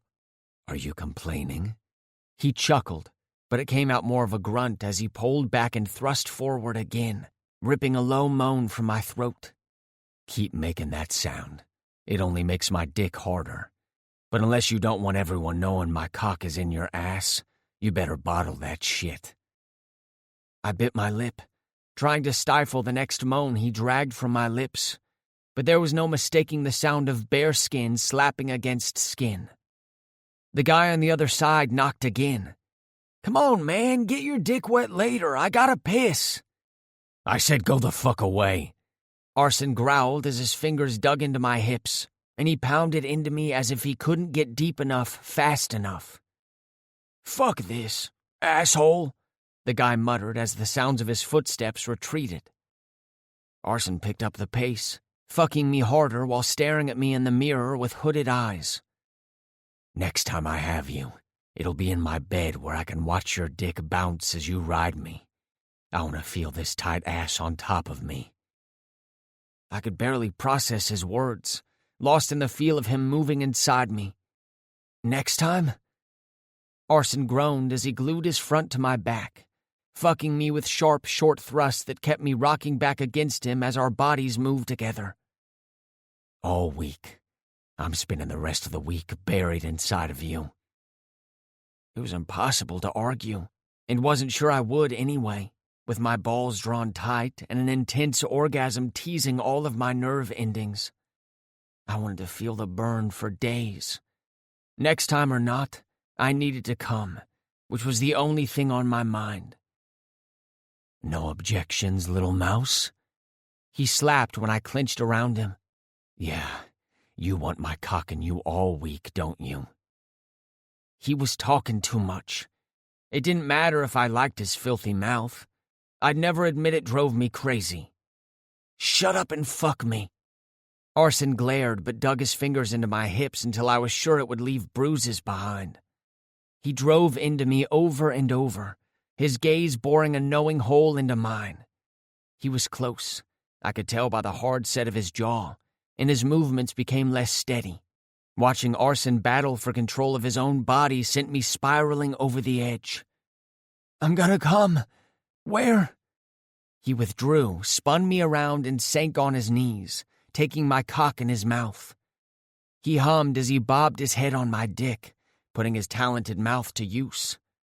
There was no point in holding back the needy sounds falling from my lips. Each suck of his full lips and wicked tongue made me forget my own fucking name like he'd promised. But not his. "Arson!" His name burst from my lips as ropes of cum shot into his greedy mouth. He groaned, swallowing every drop, and jerked himself off with borderline violent strokes. He continued sucking on my oversensitive dick as if he couldn't stop. Everything was so much like our first time, but this time I would taste him too. "Stop," I panted. "I want you in my mouth." Groaning, he popped off my dick. "Then you better fucking hurry because I'm about to come." I dropped to my knees in front of him, shoving him back until he fell on the floor. "What are you doing?" His dick was long and thick, curving to one side, tempting me into more than wrapping my lips around his cock. I had all week to get him in my mouth, so I changed direction and crawled over him, straddling his waist. As I watched his eyes fill with understanding and smoldering heat, I reached back and lined his tip back to my hole and sank down, moaning as he filled every part of me. Arson wanted me to ride his dick, and after leaving me brainless, I was eager to give him what he wanted. Stretched from the way he'd used my body, I easily slid down his length, and he thrust his hips up, fucking me from beneath as I rode him hard. His gaze was glued to my semi-hard dick as it bounced with every jarring meeting of our bodies. "Fuck yes," he hissed, gripping my hips and pulling me down harder. His head snapped back, tendons in his neck strung tight, and he groaned loudly, not giving a shit who heard him as he came deep inside me. When he collapsed, we both were heaving for air as we collected ourselves. Once I felt strong enough to stand, I eased off of him and rose to my feet. Suddenly unsure of the whole situation, I looked around for a towel, finding his first and grabbed it. Without looking at him, I quickly toweled off the remaining water from the shower. He didn't respond, and I glanced down at him where he lay with his arms crossed under his head. "Are you gonna go weird on me now?" I shrugged. "I told you it meant nothing. Why would the way I act change?" "No, this is different."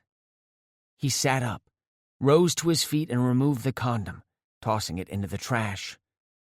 Gripping my chin, he forced me to look up. "Do you regret it?" I didn't, but I also didn't know what to do with that since I'd fully expected to. "No, but..." I wasn't sure how to answer him, and he finally gave up on receiving a response, letting me go. An odd sensation of loss sank in my stomach as he grabbed some sweatpants from a hanger and slid them up his legs. I grabbed the clothes he'd handed me earlier. We moved in silence, but just before he grabbed the doorknob, he looked back at me over his shoulder. "You better be in my bed tonight." I knew he didn't like me in Quinn's bed, although I wasn't sure why.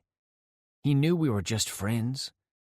But with the promise of another orgasm, I wasn't sure I wouldn't show up, even if his demand pissed me off.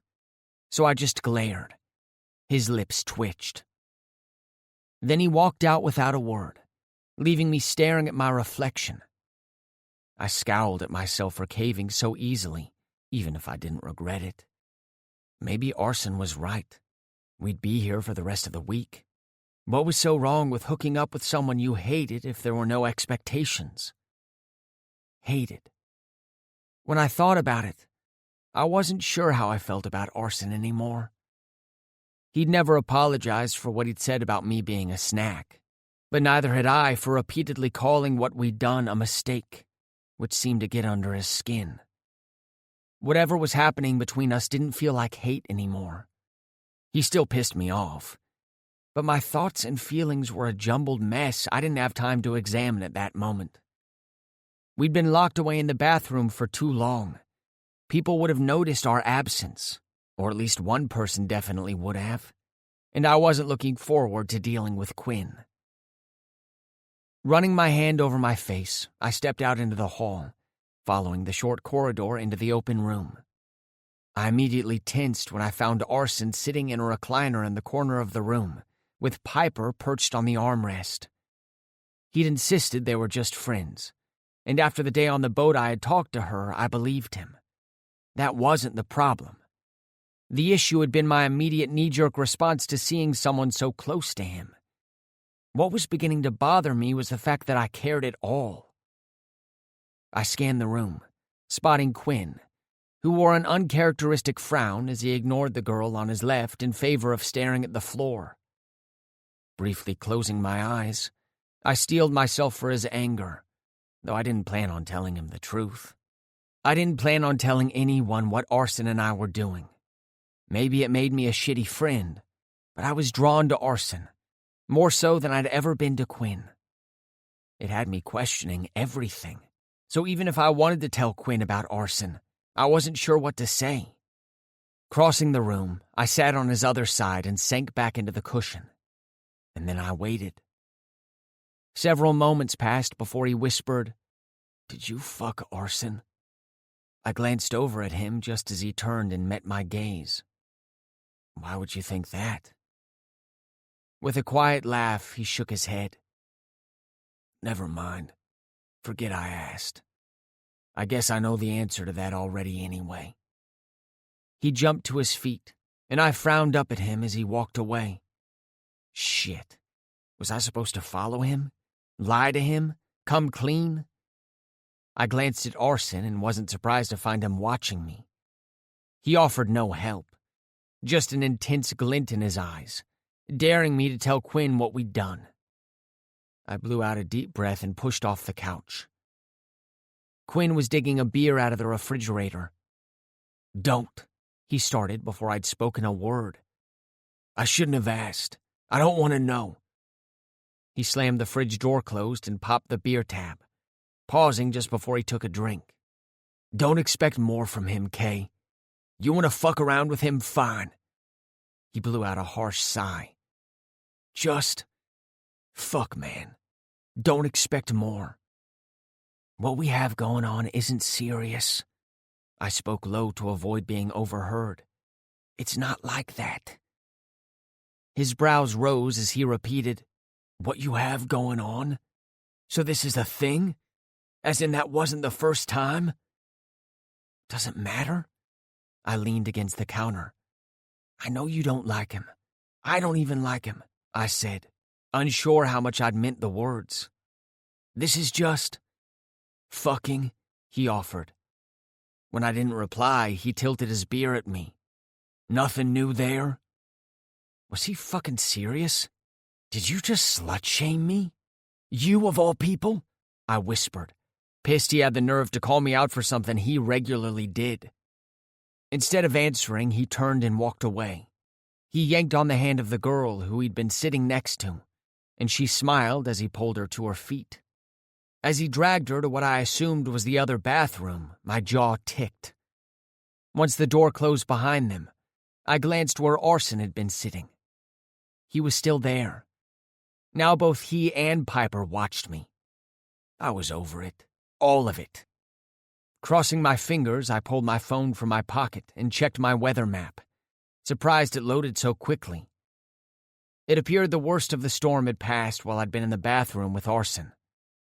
Holding up my phone, I flashed my screen at Arson, who squinted before digging in his pocket, pulling out his phone. After tapping around the screen, he stood and gave me a slight nod. Without waiting for anyone else, I climbed the stairs and walked across the kitchen to the wall of windows, stopping short. Oh, fuck. Branches littered the ground, and brief glimpses of the carnage left in the storm's wake were provided by the broken moonlight behind the dense dark clouds. The chairs surrounding the fire pit were lying around on the backs, and the land was so flooded it appeared as one wet surface rippling from the remaining wind. "Fuck," I repeated. "That bad?" The deep voice came from behind me before Arson stepped next to me. He blew out a long breath. "That'll be fun to deal with tomorrow." "Can't you just hire someone?" I suggested. It wasn't like they didn't have the money. Arson glanced down at me. "I didn't say it would be fun for us, but our windshields. I guess we'll find out who was lucky and who wasn't in the morning." Shit. I had driven here, and with my luck, mine would probably be completely shattered. "I'm so tired," I sighed.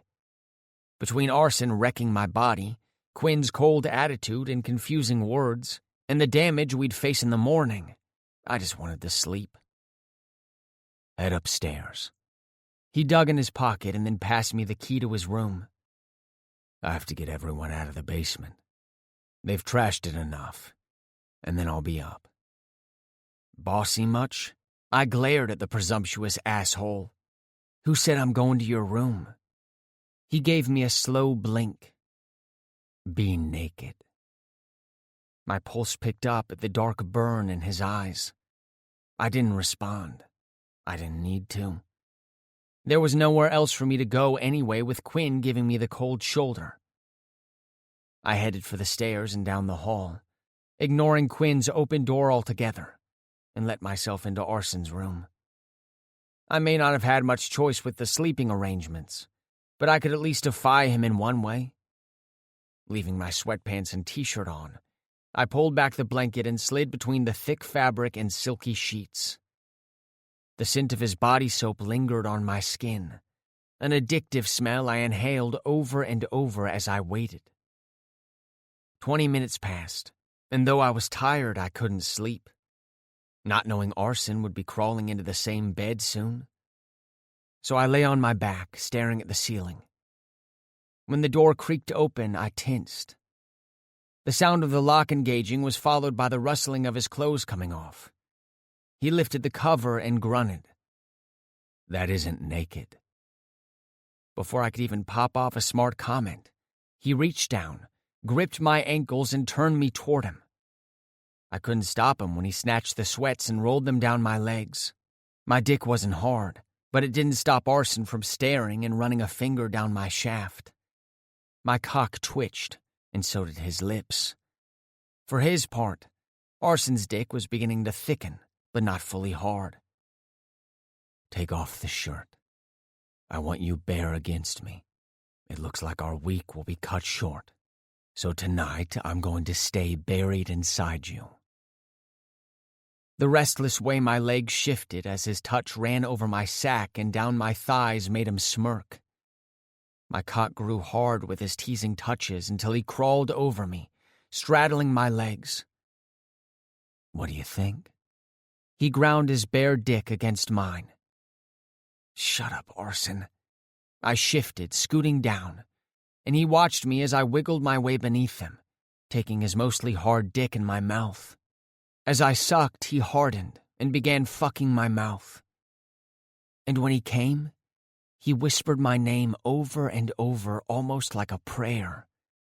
Oddly enough, he didn't sound like he hated me.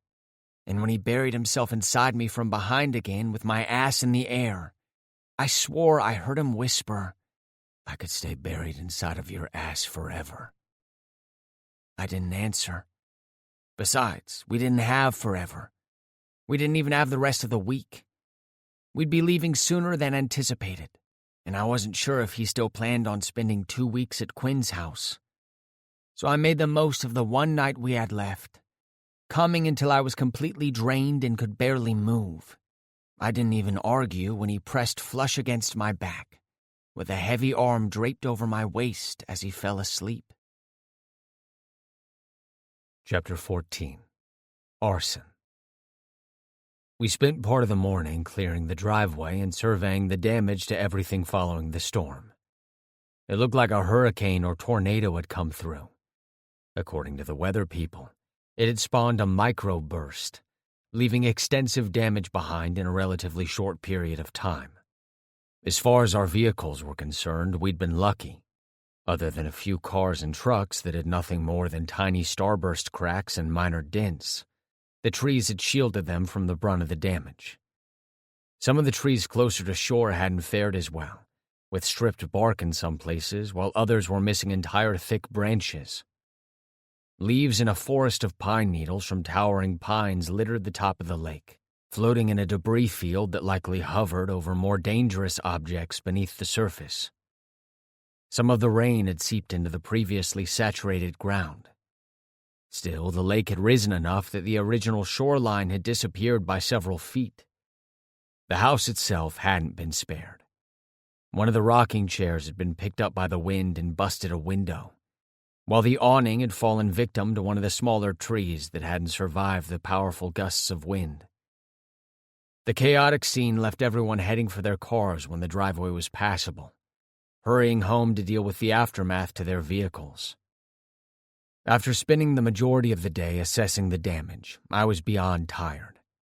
As soon as I'd finished thoroughly checking out the boat, taking pictures of everything for the insurance adjuster, and even a video call with my dad to show him everything in real time, I finally loaded my bag into my car, cursing the minor dings on the hood.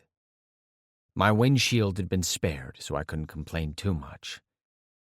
I was the last to leave the lake house, and of course my stepbrother was one of the first to vacate. Kellen had offered to stay and help, but Quinn had been pressuring him to bail. Having Quinn around whining the whole time was only going to slow down the process, so I'd sent them on their way. I pulled my car out onto the country road that led to the highway, indecision warring and wrestling in my thoughts. When I'd first arrived at the cabin, I decided I wouldn't be going to my dad's for the 2 weeks in the original plan, but my time with Kellen had been cut short. and I wasn't sure I was ready for things to end between us yet. I was leaving for North Carolina soon, and we'd part ways. Maybe I should stick to the new plan and arrive early for my new job. That was probably the smart decision. I groaned in frustration as I approached the fork in the road, each heading in opposite directions, one toward Kellen, the other that would take me north. Just as I reached the point I needed to make a decision, I cursed and continued left, pointing my car in the direction of Holloway and my little mouse. Bass thumped through my custom stereo system to keep me awake after the exhausting day, and I was dead on my feet by the time I pulled alongside the curb of my dad's house, or rather Ivy's. I was still having a hard time believing Bill Scott had willingly moved into a middle-class neighborhood. When I stepped inside, I was met with the sight of Quinn sleeping on the couch, and immediately scanned the room for Kellen, even though he was likely home next door. Annoyed at myself that my first instinct was to seek out my inconvenient obsession, even though he was the only reason I'd changed my mind in the first damn place. I headed for the guest room that had been prepared for my arrival and yawned. Unable to think past my need to sleep, I set my bag by the closet and stripped down to my boxer briefs before I crawled under the quilted floral pattern comforter and immediately fell asleep. The sound of music, a heavy beat that echoed down the hall, woke me from a deep sleep.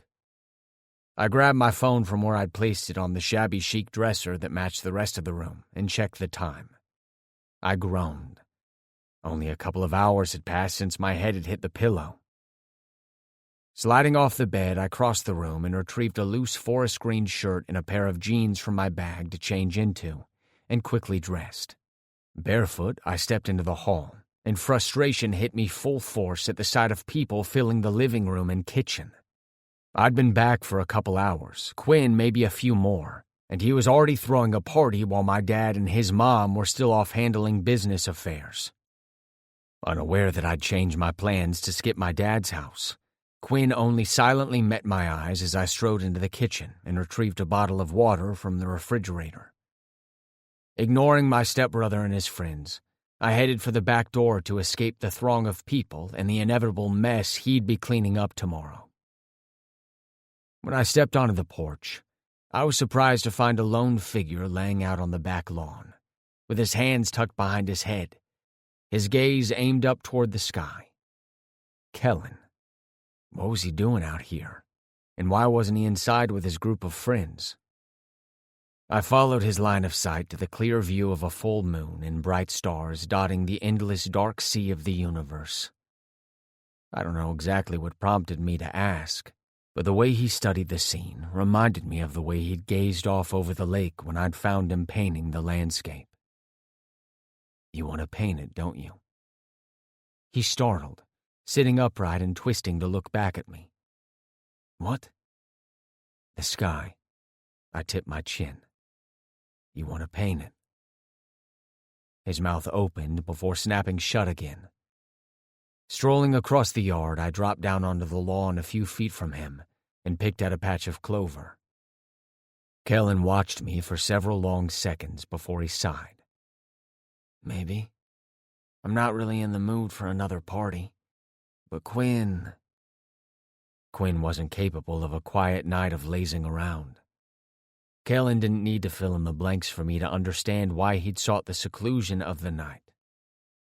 A soft, warm breeze skated over my skin and ruffled both of our hair. If I had an artistic bone in my body, I might have been tempted to capture Kellen's profile as he returned to stargazing, appearing focused on the sky, deep in thought. Refusing to think more about why the odd thought had even crossed my mind, I asked, "The noise doesn't bother your parents?" He glanced at me and shook his head. They went out. Date night once a week. Yeah? I wondered what it would be like to have both parents in my life. Whether they would still be keeping their marriage alive with dates and showing me what a healthy relationship looked like. I hadn't started the day looking to psychoanalyze myself, so I shifted topics before he could answer. Why aren't you painting if you want to do it? His brows furrowed. What do you care? That was fair. My lips kicked up on one side. I hadn't given him reason to think I'd been interested the first time I'd caught him painting. Shut up and answer the question. Kellen chewed on his lip as he shrugged. I thought about it. My brows rose. So go grab your shit then. His nose scrunched. It's dark. So, it's a full moon. You can see enough, I suggested. After giving me a considering look, he finally nodded. Be right back. Kellen said it as if he expected me to stay there, waiting for him to return. That surprised me, but I wasn't planning on going anywhere anyway. I didn't want to go back into the packed house, and I enjoyed watching Kellen. Whether I liked it or not, it was just a fact. I wasn't a fan of depriving myself of what I wanted, so I sat and waited. The sounds of the party still filled in the otherwise silent night, and I was just waiting for the noise complaint. Quinn didn't seem to suffer the same concerns. The volume seemed to escalate as more alcohol was consumed by the growing number of people arriving, some who had been at the lake and others I'd never seen before. The soft sound of flip-flops on the grass made me look toward Kellen's house just as he stepped out of the shadows. Heading in my direction, he carried the large canvas bag that held his art supplies slung over his shoulder. Wordlessly, he propped down in the same spot a few feet from me, sitting cross-legged as he unzipped his portfolio bag and slipped a small canvas board free. He then carefully removed a wooden box I knew held his paints and brushes, or rather the version of it that he saw which hadn't been visible to me. You're staring again, Kellen accused as he popped open the case and laid out what he needed in an orderly display that spoke of experience. You seemed to like it before. My lips twitched as he cast me an annoyed glance. Kellen. He wasn't wrong, but the smug tilt of his lips irritated me, or at least it should have. Instead of admitting that I liked the feel of his eyes on me, I nodded for some unknown, insane reason. After the shower incident and my reaction to him watching me, it was pointless to deny. This feels different, though. Arson appeared unfazed by my comment and continued to observe me as he leaned back on the grass with his arms folded under his head, similar to how I'd watched the sky. He remained quiet while I dipped my brush in the black paint, before covering the entire canvas in the base color. For the finer details of the stars, I grabbed a fine-tipped brush and ran just the very tip of it through a stark white, catching the sky above in all of its vivid, contrasting colors.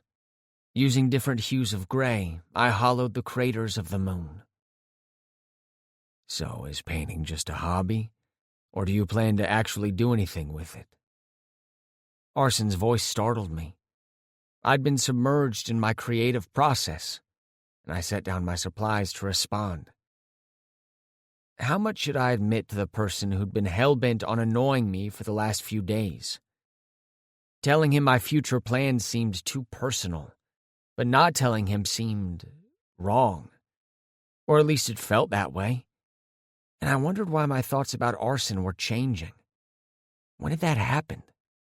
Was it between his asshole comments and my return jabs? Not if I can help it. He looked confused by my answer. What does that mean? If nothing else, the one thing I could count on from Arson was blunt honesty, and it made it easier for me to tell him the truth. I paused at that thought. What if he thought my dreams were stupid? A pipe dream at best. The odds were already stacked against making a name for myself in the overcrowded art world. I ran my fingers over the tips of the cut blades of grass. If I have any say about it, I want to paint full-time.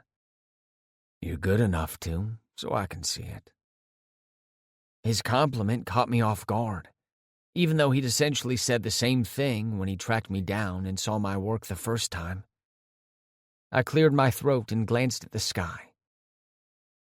I'd like to live out on a lake, like your dad's place, but smaller, cozier, and more affordable."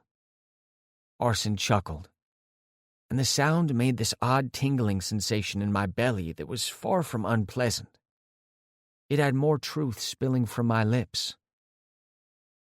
"I'd like an art room with giant windows so I can paint when it's cold, or so blisteringly hot that the paint would melt. Otherwise, I'll have a dock I can sit out on. I love the water. It's sort of my happy place." While I'd intended to be honest, my admission had been more personal than I'd been prepared to reveal. I hadn't planned to give Arson my full list of dreams, however short.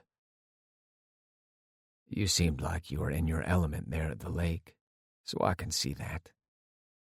He hummed, and I glanced back at him and found him watching the sky, his eyes not on me, which I found I missed. I was losing my mind. It was official. When he looked back at me, electricity shot through my veins. I wondered if he'd always be able to ignite my entire body in flames with a simple, intense glint in his eyes. "So, art is your life, pretty much, huh?" "Yeah," I confirmed with a shrug. "I can't work in a gaming store forever, nor do I want to." His lips kicked up in a crooked grin. "When do you go back to Atlanta?" "In 2 weeks." I couldn't believe it had only been less than a week since I'd met Arson. He'd been so all-consuming that those few days felt like a lifetime. He crossed his legs at his ankles and sighed. "Same. I have to get on the road in 2 weeks." I hadn't asked Arson any personal questions, so I had no idea what plans he had, extending past the summer. "Where are you going?" "North Carolina." He yawned, and I figured the long day was catching up to him as fatigue started to settle in my bones.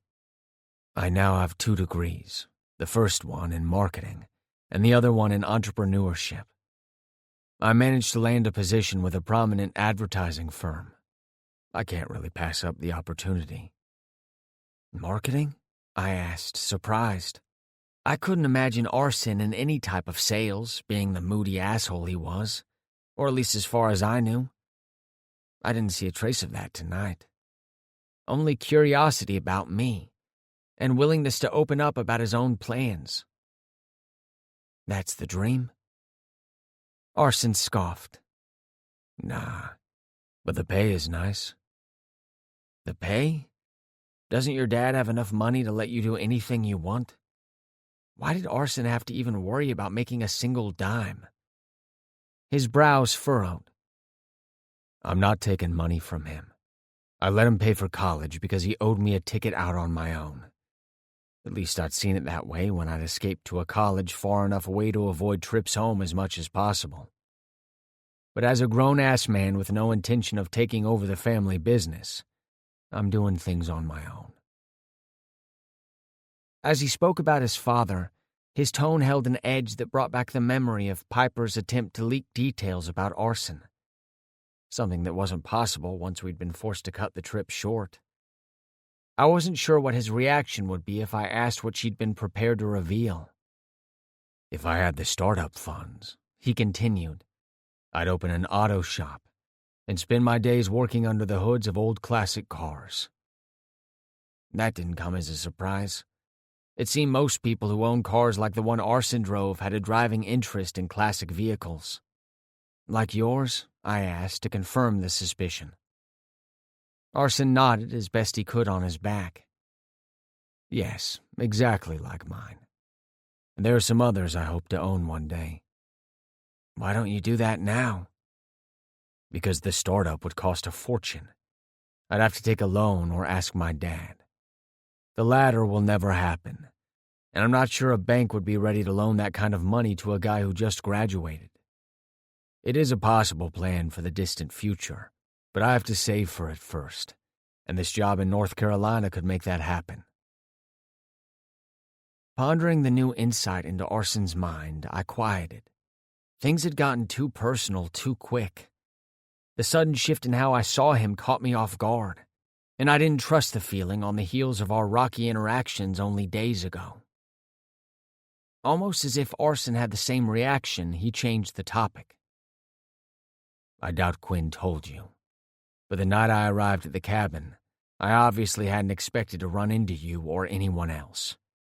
But when I saw you, it wasn't the first time.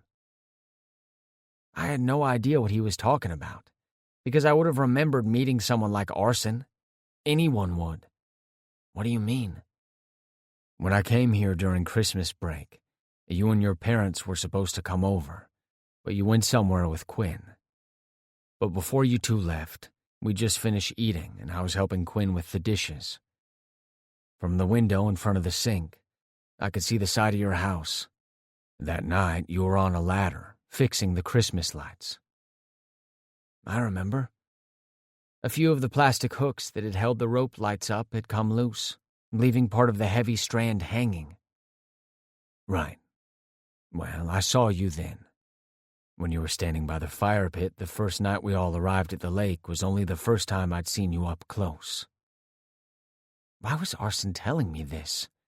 I wasn't even sure it was something worth considering. I'd suspected Quinn had been trying to escape the situation that night. But Arson's confession brought to light several questions I didn't know I had. Had his sudden last-minute insistence on attending the art gallery showing been a tactic to avoid the introduction? But that didn't make sense. I wasn't even sure what had prompted the idea. You're right. He didn't tell me, I replied, deep in contemplation about that night. I began gathering my things and placing them in their designated spots within my art portfolio bag, still trying to decide if Quinn's omission had been on purpose. My mind was spinning with all the new information, and I needed to step away before it went any further. Where are you going? Arson asked, and a hint of disappointment colored his tone, leaving me with even more questions I wasn't ready to consider. I cast him a brief smile. To put this up and wash the paint off my fingers. That shit stains and takes forever to get off if I wait too long. While that was true, it wasn't the only reason. And the firm line that formed between his lips told me he understood I needed the escape. Arson didn't argue as he sat up, stood, and wiped his hands over his jeans, dusting away the debris left on the denim from the ground. Catch you later. Would he? Did I want him to? Of course I did. I wasn't sure if the plan we'd made to spend the week in bed still stood now that we were back in Holloway. Though I had many questions I needed to answer myself, I knew one thing. I'd never wanted anyone the way I did Arson, and I hoped that plan was still in place. It wasn't like I would straight up ask, so I remained quiet as he walked back toward their house. After zipping up my bag, I slipped the straps over my shoulder and headed home. Chapter 15. Kellen. The humidity in the air was stifling as it approached midday, but I'd tagged along with my parents to the local outdoor farmers market to get out of the house for a while. To be honest, over the last several days, I'd almost clung to their plans like a baby koala, tagging along everywhere they went just so I could avoid Arson. If that wasn't sad, I wasn't sure what was. But the conversation under the stars while he watched me fall in love with the sky through paint, the things I'd revealed about myself, Arson now held my hopes and dreams in his stack of cards to use against me if he decided to start acting like a dick again. But the thing was, somehow I knew he wouldn't, which meant I'd accepted that Arson was truly a decent person. Which also meant I was likely insane. Kellen, honey? My mom's hand slid over my shoulder and squeezed. Everything all right? You've been awful quiet since you got back. Leave the boy alone, Becca. My dad came to my rescue, tossing me a wink from where he stood behind her, picking through a crate of yellow and green varieties of summer squash from one of the many vegetable stands squished together under a red and white striped cloth awning. She waved him off, not sparing him a glance as she looked up at me with concern. Is it a girl? Did something happen on the trip? My phone buzzed in my pocket, and I sighed as I pulled it out. It's not a girl, Mom. I'm fine. You sure? You have the look about you. George, doesn't he have the look? Lines formed on her forehead as she leaned in, her blue eyes searching mine for a lie. If she'd flipped the gender, she'd have hit on something real. Arson was messing with my head, and I hadn't seen him for days. My dad scoffed. Woman, leave him alone and come help me, or I'm going to grab all of the patty pan squash because I know you don't like them. Her eyes widened, and she whipped around to face him, hands on her hips. Don't you dare. There are hungry kids everywhere. We are not taking food we won't eat. As they bickered, or rather, while my dad goaded her into one of their weird, flirty argument things that were more like foreplay and awkward as fuck to be around, I checked my phone. Unknown. You're avoiding me, little mouse. I stiffened as I reread the message. So much for avoiding him. I glanced at my parents, who were in a tug-of-war with the wicker basket full of fruits and vegetables, which my mother would undoubtedly win because she was stubborn as a mule. While they were distracted, my fingers hovered over the keyboard before finally tapping out a response. Me. How'd you get my number? My parents began laughing, and several people, including me, stopped to watch the pair in their late 40s who acted as if they were still in the honeymoon phase of their marriage. Unknown. Your best friend happens to live in the house I'm staying in. He's a little careless and leaves his things lying around, including his phone. I could picture the unapologetic expression on his face as he explained. Arson had wanted to get a hold of me, so he had. Simple as that. I saved his number. Me. So you stole my number. The reply was immediate. Arson. Why are you avoiding me? Me. I'm not. Lie, and we both knew it. Arson. No. So you're backing out of our deal? My brow furrowed as I read the message. Me. What deal? My phone rang, and Arson's name flashed on the screen. Shit. I glanced again toward my parents, who had moved on to vines of tomatoes. My mother now held the basket so she could police whatever my dad tried to add to the haul just to ruffle her feathers. Mom. I waited until she glanced at me, a ready smile on her pink-painted lips. I waved the phone. I'll be right back. Sure thing, hon. She waved me away and turned back toward the rows of freshly picked goods. Hitting answer, I brought the phone to my ear as I walked around the vendors until I reached a quiet space with some privacy. What deal? I repeated, and was met with a raspy chuckle. Hello to you too, little mouse. Kellen, damn it, I hissed. My name is Kellen. And what deal are you talking about? I wasn't about to admit that his annoying nickname was growing on me, and the rasp of his voice made my body react in a way I hadn't given my permission.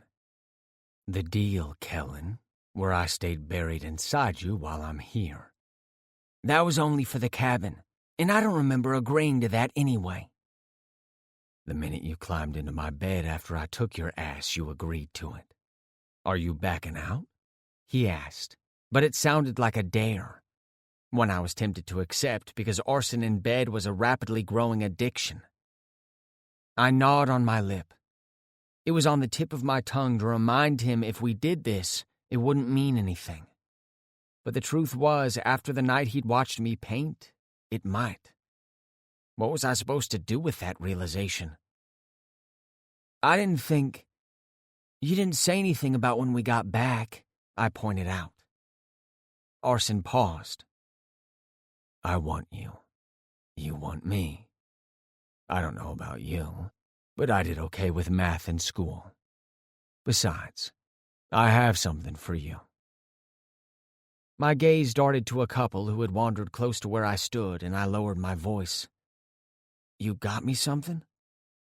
I did, but you have to come over to find out what it is. Curiosity burned in the corner of my mind as I wondered what arson could have possibly gotten me that he thought I'd want. Maybe I don't want anything. Suddenly, my parents were standing in front of me. "All done. Are you ready to go?" Mom asked as she slid on her sunglasses while Dad stood beside her, dutifully holding paper sacks filled to the brim.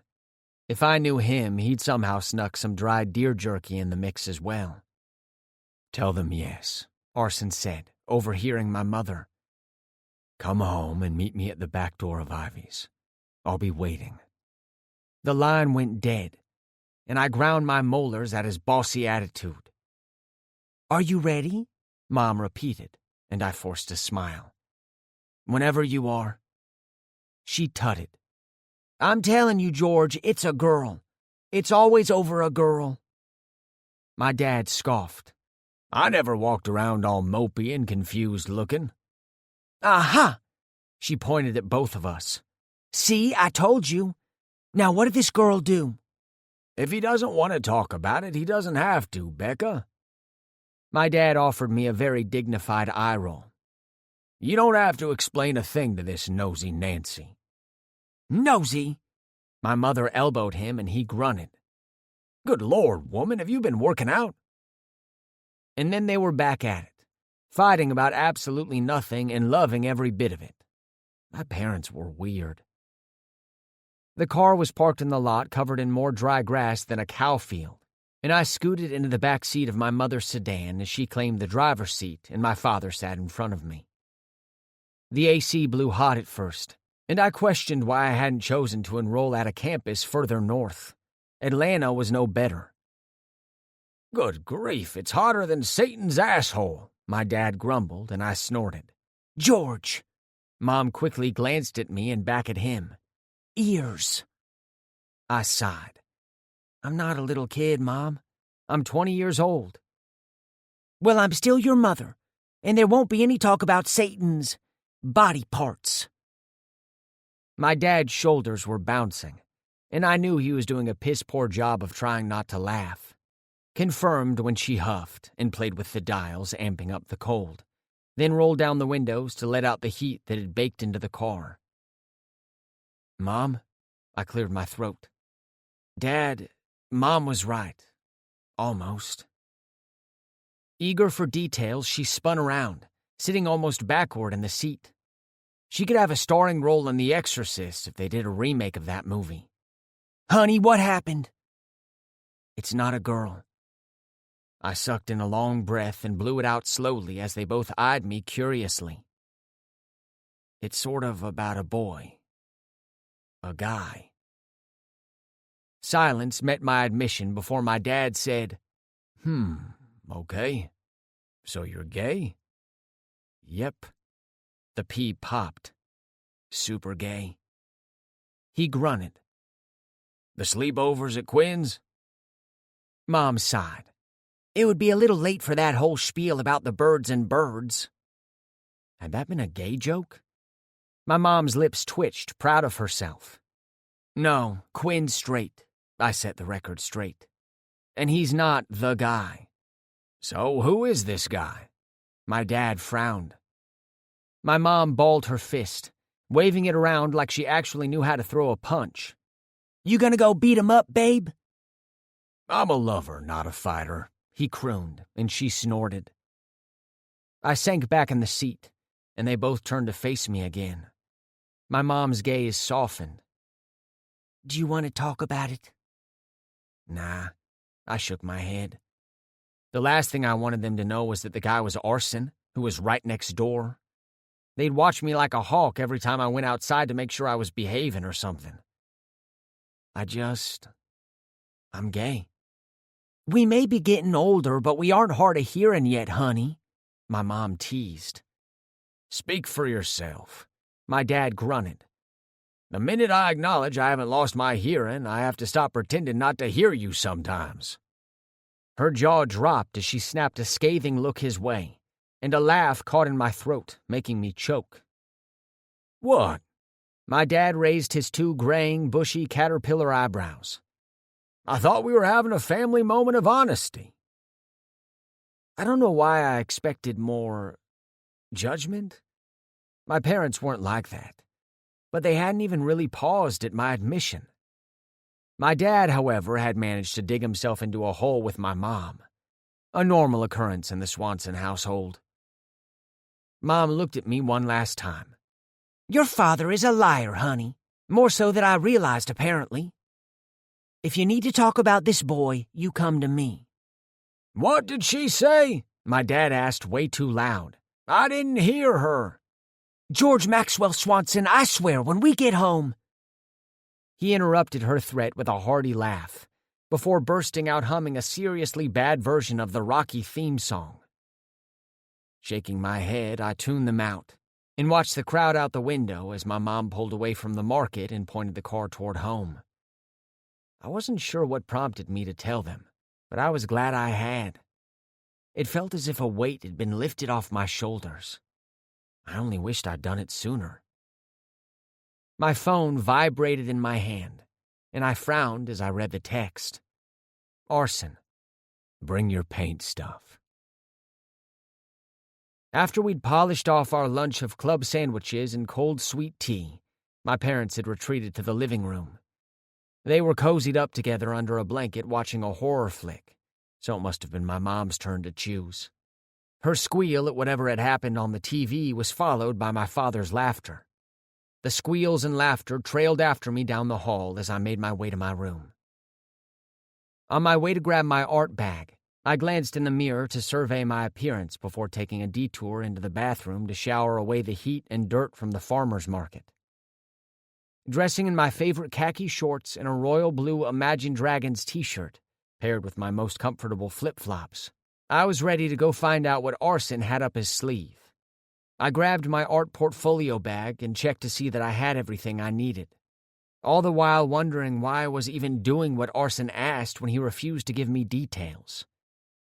Curiosity killed the cat was a legit saying for a reason, all of which I seemed to be growing increasingly good at ignoring when it came to the moody bastard. Leaving the bedroom with my portfolio bag on my shoulder, I paused in the hall, calling loud enough to be heard over the TV. I'll be back later. Okay, honey, my mom yelled back. Be safe. Safe was the last word I'd used to describe Arson. Leaving through the front door, I crossed the yard, heading next door. I was met by Arson swinging open the door. My brows rose. I'm starting to think I've gained a stalker. Were you watching for me? Arson didn't respond to the comment, but stepped aside to let me in. When we were safely out of the summer heat and standing in Ivy's clean kitchen, I looked up into the slate-colored eyes already locked on me and crossed my arms over my chest. You said you had something for me. What is it? It's not a what, it's a where. I was confused. Even more so when he grabbed his keys from the tile-top counter, snatched my hand and tugged me back toward the front door. Worried I'd have to explain the scene to Quinn, I pulled back and scanned the room for my best friend. Arson glanced over his shoulder and must have understood because he sighed. You're safe. Quinn's gone, and our parents won't be home until next week. You can relax your wound-up little ass. Quinn was a touchy subject with Arson, so I was surprised when he squeezed my hand in what felt like reassurance before he once again tugged me behind him. Once settled in the polished leather seats of his vintage Mustang Mach 1, I glanced at him. Well, where are we going? Arson's lips tipped in a crooked grin. Somewhere I think you'll like. Like a date? Arson shrugged, and I stared. I definitely hadn't agreed to a date, and it hadn't come close to crossing my mind when he told me to meet him at the house. That's not how it works, Arson. You can't just kidnap people and take them on a date. I wondered if Arson had actually ever been on a date. If so, the current situation explained why he was single. Well, one of the reasons. I can, and I did. He started the engine and backed down the driveway. Arson was infuriating, and I briefly considered opening the door and jumping out. But I needed to know where he was taking me that made him so confident I'd be happy with the idea. Well, since I didn't get a vote on attending, you could at least tell me where this place is that you may or may not be planning to hide my body. Can't you just trust me? I looked at him and couldn't decide if I was pissed at him being so obstinate about giving me even the slightest hint about our destination, or if I was actually a little excited about being in the dark. Not that I'd admit the last part. Instead, I snorted. Trust you when you are currently forcing me on a date? Arson sighed. I'll never do something crazy like trying to surprise you again. We're going to the beach. The beach? That was the very last place I would ever have expected, and he was right. It definitely made me happy. Yeah? That okay with you? I didn't realize you'd be so picky. Arson didn't really look upset about it. More like he was waffling over whether he'd made the right call. I thought not telling you would make it fun. He shrugged. And I realized right then that this thing between us, whatever it was, had somehow shifted. I just wasn't sure in what way. Since when are you concerned about my happiness anyway? I asked, staring at his profile as he drove through the streets of Holloway that led to the highway. Arson shrugged. Since recently? Recently, I mocked. Something is wrong with you. We've had this conversation before. He quickly glanced at me, cocking a brow. We had, and the statement held true. And there's still something wrong with you. Arson chuckled, as if someone thinking he was slightly insane gave him twisted pleasure. And you still seem to like it. He says to the guy he accused of avoiding him a few hours ago, I argued. Arson grunted, and I sighed as I sank back in the bucket seat. On the one hand, Arson had a migraine-inducing ability to fuck with my head. On the other, Arson was taking me to the beach. Why would he do that? Are you bribing me to get in my pants? Is it working? He asked, making his eyebrows wiggle. I wasn't sure if Arson was trying his hand at flirting instead of glaring all the time, but if so, his effort needed work. So why did I find it endearing? I scoffed while thinking internally, maybe. It was official. I was broken beyond repair and incapable of making good decisions. But even if Arson offered to turn the car around, I knew I didn't want him to. For some insane reason, I didn't hate the way Arson had planned the day. I turned the radio to my favorite rock station, and Arson didn't even argue. Maybe he was a little broken too. Chapter 16. Kellen. The smell of salt carried on the breeze that flowed through the car when we rolled the windows down. The closer we got to the beach, the heavier the scent became. I didn't visit the ocean often because of my class schedule, work, and my gas budget. Arson hadn't picked a bad way to spend the day, although how he'd executed the plan was questionable. I'd apparently left my clear thinking somewhere along the highway on the hour-and-a-half drive. I'd ignored my good sense and Arson's actions in favor of excitement over the unexpected trip. Arson asking or demanding me to bring my art portfolio was oddly thoughtful. The idea of sitting in the sand as I painted the scenery sent a sense of peace through me before we even arrived. There's a place not far from here that's usually not overcrowded. Arson's voice grabbed my attention. I'd been staring out the window, watching the town of Ellington pass by. We should have at least semi-privacy. You've thought this through more than you let on, didn't you? I asked as I studied him, wondering why exactly he'd thought of it at all. Why did you bring me here, Arson? He spared me a quick glance before refocusing on the road. I wanted to visit the beach, and I thought maybe it would give you a chance to paint a different water view. I wasn't sure how to reply, because other than the kidnapping bit, it was thoughtful. The low roar that came from the ocean told me we were close, and as soon as we rounded a curve, the landscape opened up in a breath-stealing view. An endless stretch of blue water extended as far as the eye could see. Ripples moved along the surface before capping into white peaks that rolled in soft waves up the tawny sand, leaving foam along the feet of the people standing on the shore. Arson continued driving instead of pulling into the crowded parking lot. I glanced at him. Where are we going?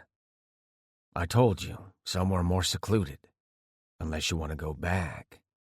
He cocked a brow. I didn't. If he truly knew a place more secluded and quieter, I was on board.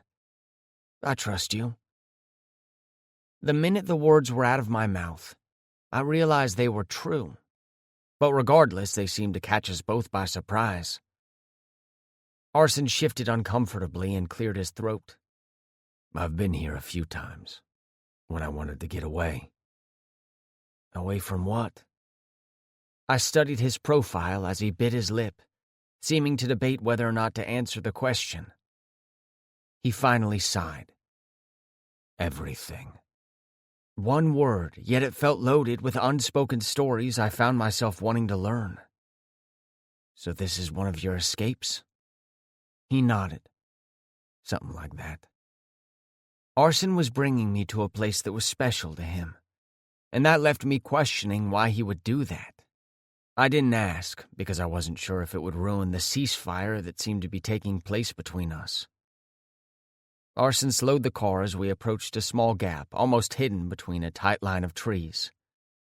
He pulled just far enough in to keep the car on a shallow bed of sand, yet not blocking the entrance. Some of the locals hang out here. And someone showed you? Sort of. He turned off the car. I was at the public part one day and fell into a crowd that later moved to this part of the beach and invited me along. I wondered if he'd been with a guy, but honestly didn't want to know, especially when I slid out of the bucket seat and took in the view. Though I wasn't sure anything could ruin the sudden, complete tranquility that blanketed me, I wasn't willing to risk it. Here, Arson said as he handed me my art portfolio bag and stuffed 2 beach towels under his arm. Come on. A little way down, there's a small alcove I think is perfect. As he set off toward the water, I followed, my flip-flops sinking further into the sand until I stopped and tugged them off, wiggling my toes in the tiny grains. Arson did the same as he watched me, and then he smiled. A boyish smile, unlike any I'd seen before on his face, transformed the moody bastard's features into an entirely different kind of sex on legs. And just when I thought he couldn't wreck my body any more than he already did with a simple look, a small dimple creased in his cheek. Now you're the one staring. He wiggled his brows. Like what you see, little mouse? I scoffed. You wish. Arson's grin only broadened. Asshole knew exactly what he was doing to me. So, where's this perfect place of yours? Just around the corner. He gestured to a cluster of rocks, formed from centuries of water battering and shaping them into smooth surfaces, that stood taller the further we traveled downhill toward the edge of the water. Almost there, he assured me as we circled around the structure. At high tide, this place is inaccessible, but right now is a perfect time. When Arson stepped aside, I sucked in a harsh breath. It wasn't the wide-open beach that drew crowds in droves. Rocks jutted out sharp and jagged in some places, and shells littered the sand. Logs lay on their sides, still damp from being covered in ocean at high tide. It was natural beauty, a mix of what I loved about both the lake and the ocean. This is perfect, I agreed. Pick a spot and get set up, he suggested, and waited as I worked my way carefully around the debris left behind by the sea. Choosing a spot on top of a massive flat rock, I waited while Arson set out the towels and I climbed up, sitting cross-legged and unzipped my bag. Arson took the spot next to me, laying down. Guess what? Arson said as I dug out a small canvas board, perfect for my lap. What? This is the spot I sit in every time I come here. He winked up at me. Arson fucking winked. He really had to stop doing things that made it harder to remember why I had hated him, even though I knew that was no longer true. I'd say you have good taste, but... You taste good. He interrupted, and I snorted. Lame. He chuckled, and even though I could tell he felt lighter here, the sound was still raspy and dark. Arson quieted, letting the sun soak into his skin while I pulled out my paints and set out my supplies onto the towel. Scanning the scenery, I quickly grabbed shades of blue, yellow, white, and a few others so I could add textures and dimensions hidden inside the waves. As I painted using both my brushes and fingers, I could feel his stare. I tried to ignore it, but there was nothing easy to dismiss about Arson. Pausing with my fine-tipped brush placed in the curl of a wave, I glanced down at him. "Why do you watch me like that when I paint?" "It relaxes me." His tone and statement were so matter-of-fact. He either didn't care or didn't understand the impact of telling someone they could affect him to that extent. "It relaxes you?" I tilted my head. "Why?" "Yep. And I have absolutely no idea why." He hummed with contentment and sprawled out with his arms stretched over his head. "Arson." I hadn't planned on the candid response, but it was true. Watching Kellen quietly focused and completely in his element allowed me to study him while his forehead was creased in concentration, or when he bit his lip as he really dove deep into his work. Kellen shook his head but turned back to the canvas. His fingers slid through a shade I couldn't see from my angle, but I had a perfect view of his face, and that's what I craved. I wasn't a fan of denying myself, especially when it came to Kellen. As he worked, I soaked up the sun while stretched out on my towel, enjoying the quiet. It was a special kind of magic with the waves, seagulls, and other sounds drifting around us that also seemed peaceful. "All done." Kellen sat back an hour later, settling the finished picture in his lap. I sat up and leaned into his space to get a good look. It didn't come as a surprise that I was once again impressed with his skill. Anyone lucky enough to snag one of your pieces is. When I glanced at Kellen, I hadn't realized how close we now sat. Facing me, his lips were so near to mine, and my gaze dropped to his mouth, where his teeth sank into his fuller lower lip. "Arson? Lucky enough to what?"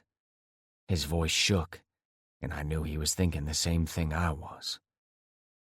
Instead of answering his question, I reached up and cradled the back of his head and closed the distance, dusting my lips over his. His breath coasted over my mouth as I placed a barely there kiss and tugged his lip with my teeth. "Kiss me back," I whispered against his lips, and Kellen made a sound in his throat, a whisper moan as he opened for me. Slipping my tongue along his, we met in a tangle of slow, languid, and searching caresses. I wasn't sure exactly what we were searching for, but somehow I knew I'd found whatever it was that I needed in Kellen.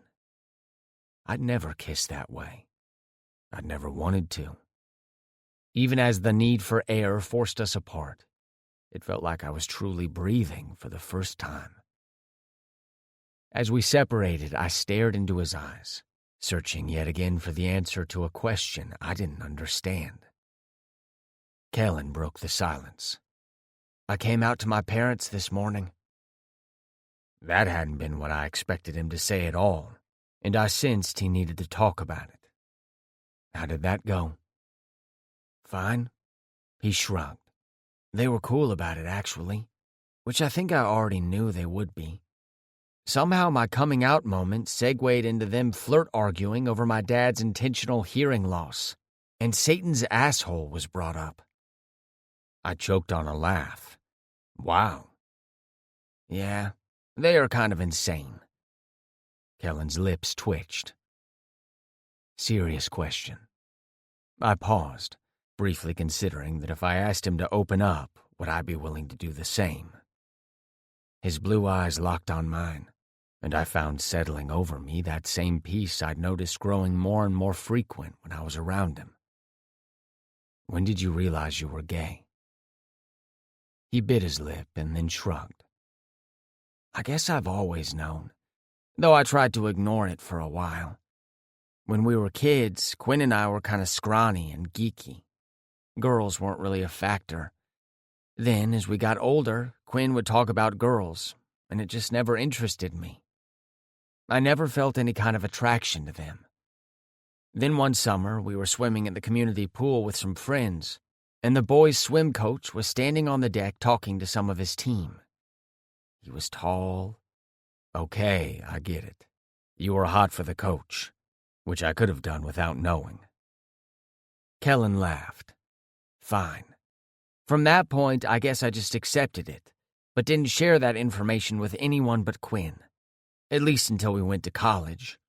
I didn't try to hide it on campus, but here, he took a deep breath, processing the memories, I guessed. Then he asked, "What about you? When did you figure out you were gay?"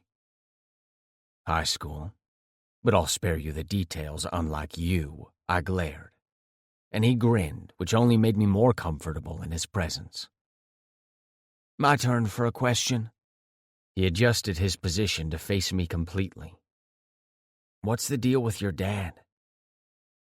I really didn't want to talk about either of my parents, but I'd started by diving into personal shit. I owed him. He had, however, asked about my dad and not my mom, so I was claiming that loophole in the clause. I sighed. My dad wasn't always a self-absorbed asshole. I can remember when I was little and he took me on fishing trips. But some things happened and he stopped being my dad. I was looked after by babysitters, and when he was around, he'd lock himself away in his office. He became single-minded, focused on his business. I just sort of fell through the cracks, I guess. "I'm sorry you grew up that way." Kellen's expression morphed into a mixture of anger and empathy, which I found hard to accept, so I just shrugged. I was also way deeper in my feelings than I was comfortable with. "You ready to get out of here?" He frowned, and I knew questions had to be circling around that creative brain of his. I leaned forward and placed a quick kiss on his lips. I stood and brushed off my shorts.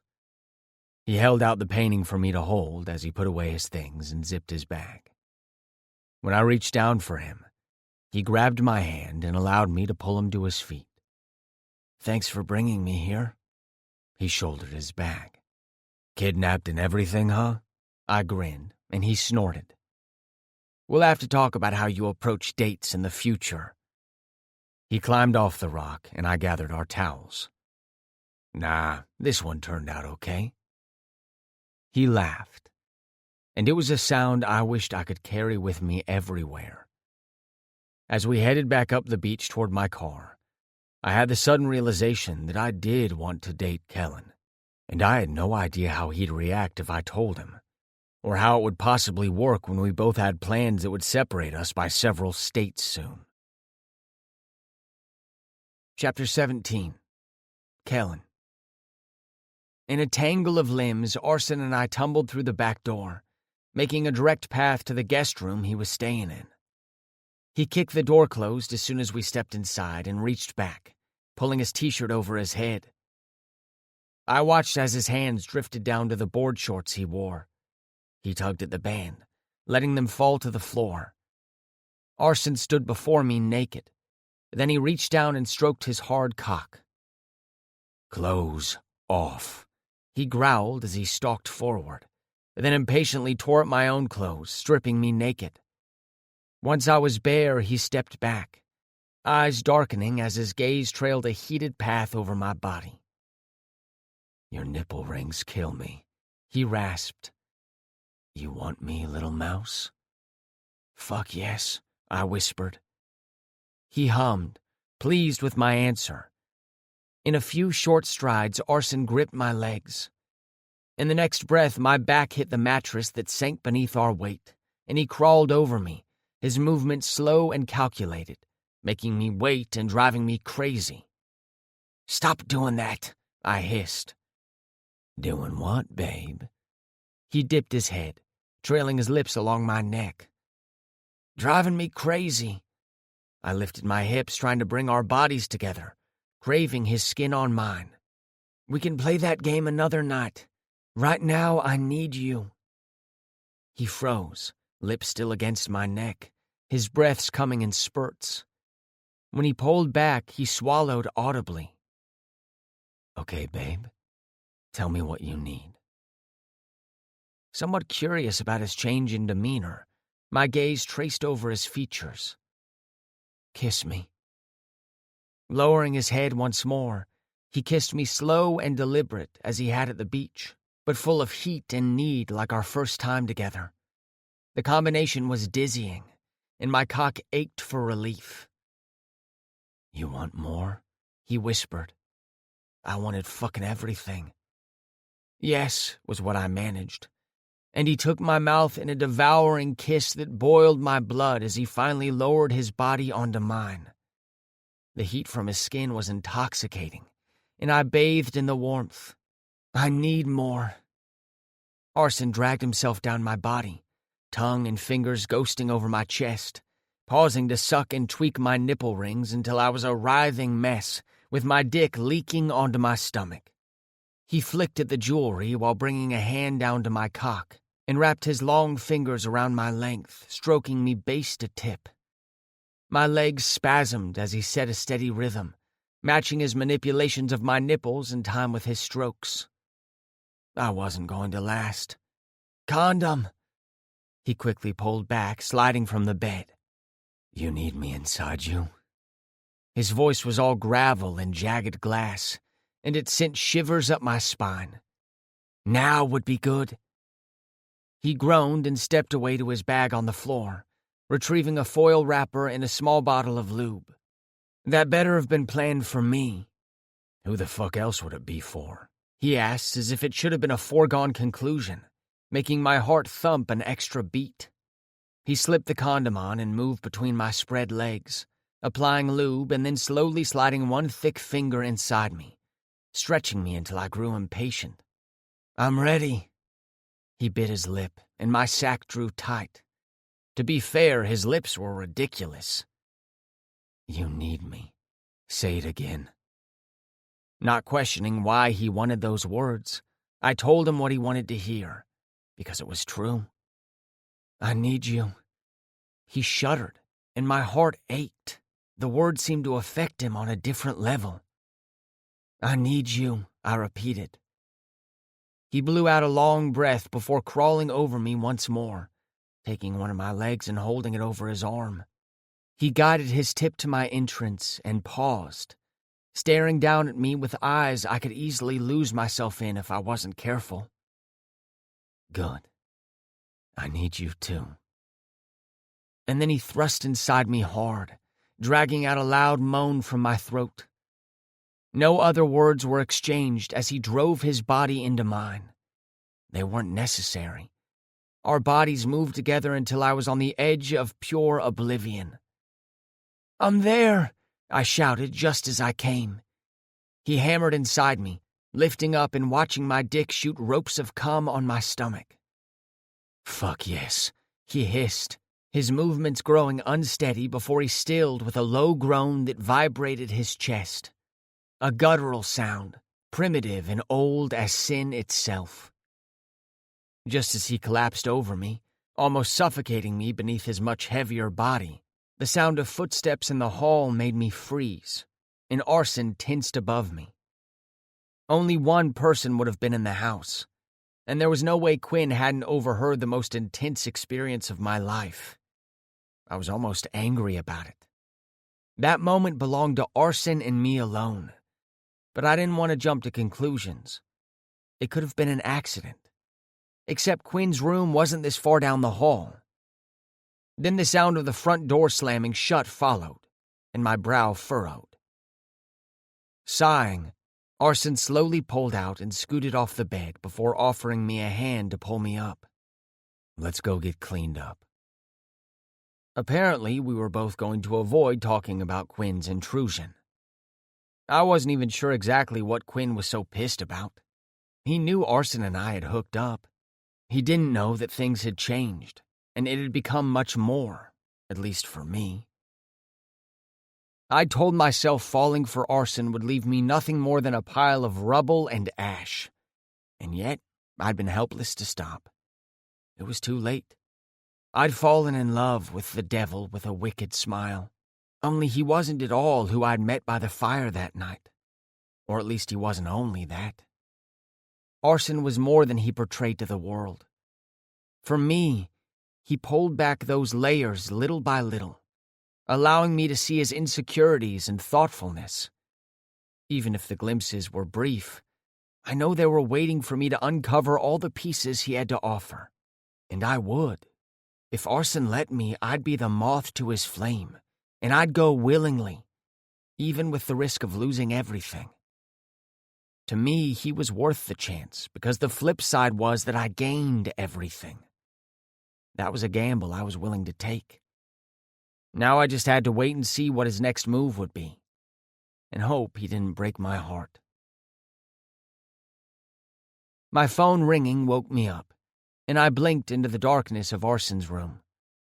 Even after several days had passed since we'd visited the beach, spending each night in Arson's bed with the heat of his body warming my back, I startled when a large hand gripped my hip. "Who the fuck is calling at ass o'clock in the morning?" Arson rasped, voice heavy with sleep.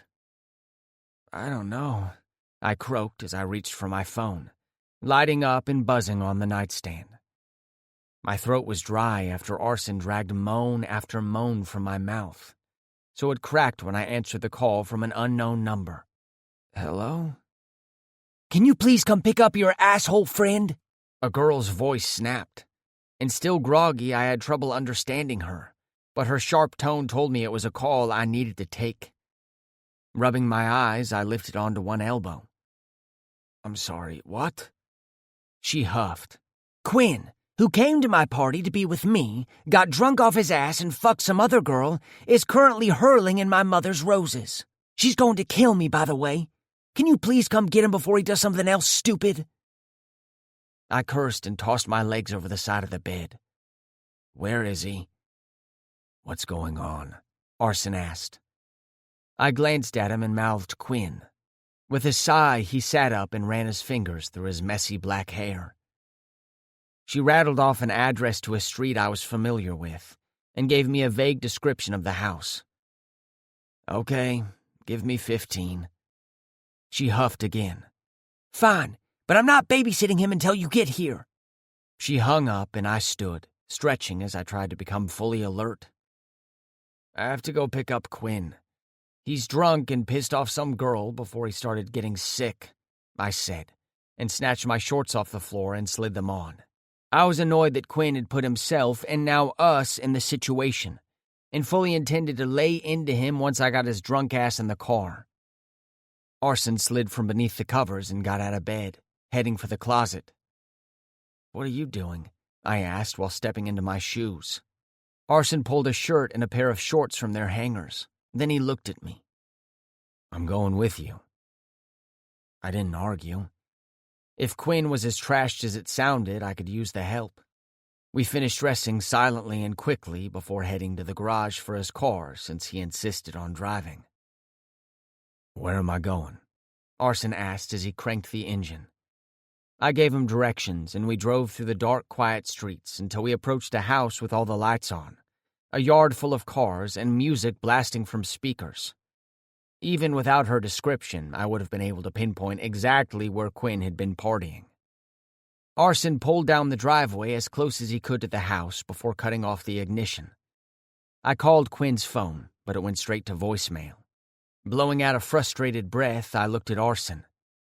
Voicemail. But she said he was outside getting sick in a rose bush or something. I guess we'll start looking for him there. We hurriedly opened our doors and met at the front of the car before searching for Quinn together. I spotted a pink climbing rose bush growing along a trellis anchored against the side of the house and made a beeline for it, expecting to find him still there if he was as drunk as she claimed. Sitting on his ass in the freshly mowed grass, he leaned against the house, head tipped back as he stared at the sky. "Quinn," I called as Arson and I approached. He lifted his head and groaned as if the effort had really cost him. My nose wrinkled when I stood in front of him. Not even the sweet floral fragrance of the roses could drown out the stench clinging to my drunk best friend. When he spotted me, he laughed, but it sounded sad. "This is your fault, you know." I frowned, unable to understand how I could possibly be responsible for his current condition. "How's that?" He shook his head, lolling it side to side. "You fucked my stepbrother, and you're still fucking him." "Quinn," Arson gritted out. "Get up." At the sound of Arson's voice, Quinn snapped his head in Arson's direction. He snorted and rolled his eyes. "Of course you're here. Why wouldn't you be? You two were together again tonight, right?" "Quinn," Arson started again. "Fuck you, Arson," Quinn snapped, and my eyebrows shot high. It wasn't a secret Quinn didn't care much for his stepbrother, but the vitriol in that outburst surprised me. "Fuck you," he repeated as if to drive it home. "You actually like Kellen, or are you just sucking his dick every chance you get to pass time while you're here?" "That's enough," I interrupted his rant. "Let us take you home." What the fuck was his problem? I was fully aware Quinn wasn't happy about our arrangement.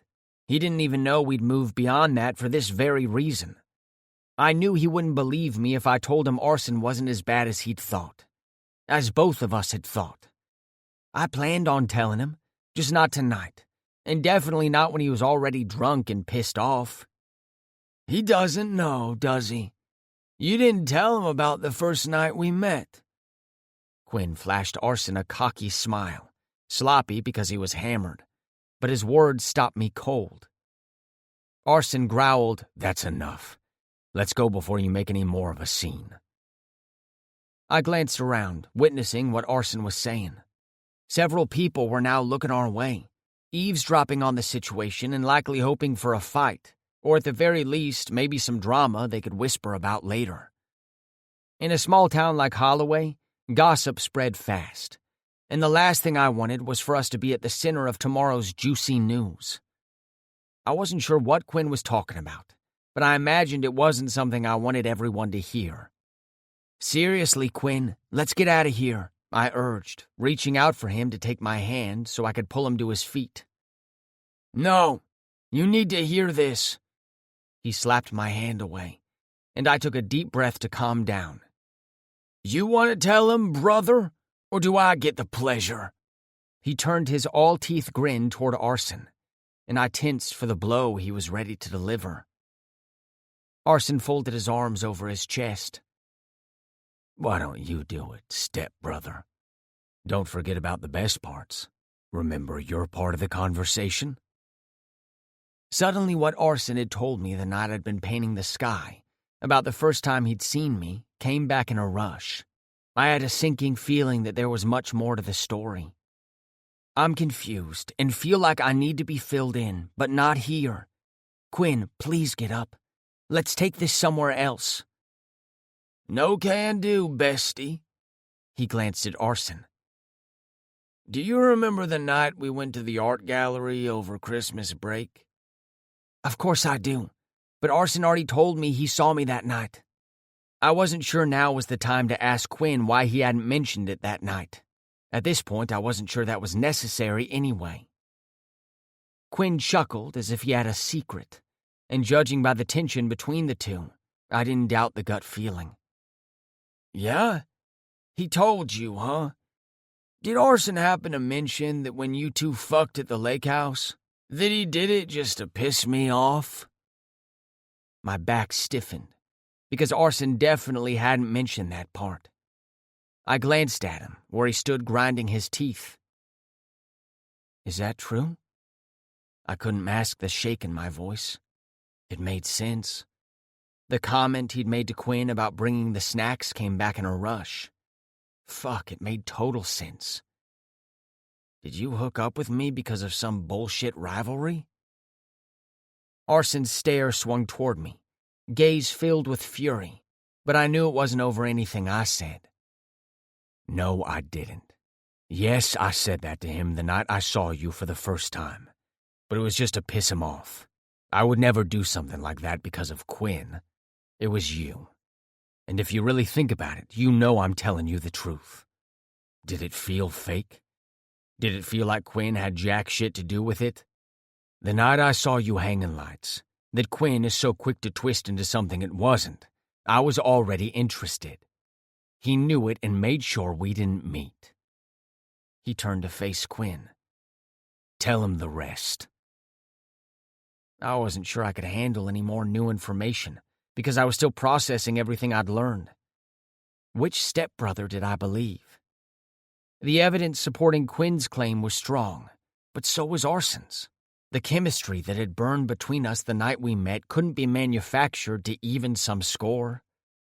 There was also the fact that Quinn had kept us from meeting in the first place. I looked at my best friend, feeling the sting of betrayal at the sudden clarity I had, that he'd been keeping secrets from me for months. I couldn't forget my part. I'd kept a huge secret from him as well most of our lives, but it just didn't feel the same. And I wasn't sure if I was in the wrong as well, or if it had been the right thing to do. Tell him why you did it, Quinn, Arson continued. Why didn't you want us to meet? Quinn shut his mouth for once, and I studied him. Just tell me already. You started this, so now you finish it. Please do, Arson agreed. Tell him my mother ran out on me when I was 7 fucking years old because I wasn't good enough. Because I was just an unwanted piece of trash to her. That was why you decided I wasn't good enough for him, right? Quinn swallowed hard. I'd never taken my eyes off him as I heard Arson's words. How could someone say that about a 7-year-old kid? I watched Quinn, waiting for him to deny he'd said that at all, but he didn't. No one deserved to be told their mother didn't want them, and that it was their fault. I stared in disbelief the longer he didn't speak. Maybe it was for a different reason, yeah? Arson suggested cryptically. And for the first time, Quinn glanced around us, seeing all the eyes trained on the scene he'd created. He glanced back at me and sighed. I don't even care anymore if he or anyone else knows. He blinked, and I steeled myself for whatever was big enough to cause the widening gap growing between us. Jesus, Kellen. Why was it never me? You fucked around, but I was right fucking there. Confused, I tried to piece together what he was trying to tell me. I don't understand. All you had to do was see me the way you see my asshole stepbrother. I never would have touched anyone else. But you didn't. And every day I had to ignore it, force it away by drowning myself in pussy when I just wanted you to want me back. I cringed at his crass words, but they made no sense. You aren't even gay. You said you met a girl at work and that she could be the one. I don't understand, I repeated. Tell me the truth. Did you ever think about it? Being with me? His eyes pleaded with me to come clean, but Arson was standing right next to me, and I was pretty sure he was waiting on the answer too. I wasn't sure what to do. I'd been wrong about my feelings for Quinn. I knew that now, because it didn't even come close to the way I felt about Arson. It wasn't even in the same universe, but yes, at one time I'd thought I had been in love with Quinn. Was it worth telling him the truth? Would it cause more damage by lying or confessing? I honestly didn't care about telling Quinn, but Arson was different. After everything he'd been through, especially now that I had learned about his mom. My best friend had actually used that painful part of Arson's life as ammunition to purposefully hurt him. Would telling Arson that I'd thought I'd had feelings for Quinn before I met him spare his feelings? Or would it ruin our relationship, starting it with lies? Struck with indecision, I cleared my throat. Quinn, we need to leave. Fine. You know what? It doesn't even fucking matter anymore.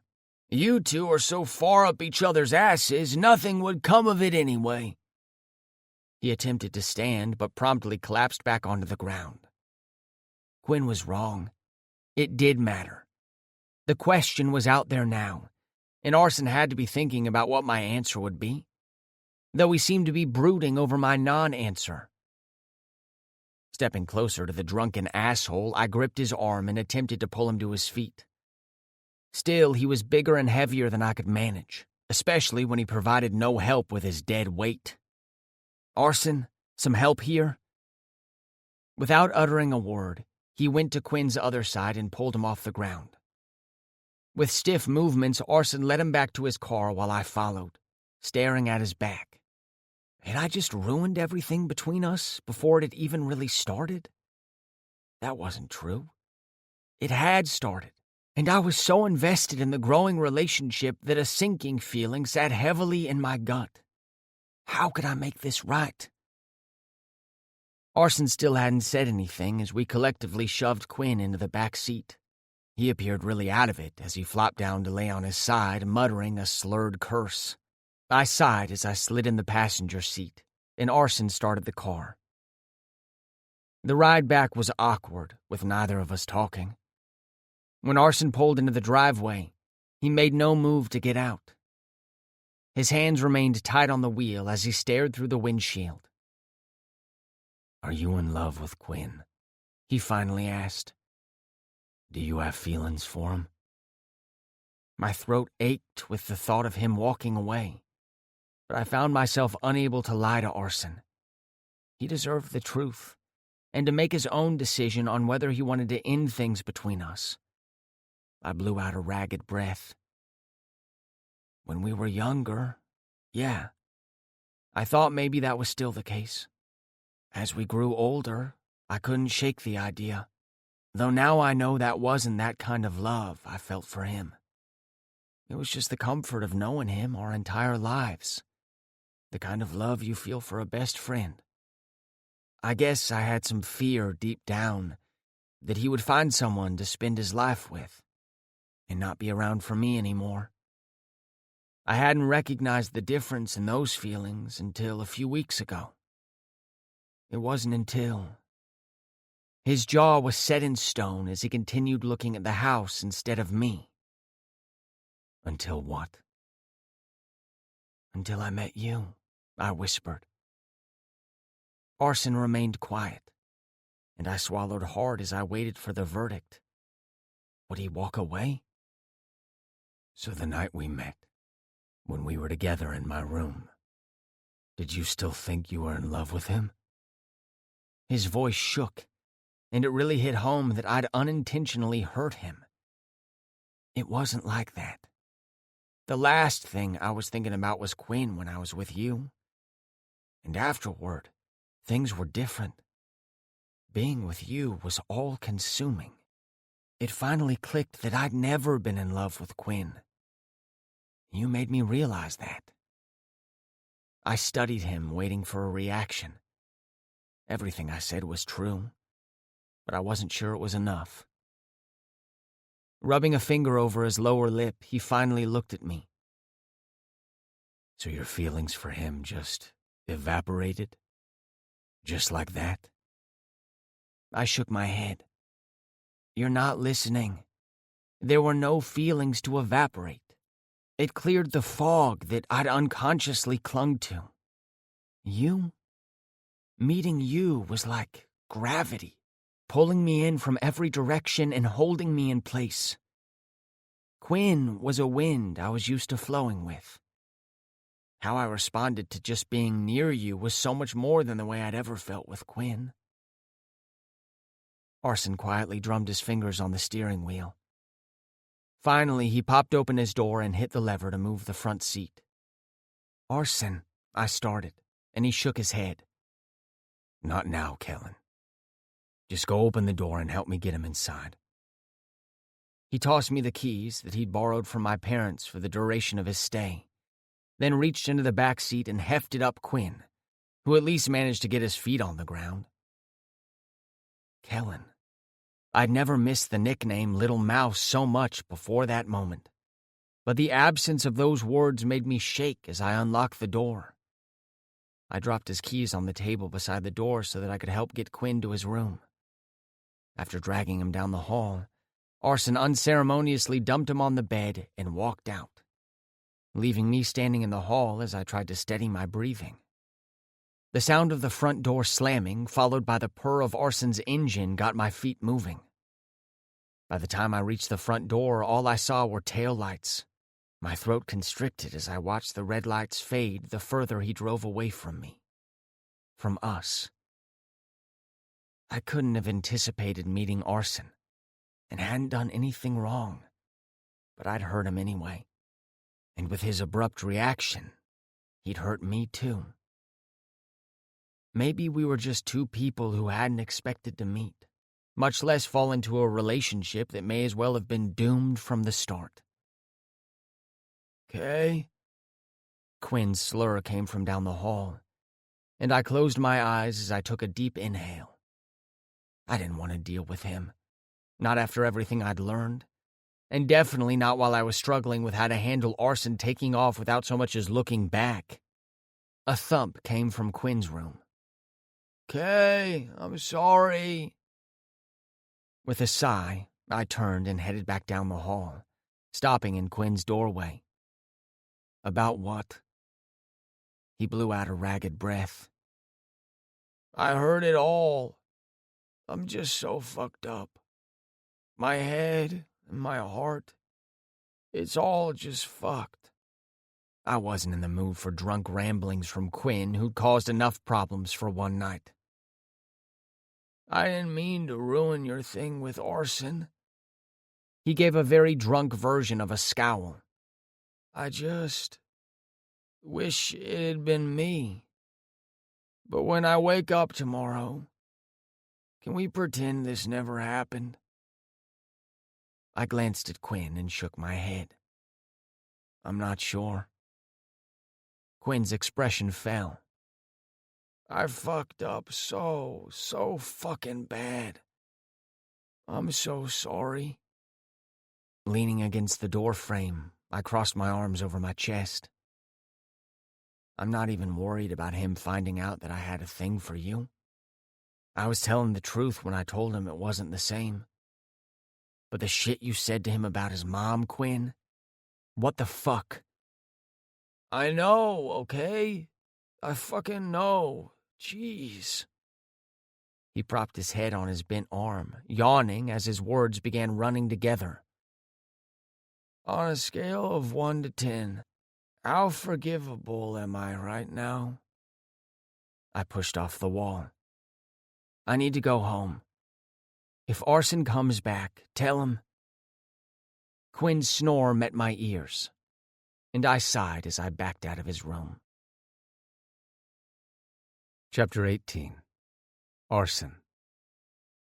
The closest hotel was a half hour from Holloway.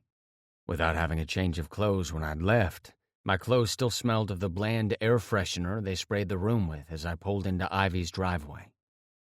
Kellen's car sat parked alongside the curb in front of his house, and my nostrils flared as I held myself back from going straight to his door, knocking and saying everything I'd thought about over the last 2 days. In the end, I decided it wouldn't matter. He was leaving today to go back to Atlanta, and I would be leaving for North Carolina as soon as I could throw my stuff together and get it loaded in my car. I needed to get the fuck out of Holloway.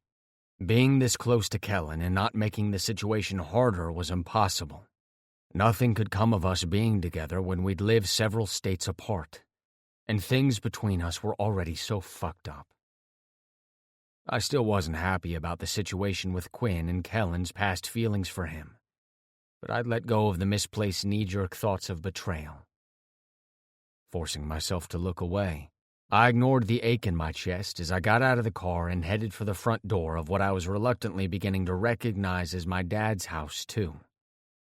However, I still had my reservations if he could make the marriage work. When I entered, the house was quiet, so I hoped Quinn was still asleep, or better, not home at all. He was the last person I felt like dealing with first thing in the morning, or ever again. With light steps, I followed along the hall and paused when I heard the shower running. Son of a bitch. I had to be fast if I wanted to avoid him, which I definitely did. As soon as I stepped inside the guest room, I grabbed my bag and tossed it on the bed. Rushing around the room, I grabbed my stuff, shoving it inside until it bulged at the seams.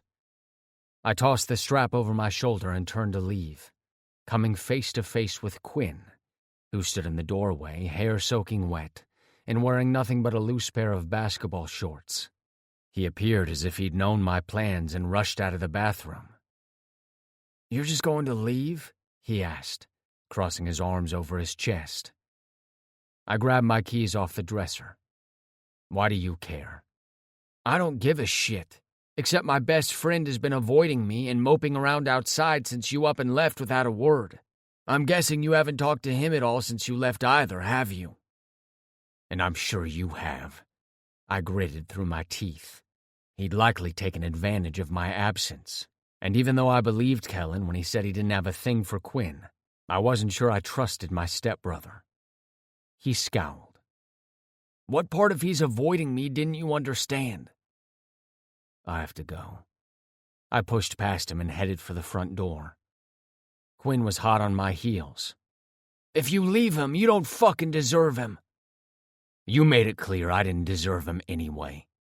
I paused at the door, turning to look him in the eye.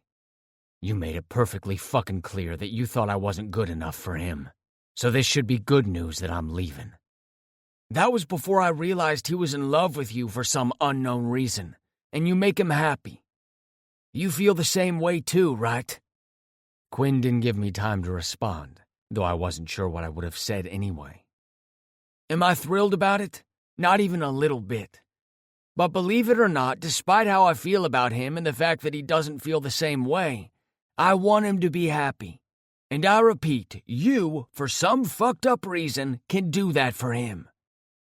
Quinn crossed the room, almost coming nose to nose with me, and I barely suppressed the urge to shove him back out of my space. "If you leave without talking to him, you're just going to prove me right. And I don't want that." I wasn't sure I would have believed him if it wasn't for the fire in his hazel eyes as he read me the riot act. "Believe me, this surprises me too." I deserved it for fleeing, but Quinn didn't understand that I was leaving, so neither of us got hurt any more than what had already happened. "This was a summer thing," I said, not believing the words as they came out of my mouth. Quinn scoffed. "Keep telling yourself that, but we both know that's bullshit." "I have a job in North Carolina. Kellen will be in Atlanta," I growled. "What am I supposed to do since you have it all figured out?" "You fucking make it work, Arson. You do whatever the hell you have to." He stepped back, snorting as he shook his head. "You're right. Fucking leave. And when he's beating himself up, blaming himself, I want you to remember you did this.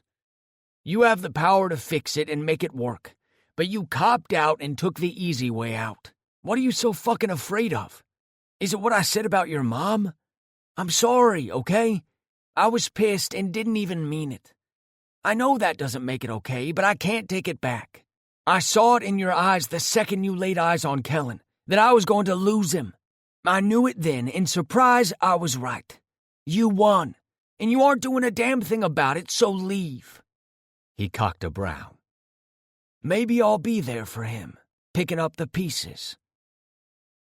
Even though I knew he was taunting me, I growled, "Stay the fuck away from him, Quinn." He scoffed. "You get in that car without talking to him and working it out? You lose any right to tell either of us what to do. You get that, right? It's one way or the other. You can't walk away from him and expect other guys not to go after him. And it'll happen one day. He'll get over you and move on. When you're stalking him on social media, berating yourself for losing the one person who was meant for you," he literally gagged, "he's going to find happiness with someone who thought he was worth it, who thought he was enough." The last word stung like a motherfucker, because it was the very thing I feared most. That I would never be enough to make someone want me, bad parts and all.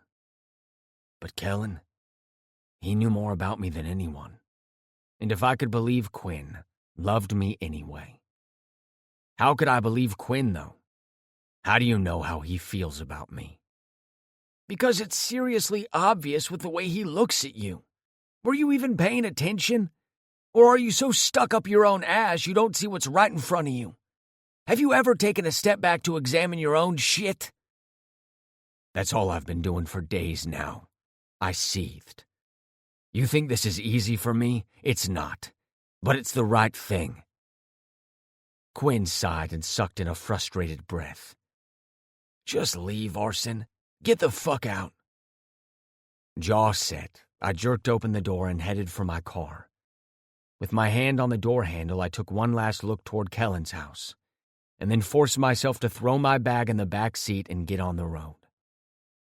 As I drove away, I couldn't help glancing in the rearview mirror as I left him behind. The guy I had fallen in love with. Fallen in love with.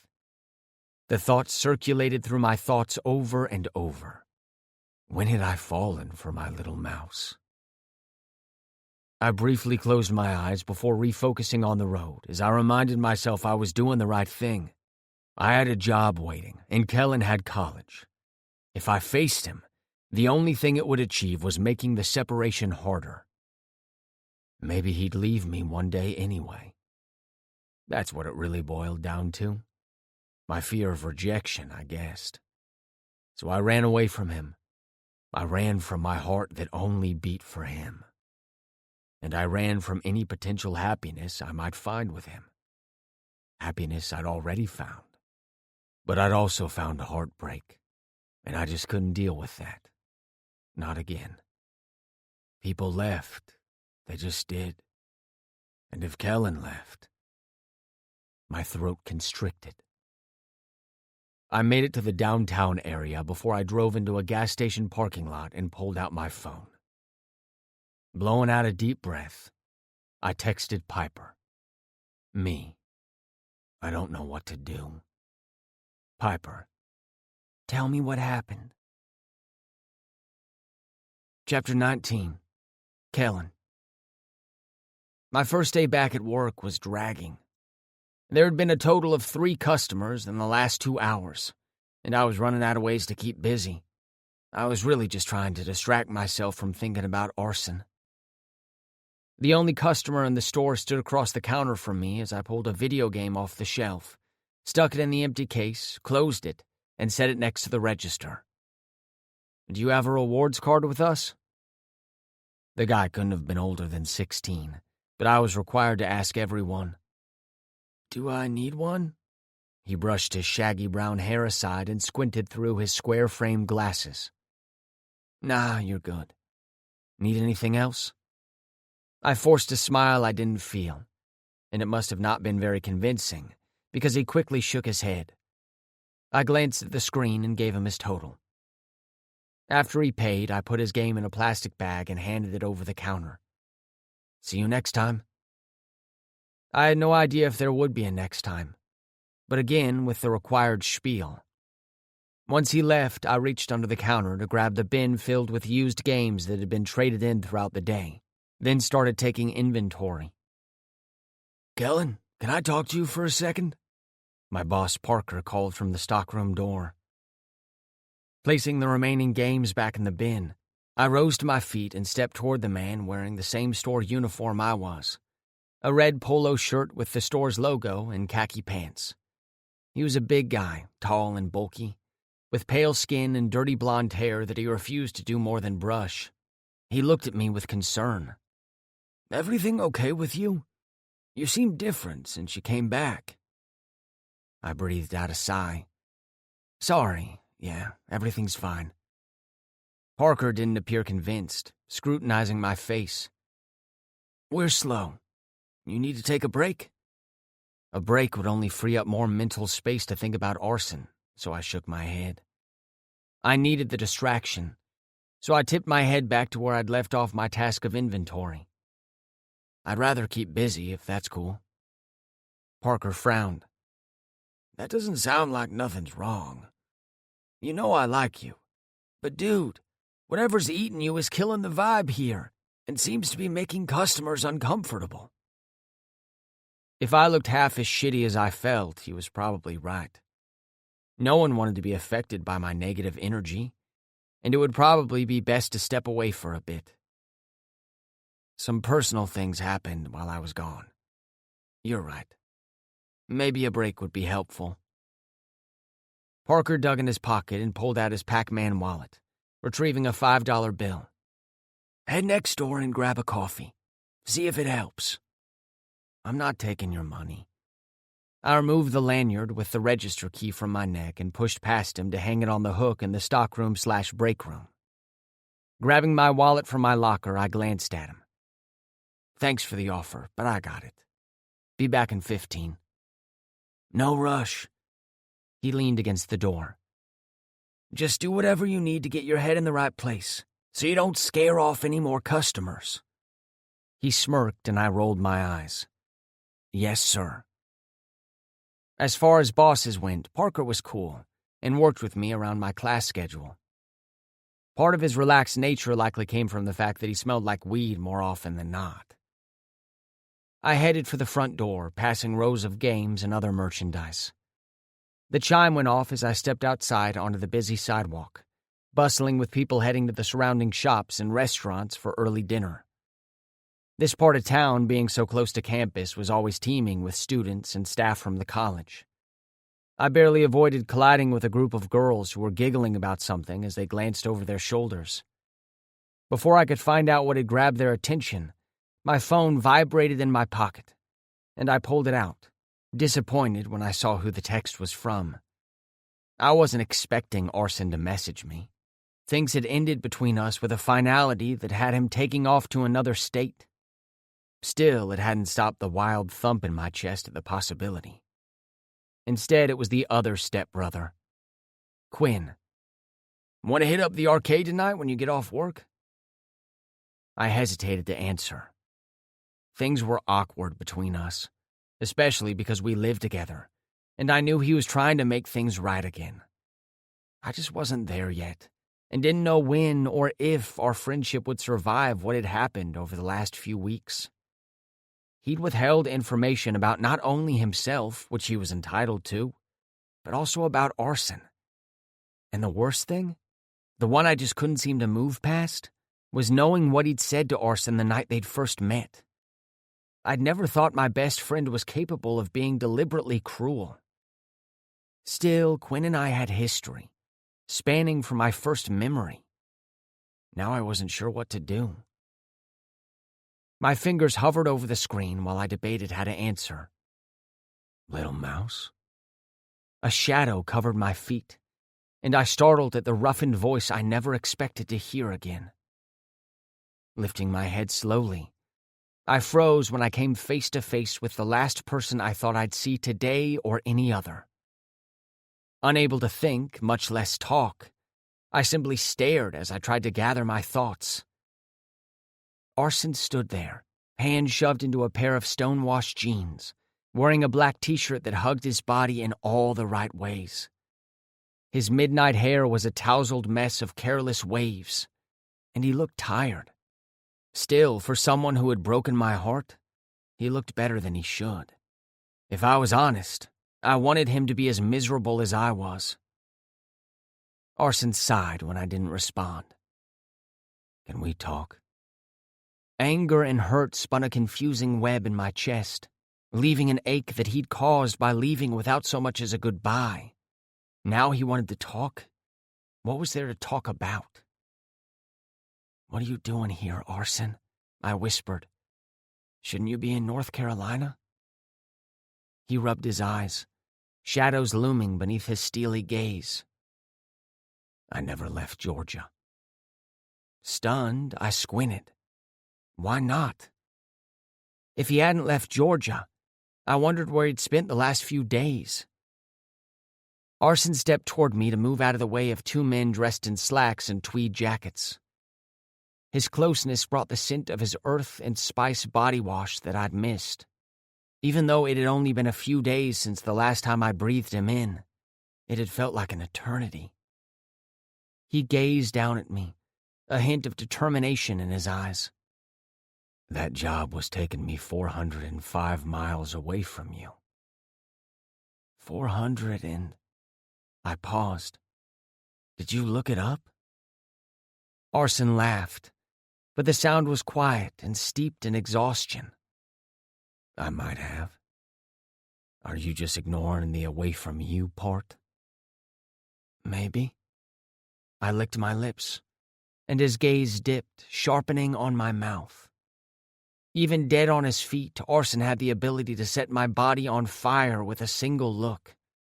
I needed to focus, so I crossed my arms over my chest and straightened my back. Why are you really here? I'm not leaving, Arson answered as he met my eyes again. That was it? I don't understand. You have a great job waiting for you in North Carolina. Arson shrugged. And you are here. There are jobs everywhere, Kellen. He reached out, trailing a finger down my arm, causing the hairs to stand upright. Why would I leave for a job I don't even want anymore, when what I need is right here, standing in front of me? There are other jobs, he repeated, and took a deep breath, letting it out in a drawn-out rasp. But you, little mouse, there's only one you. I swallowed hard as I stared up at him, searching his features, sensing his sincerity. And the thing with Quinn? Arson shook his head. As far as I'm concerned, there was no thing with Quinn. I believe you. You say it wasn't the same. And even if it was... It wasn't, I blurted, and his gaze swept over my face as he nodded. But if you are staying just because of me, I swallowed hard. You can't do that, Arson. Arson's slashing dark brows both arched. Actually, I can and already did. I called them from the gas station's parking lot in Holloway and turned down the job. When I say I didn't make it out of Georgia, I didn't even make it 10 miles down the road when I left. I cleared my throat as hope ignited in my chest. What about the plan to save money for your shop someday? Arson shrugged. That's not changing. It just might take a little longer. His eyes laser-focused on mine. Nothing wrong with a new plan, Kellen. Especially if it involves me getting to keep you. My breathing stuttered. To be clear, when you say to keep me, he cocked his head, stare locked on mine. You aren't replaceable. I wouldn't even try. So that means I'll do whatever I have to if it means you're mine. I don't. I shook my head in disbelief. Really? Arson's throat bobbed, and he reached down and took my hand. Nothing in my life has ever been this real to me. I haven't felt the way I do when I'm around you. Ever. That wasn't always a good thing. As I recall, you hated me for a while. I allowed a small smile, and his lips tilted in a crooked grin that made my knees wobble like a newborn colt. Arson shook his head slowly, a hushed chuckle whispering through his lips. I never hated you, little mouse. I wanted you the moment I set eyes on you. But I thought you would be another person who saw me as not enough. When you said being with me was a mistake. It wasn't a mistake, I interrupted. I'm sorry I ever said that. Things were complicated, but I just never should have said that. Arson's eyes blazed with intensity. I'm sorry, too, for the way I acted. It's all I've thought about over the last few days. What if you didn't want me back? If I came here and you wanted nothing to do with me? I kept thinking, wondering if the time we had together was it. How I wished more of it had been spent watching you paint, laughing instead of glaring at me all the time, which I deserved. I thought if I could just win you back, How I'd spend forever making sure you smiled more, that I was the reason you were happy. I fucked up by leaving and letting my insecurities rule my actions. You were there, so close I could see a future that included nights under the stars and days on the water. But I just couldn't get my head to stop the cycle of doubt, that you were out of my reach. His nostrils flared. Are you? Are you always going to be just outside of my grasp? He swallowed audibly.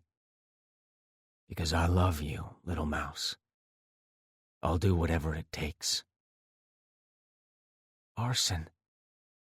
I didn't know what to say. My heart had picked up a chaotic rhythm, and I was having a hard time catching my breath. Arson loved me? Squaring his shoulders, he blew out an unsteady breath. You should know I've come prepared to be very stubborn about this. I spent yesterday looking for a job, and landed one at a shop around the corner. I signed a lease on an apartment just down the street. I'm not going anywhere, little mouse. I'll wait. Forever if I have to. Arson wouldn't have to wait long. He'd turned down a job, created a life here in Atlanta, and then tracked me down at work. He was pouring out his heart and peeling back the last of the layers that had kept me from seeing the truth behind his stony gaze. The least I could do was tell him it wasn't one-sided. Far from it. Arson, I have plans, and you are a big part of them. If you could give me just one chance, I promise.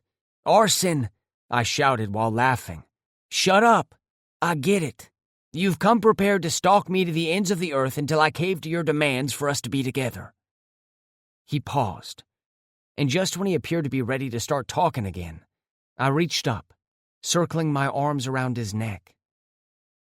I love you too. He froze, as in no parts of his body moved, not even his chest for simple things like breathing. I cocked a brow. All that talking and now you don't have anything to say? Bad timing right after someone says they love you. I'd been joking, but Arson's breath rushed from his lungs. Arson studied me so intently, it would have been impossible to walk away from him, as if I'd ever stood a chance of that anyway. Say it again, he whispered.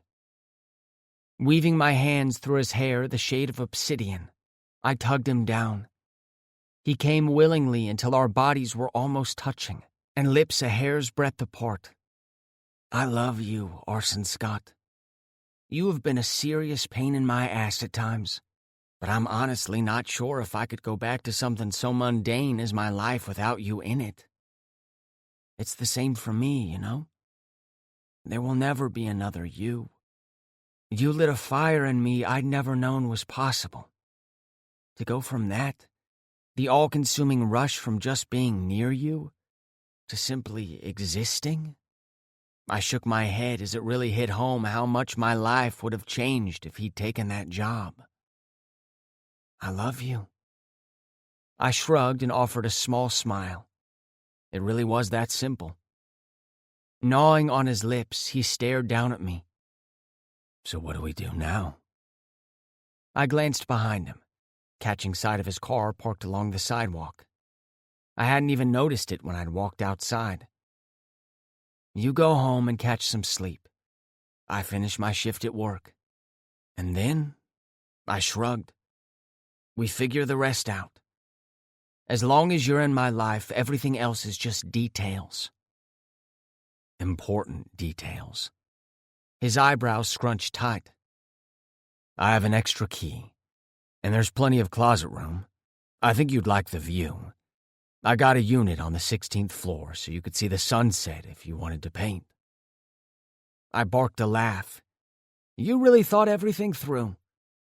He flashed me a tired smile. You have no idea. So this extra key and closet space, are you saying I can come and go? My mind was still spinning with the sudden shift in how my future could play out. Arson frowned. I was thinking more like you'd use it every day when you left in the mornings and came home at night. I stilled. You want to move in together? Yes.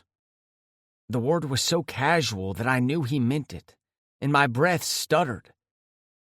You sure? I asked in a choked voice. He scoffed and then gave me a grin, crooked and wicked, as he lowered his voice to a whisper. I've never been so sure.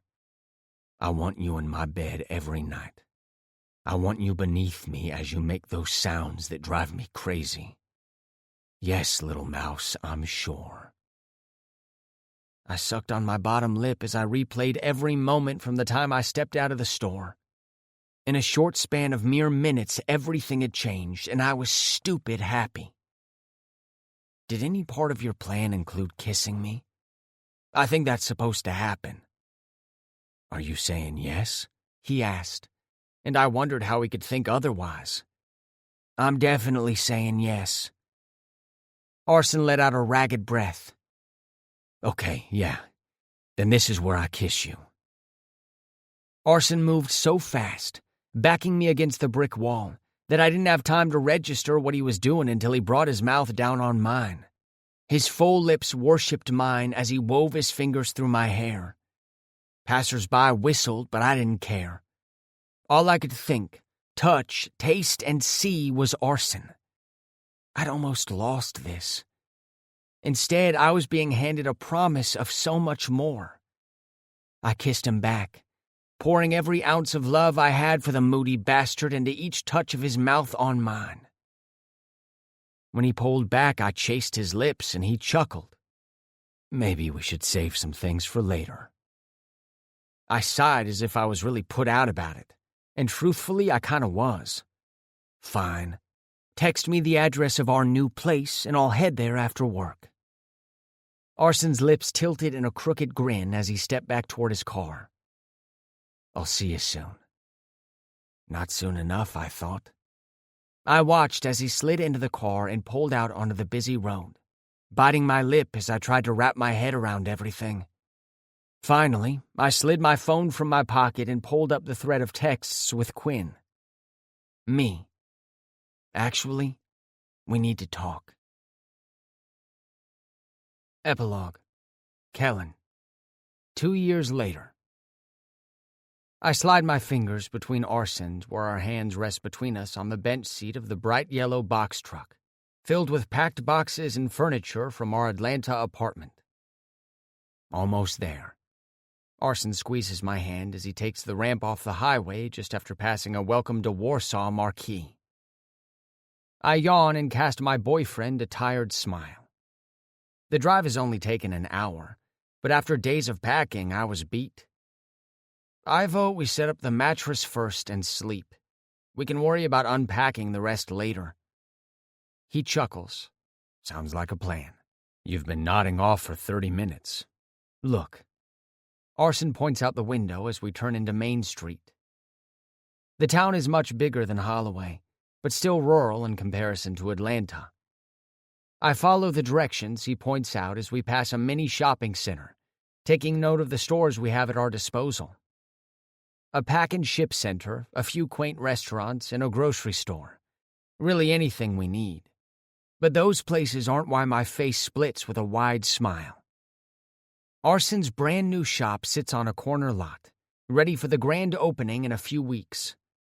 The building itself isn't large, but everything is new and shiny. While I'd been busy finishing my degree, Arson had spent his days gaining experience and the required certifications to run a place like this. I squint at the new sign that's been hung since the last time I'd tagged along with him during the build. Is that? I burst out laughing. Please tell me you didn't have the guy paint a little mouse on the sign? His laugh is deep, rasping with every exhale.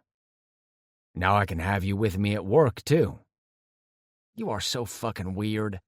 I snort and slouch back in my seat. Are you ready to cut the ribbon? He nods. Yep. I'm just waiting on a few small details to be completed.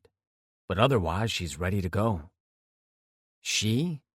I cock a brow as we approach the entrance to the neighborhood where our new rental house is located. Would you rather it be a he?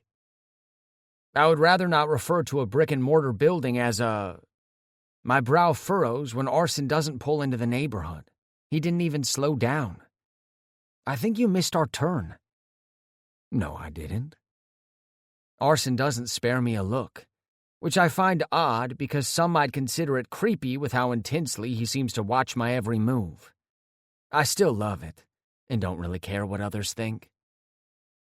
Confused by his answer, my brows furrow deeper as I stick my thumb toward the window, indicating the lower middle-class neighborhood where we should have turned. Yeah, you did. Arson sighs and casts me a look I find suspicious. Okay, well, let me show you something first. I have no idea what he's talking about. As far as I knew, we were heading straight for the house. So much for the mattress and snoozing I had planned, I mutter. He draws my hand to his lips and places a kiss on the back. It's not far, he promises. A half-mile later, Arson turns the bulky truck onto a bumpy county road, and my curiosity grows, wondering what he could possibly need to show me that can't wait for us to unload the truck, especially in this direction. This road leads to the lake, but I've already scoped out the area for the best possible spot several times. Why are we heading out into the woods? In a box truck, I want to add, because the longer we are on the road, the bumpier the ride becomes. Arson doesn't answer, stubborn ass. I'm convinced he has something up his sleeve now, but I honestly don't have a clue what it could be. So, I wait. He finally turns again onto a dirt and gravel driveway, similar to the one at his father's cabin, and I peer through the windshield. A small log home comes into view, a tiny fraction of the size of his father's place, possibly the size of the living room of the giant lake house. As he rolls to a stop, I scan the building that appears to need quite a bit of work. The porch sags a bit, and the awning over the bare porch looks like it could collapse at any moment. But from what I can see, the bones of the cabin seem intact. I glance at Arson, wondering why he'd bring me here. Whose place is this? Arson is staring out the window toward the lake that's maybe 200 yards behind the house. Ours? His gaze shifts to meet mine, and he almost appears nervous. It's ours, if you want it. I stare at him, replaying his words, but I can't seem to grasp clarity on their meaning. What are you talking about? Arson clears his throat. It just went on the market last week. I only found out about it by chance, because one of the guys that installed the windows at the shop owns it. What do you think? What do I think? I repeat as my heart hammers in my chest. Are you serious? This place could be ours? Would you be mad if I said it was ours already? My eyes widen as my jaw drops slightly. What did you do? I whisper. Bought it? He winces. If you hate it, then I can still tell the guy no.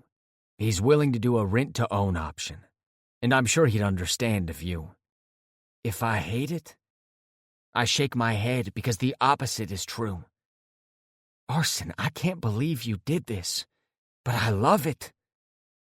The emotion that clogs my throat catches me off guard, and I cough to clear the rasp. Can we see inside? He digs out a key I don't recognize from his pocket and hands it to me. It's all yours. I snatch the key, and he chuckles as I jump out of the truck. He's close behind me as I take in the grounds around the place. The heavy woods are natural and untamed. Brush and wild bushes dot the spaces between the towering trees. As I get closer, it becomes obvious the place needs more work than I'd originally thought. I step onto the porch that threatens to buckle under my weight. I give him a nervous look. Obviously, it needs some work, Arson says with a slight grimace. But I've already made a list of everything that needs to be done to get the place back in shape. My boyfriend was seriously the most thoughtful man I'd ever met in my life. Sometimes I wondered if I even deserved the kind of love he offered. unwavering devotion that strengthened my love for him every single day. I shouldn't be surprised he'd done something like this, but I am. I didn't think something like this was even an option for us yet. We can tackle it together, I assure him as I unlock the door and then swing it open. The family room is open concept and almost completely bare. A rectangular cutout between the cabinets and the kitchen waits for a refrigerator to be installed. No furniture is in sight, and still hanging in the air is the stale smell of burned wood that emanates from a used fireplace, which desperately needs to be cleaned. You can look at the list and add anything to it, he continues. But my eyes are drawn toward the windows lining the back wall, and the view of the lake not far beyond. And like I said, if you don't want it, I can. I love it, I interrupt, spinning around and gripping the back of his head. Pulling him down, I place a kiss, full of appreciation for the crazy things he does for me, against his full, addictive lips. Yeah? He smiles against my mouth and pulls back a few inches. I mean, I was hoping it was what you wanted. I'll get it fixed up and livable. We'd have to stay here while I do that, so that's something to keep in mind before you decide. You're insane, you know that? I shake my head. I can't believe you did this. His gaze is warm as he scans over every inch of my face. I'd do anything for you, little mouse. I swallow hard, knowing he means every word. Before I can respond, he pulls back and grabs my hand. There's more.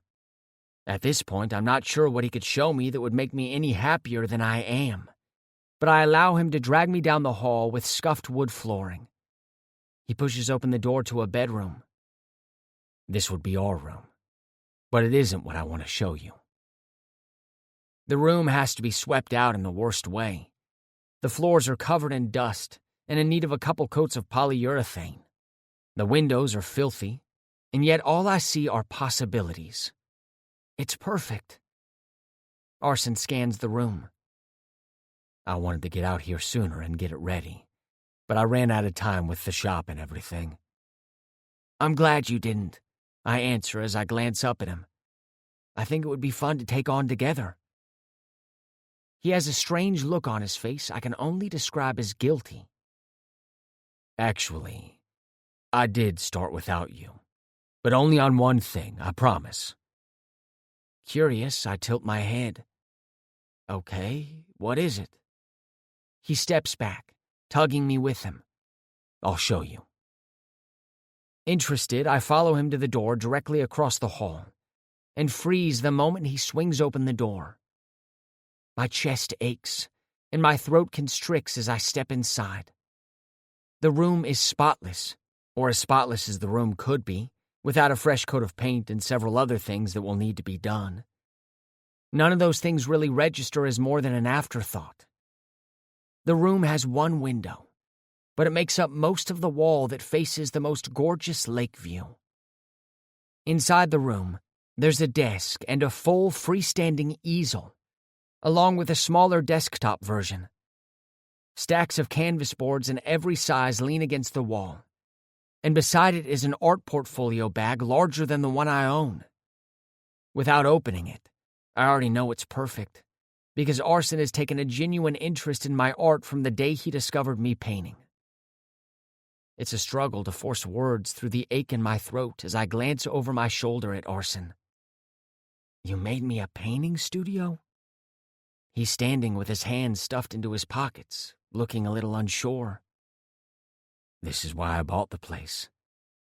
You wanted a house on the lake so you could paint every day. This place seems to make perfect sense for us.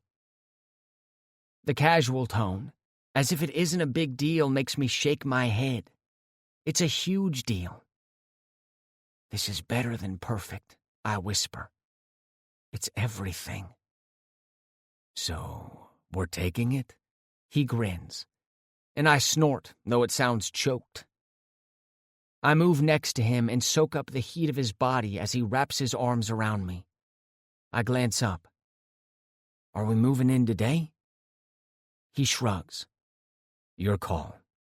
We could rent another place while I fix it up, but it may take longer because of the added expense. No, I was asking if we could move in today. I wasn't sure I'd ever want to leave. His grin slays me, and I damn near melt on the spot. We can do whatever you want. Reaching up, he hooks a finger under my chin, tipping my face for better access as he brings his lips down on mine. The kiss is slow, and I pour every ounce of my gratitude for this man into every breath, not only for what he's done for me today, but for coming into my life and filling it with love stronger than I'd known existed. After long seconds of catching our breath, Arson presses one more lingering kiss on my lips. So you're happy? Stupid happy. When he grins, my heart thumps an extra beat. I love you. I love you too, little mouse. Placing his hands on my shoulders, he turns me to look out the window, wrapping his arms around my chest as he holds me against him. This view what you wanted? Humming in contentment, I drown in the comfort of his hold. So much better. As his arms tighten, I scan the landscape thinking about how much has changed over the last 2 years. Arson always had reservations about his father's marriage to Ivy, but they are still happily married. His father has been making a huge effort with Arson and had apologized for not being the father Arson had needed. They are still actively building their relationship, and I can see the changes in Arson's behavior with his dad. Forgiveness and effort have replaced much of his animosity toward Bill. However, I think they still have a huge divide that both are trying to bridge. For everyone involved, I hope one day that will happen, but mainly for Arson. He is the best man I've ever met, and anyone who can't see that isn't paying attention and doesn't deserve him in their life. And then there's my parents, who quickly took to Arson once we'd announced our relationship, and I'd never been prouder to call them my parents in my life. Arson has soaked up their love and attention. Sometimes I wonder if they actually prefer him to me by the way my mother dotes on him every time we visit. They have that in common, though. I choose Arson every day just as he chooses me. Quinn and I have also tried to fix our friendship, and though I speak to him regularly, it isn't the same. It never will be.